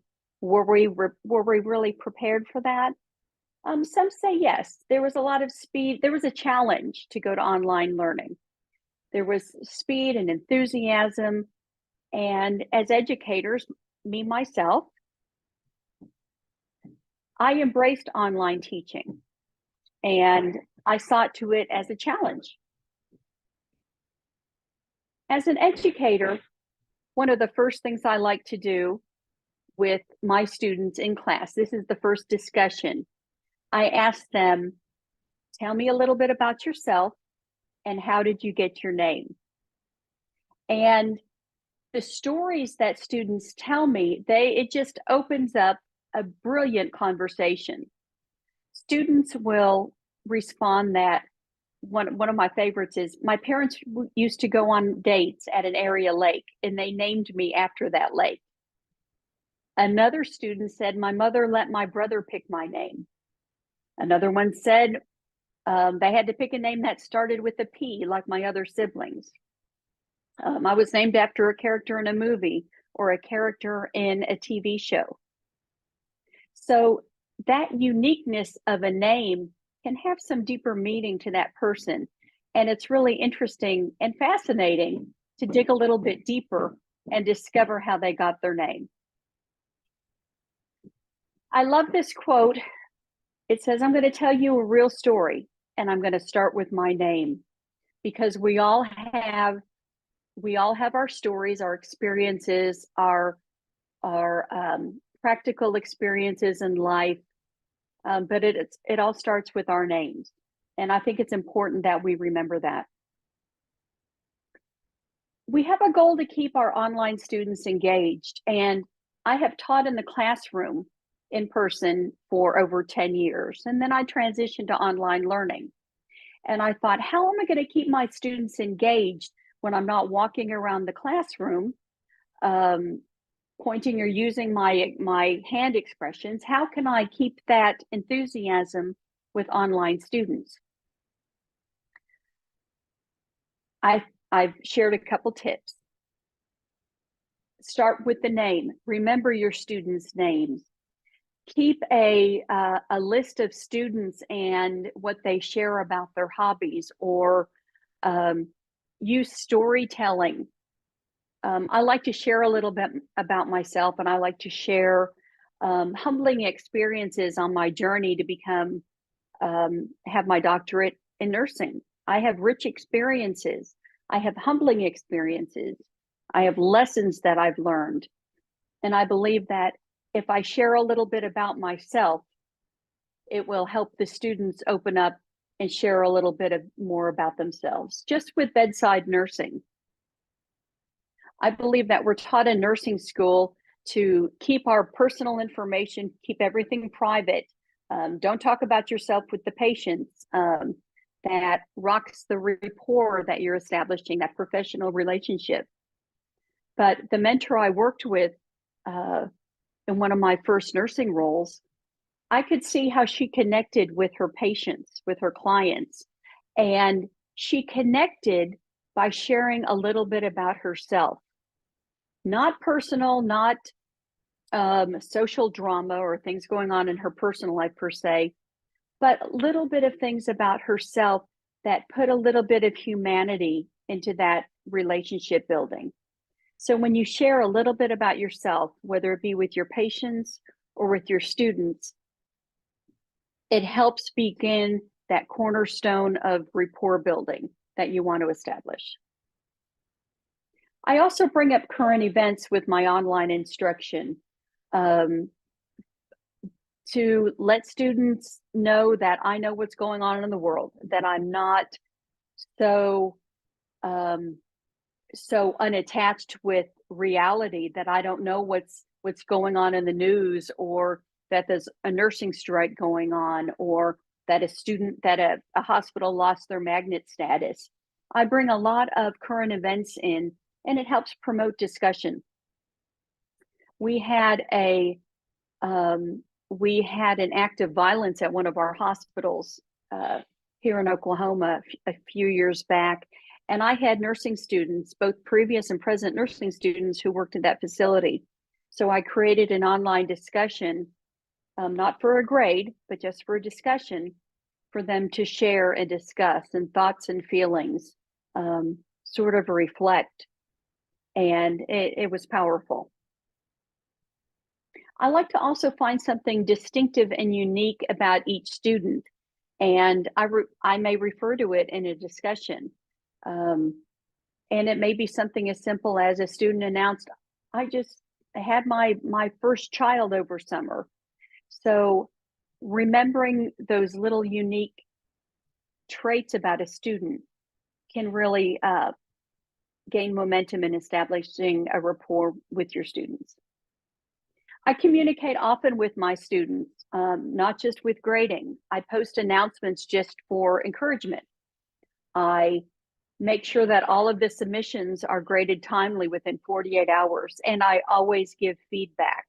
not just good job, but you did a good job because you did this, because you answered the question so eloquently and shared your experiences. I like students to know that mistakes happen, whether you're an instructor or a student. And if I've made a mistake and I've posted something incorrectly online, I say, sorry, hope it didn't cause you any undue stress, but this assignment is due tomorrow instead of the day after. I own up to my mistakes, let them know, and correct it as soon as possible. If I have a student that will ask me a question about not understanding an assignment, I will create an announcement that lets the other students know that I had a question about it and I wanted to clarify with all of the students. I don't mention names, of course, but I want students, I want clarity to be first and foremost with assignments, with their expectations from me. I like to diversify my pedagogy, my teaching methods, learning activities, and assignments. I like for my online instruction to be pertinent to their clinical practice. For example, I teach pathophysiology, and our first lessons are based on the pathophysiology of our body system as a whole. And each week we narrow our focus until the last assignment is on a presentation the students create on an illness that affects a body system that they work with in their clinical practice, whether it's cardiovascular or pulmonology. We start broad and then we get specific, and it's pertinent to that student's clinical practice, their workplace, and they can take that back to their peers, their colleagues, and employer, and present their information, present their newly learned material.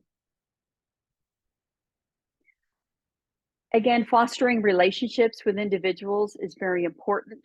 I keep a spreadsheet in addition to my online work, so I can keep tabs on if a student announces their birthday or today's my birthday, I'll follow up. How was your birthday? And I let students know that life happens and to reach out to me if they need an extension. I would say I usually almost always give grace, because that's what students need, especially with the students that I work with, and that they're working adults. They are students, they're working, and they need to balance family and life. So I like to reveal traits about myself as an instructor. Here are 6 that I listed. I originally went into nursing to marry a doctor. That didn't happen. I enrolled in school, and my youngest left for college because I was looking at an empty nest.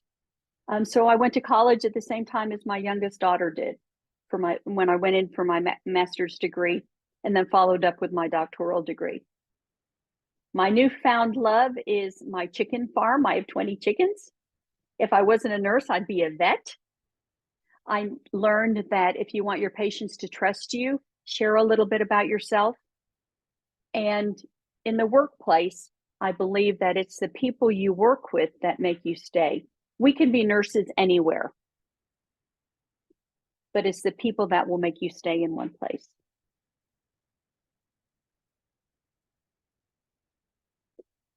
I'd like to wrap up with talking about names. You know, it happens when you're trying to remember the name of the person you just met, even though you heard their name 5 seconds ago. It's happened to all of us. Pay attention as best you can to the person's name that you're shaking their hand.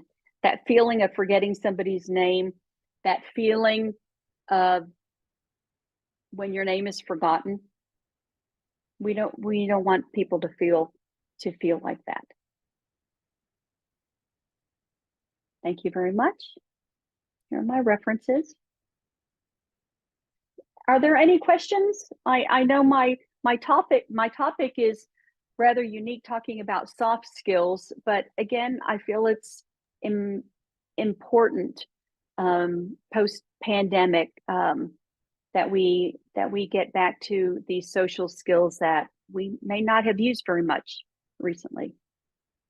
Thank you. Yeah, I wanted to add something. It's not relevant, I think, in most cases to teaching experience, but when you're trying to build relationships in a business sense, I noticed that I would get where I had somebody would call me on their cell phone, and I began to get curious about the area code that they called from. And so one of the things that I routinely ask people is, hey, I notice your area code is 716. Why? You know, may I ask why you have that area code? As an example, I was working with a student who was a resident at medical school, and I noticed that I looked up his the area code of his phone, and it was West Dallas. It was West Alabama, and I had spent time in medical school in the area near where the Selma March was. I actually stood on that bridge that's behind me, and at that time, and so I brought it up with him, and that led to a whole discussion and bonding, because he had gone to a traditionally Black college in West Alabama, and when he went there, he went on a scholarship that was named for a person that I knew and had worked with. So it helped build a relationship. So that's, you know, that's a useful thing. The other thing is you have to ask this diplomatically, particularly in the environment that we're facing right now. But I have found ways to diplomatically ask about somebody's ethnicity, and then to build discussions based on that. Thank you. I have researched, and one important thing that has stuck in my head is if you are looking at a student's name or anybody's name, and maybe it has 6 consonants, or I'm only English speaking, and for me to try to pronounce that, it's difficult, but I want to encourage you to attempt to say that person's name. They will be very appreciative of your effort in doing that. Thank you for your comment, Barry. Appreciate it. Small world, isn't it? Another comment on the thing with names, and this is from personal experience. I'm the family historian for my extended family on both sides. And as an example, I can trace one branch of my family back to 658 AD, because there are a whole bunch of rabbis in the family. In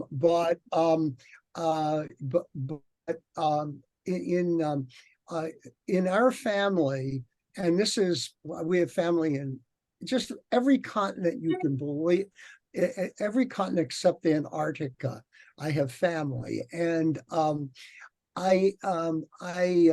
what we found in sort of our bonding together is people hate it with my name, Lachman, if you misspell it. And this seems to be uniform. I have no idea where it came from, but pronunciation, we don't care. You know, the people who the South African branch of my family uses the German version from the origins of the family in Lithuania, and because Lachman, in the United States we say Lachman. The people from South and Central America say Lashman, because CH in Spanish is pronounced sh, and they don't want, but everybody has it because they don't want people to misspell it. It's a very funny thing that I absolutely cannot explain. I had family that went through Ellis Island years ago, and they changed their name. I mean, this is a cultural thing, but they changed their name going through Ellis Island. They didn't want people to know their national, you know, they wanted to start new. So they took the ski off their name. They wanted to start anew. And as they were leaving Poland, they wanted a more American name. So I have relatives with the ski and with the not ski. In my family, At they the end of the just name. changed. In my family, they changed the last names stayed the same, but many times they changed first names. So Moshe in Lithuania became Moises in Panama. Wow. Yeah, I'd like to comment on that. Oh, I'm sorry.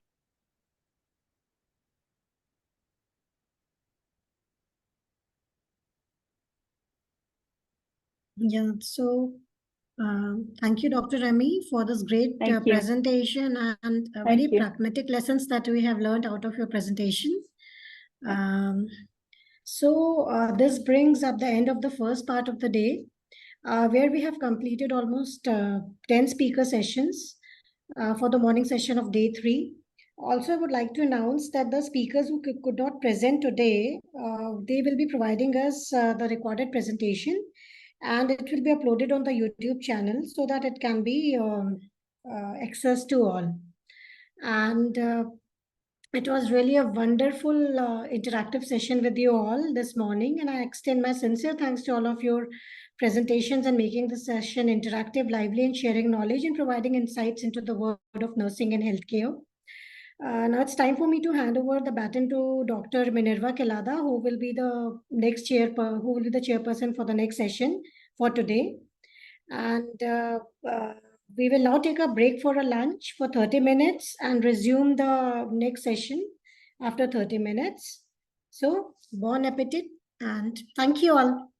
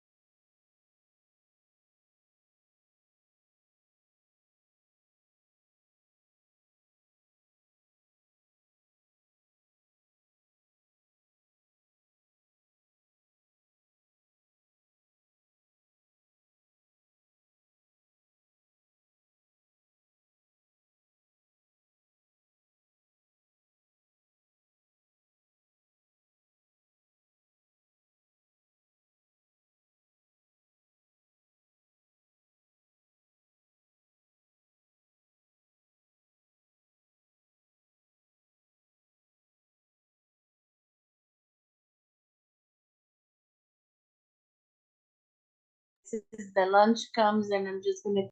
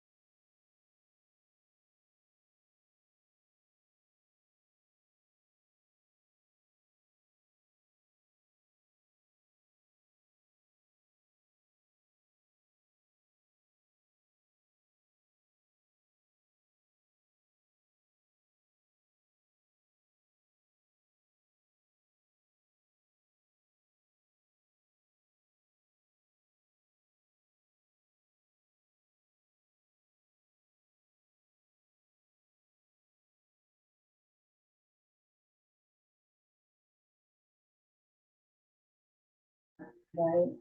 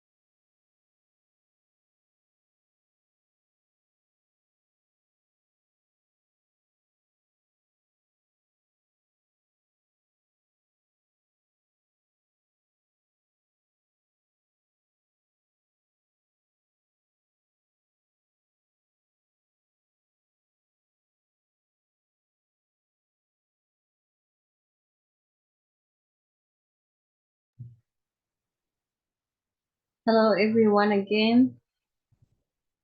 I guess we're gonna start our session, and let me introduce our next speaker, Ms. Jit Wong from USA. I'm passing her the stage to deliver the speech of From Speech Impediment to a Public Speaker with a Master Degree. Is Ms. Jet Vaughn here?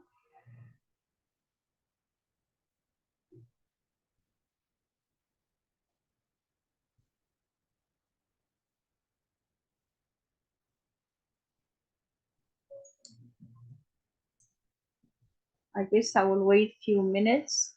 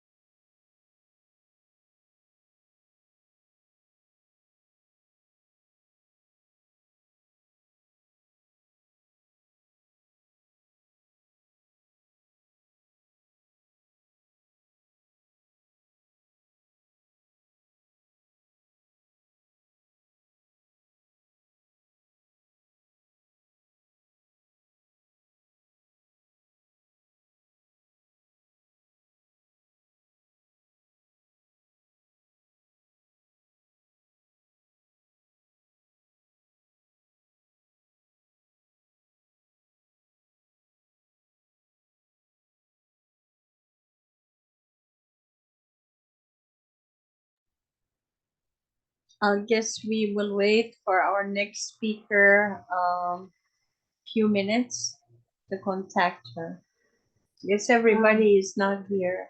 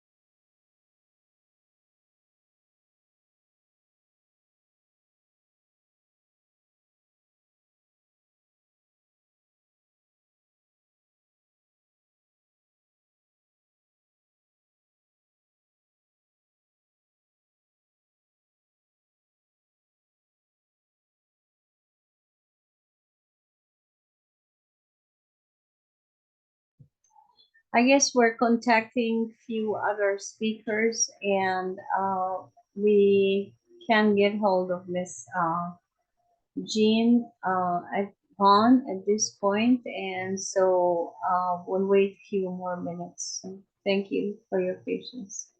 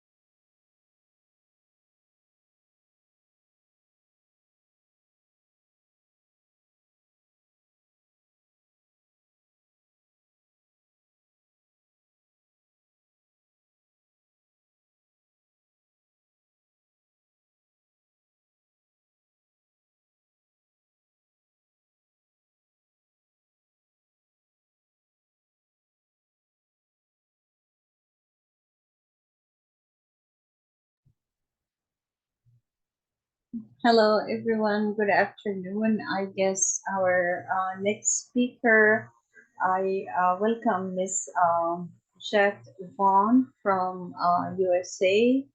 I'm passing her the stage to deliver the speech on from speech impediment to a public speaker with a master's degree.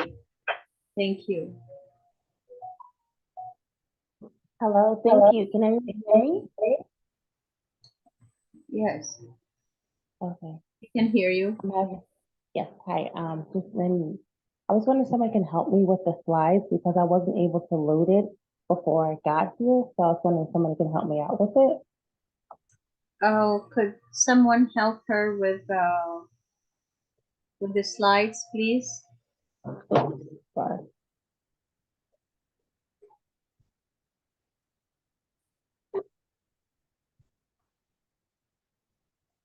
Let me see. Yeah, I was asking for a share code, so I wasn't able to Somebody start able it. to help her with the slides, please? Oh, okay, Yes. here they are. Thank you. Mhm. From speech impediment to global public speaker. Next slide, please. Introducing Jacquet Vaughn, the global public speaker. Who am I? I'm a business owner. I'm the founder of Blurred Experiences. Blurred Experiences, we are a storytelling media company where we blend fun and educational training sessions to allow businesses, private clients, and beyond success. I'm also a registered nurse with an advanced practice degree, and I've been traveling for the last 7 years in healthcare. That's a little bit about me. Next slide, please. Trigger warning. This is a mental health topic.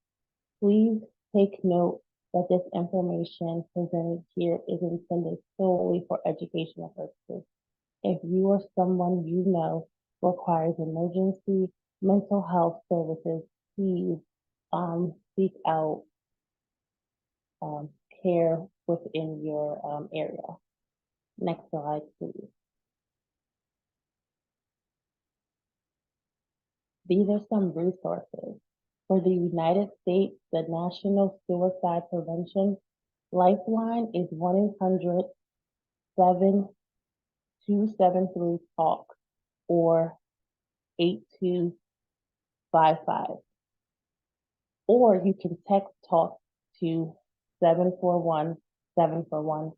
And for those that are in the UAE, there's also a support line is +971-1-800-HOPE or 4673. You can also WhatsApp that as well. Next, the outline of the presentation, we're going to talk about the 5 R's, which is ruination, running, retaliation, restoration, replay, thank you, and contact. Next slide, please. Introduction. To make it fun to follow, I will break down my presentation into 5 parts using the 5 R's.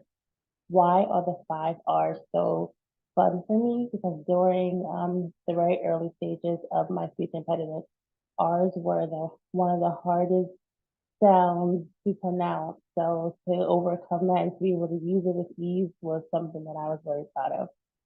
Next slide, please.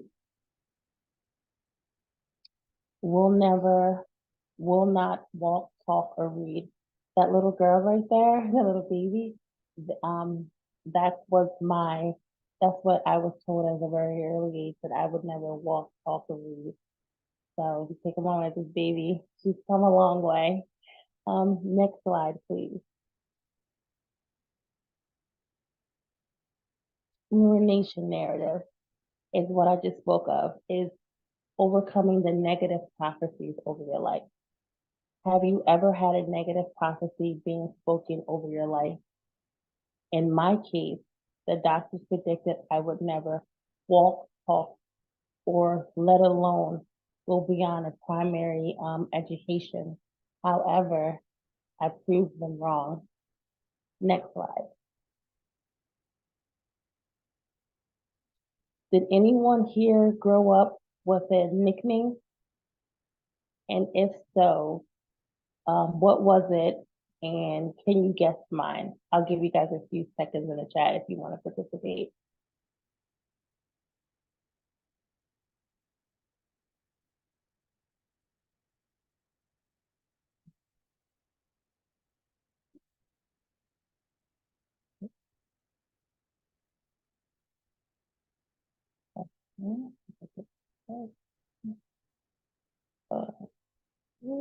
Sorry, just a little technical difficulty. Okay, mine was Elmer Fudd. Yes, it was that bad. A childhood nickname with lasting impact. Growing up with a severe speech impediment, I was given the nickname Elmer Fudd, which caused me deep distress. To cope with the shame and the trauma I experienced privately, I became an overachiever, striving to escape those feelings of unease. Next slide, please. Retaliation narrative. Conquering challenges through prayer, practice, and perseverance.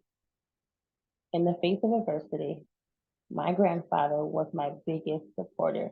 He helped finance my private school education and arranged for me to receive private speech therapy, which I diligently practiced using a notebook that was provided. Through prayer, patience, and hard work, I eventually made significant progress. One of my first steps towards conquering my speech impediment was giving a public speech at church, which was a defining moment in my life. And I recited the passage, "Your sin will find you out." So I had that one and Hebrews 11:1, because at the church at the time, all the kids had to participate in church. So we always had to have a scripture in our heart. So those are my two scriptures in my heart. Next slide, please. In addition to the primary method, I also incorporated helpful techniques such as music therapy, art therapy, and deep breathing exercises. Music therapy actually helped me because I learned that once I knew the words that were coming, it reduced the anxiety. I didn't get rid of the speech impediment, but it drastically reduced the repetitive wording that I really struggled with. Art therapy allowed me my safe place, my happy place. It was a judgment-free zone. And deep breathing was after a high episode. I would do some deep breathing exercise to kind of come back because it's very embarrassing, especially when you're really young and kids are making fun of you. Next slide, please.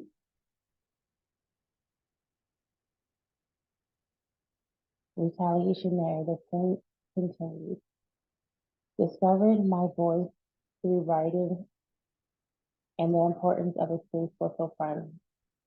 After finding my voice, I penned a book entitled The Tree in the Brook, Running from Grace, which will be released in 2024, which featured a character with a powerful whistle. Looking back, I believe the people that hurt me would have never done so if they would have known what I was to become and if I had a confidant. A fish whistle friend is a person that you can tell anything to, and they will take action. One of the questions I ask a lot of parents, I'm also a parent, I'm a bonus mom.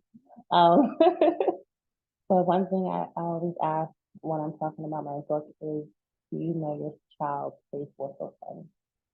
And if it's not you, is that okay? And I say this because it is crucial to foster this type of relationship with our children and that our children have in order to maintain their emotional well-being. Next slide, please. The restoration narrative. I could have stayed quiet, but I chose to restore. Now I'm rewriting my narrative. Question, favor. You don't have to do it, but next slide, please. May everyone close their eyes for just one moment. I'm gonna do it too. And can you please think about what your restoration looks like? I'm gonna close my eyes too.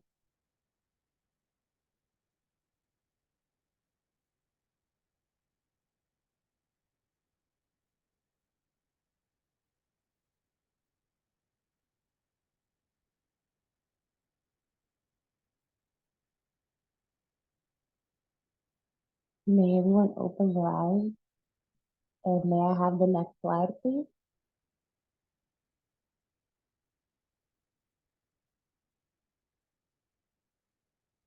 And if you would like, I'll give you a few moments because we have time. If you would like to take a few minutes to write down what your restoration looks like, because it's very different for everyone. I'll wait a couple minutes, not minutes, but a couple seconds. Does anyone have questions or comments? Okay. Yeah, next slide, please. No, please. Takeaways. If you want to stay up to date with like new releases, with I'm having like a movie series coming out soon. My book is coming out, so if you want to participate, let me know. blurredexperiences.com. Most of all, sound your whistle and do not suffer in silence. I did. Next slide, please. Thank you. You all are the first audience I've ever went into depth with this particular presentation. So thank you so much for taking the time to speak to me. And you in Embrace Beauty podcast is actually a podcast I'm going to have once I slow down a little bit. And that's it. Next slide, please.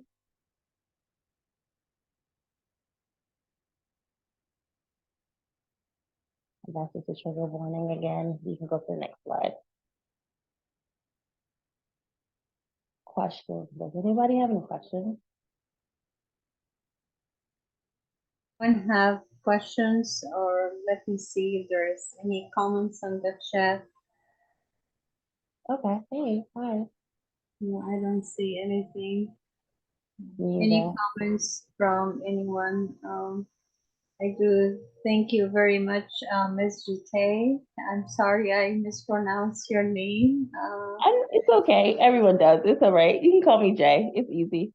I kind of would like to comment about the retaliation process and how did you approach that, how did you overcome that? That's kind of very hard at schools nowadays, Yes, it started with especially my dad. kind of like growing up, with different names. And I do have actually a research I did, and there's my colleague did actually a research about kind of like bullying, and would be interesting. But thank you again, Ms. Jute. And Thank you. if anyone have any comments or questions, it's the time. Thank you again. I do appreciate your. Thank you. Bye now. With us. Take care. I guess we have our next speaker is ready here, and let me introduce our guest speaker. Is she here? Miss Fairuze Jalali from USA. I'm passing her the stage to deliver the speech on evaluation of the host manipulation hypothesis in hospital infections. Thank you, and please go ahead.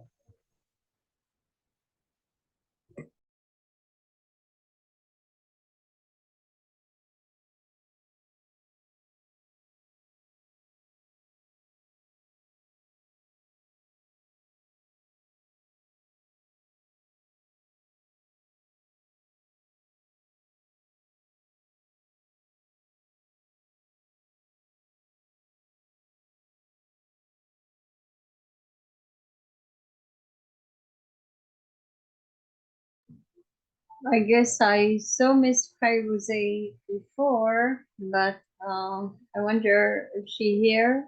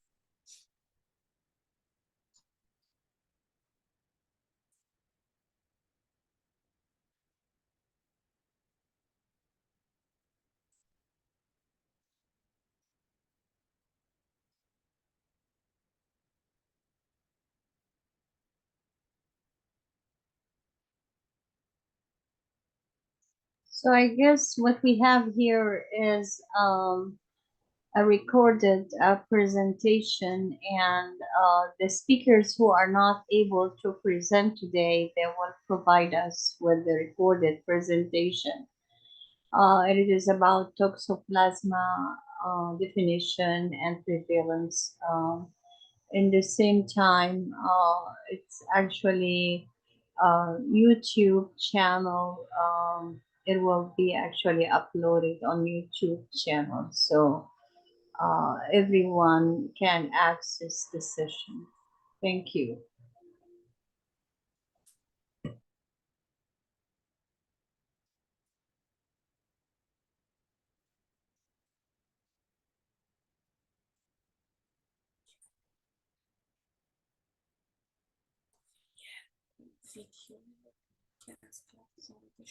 I'll upload the recorded presentation on the YouTube channel, and it will be actually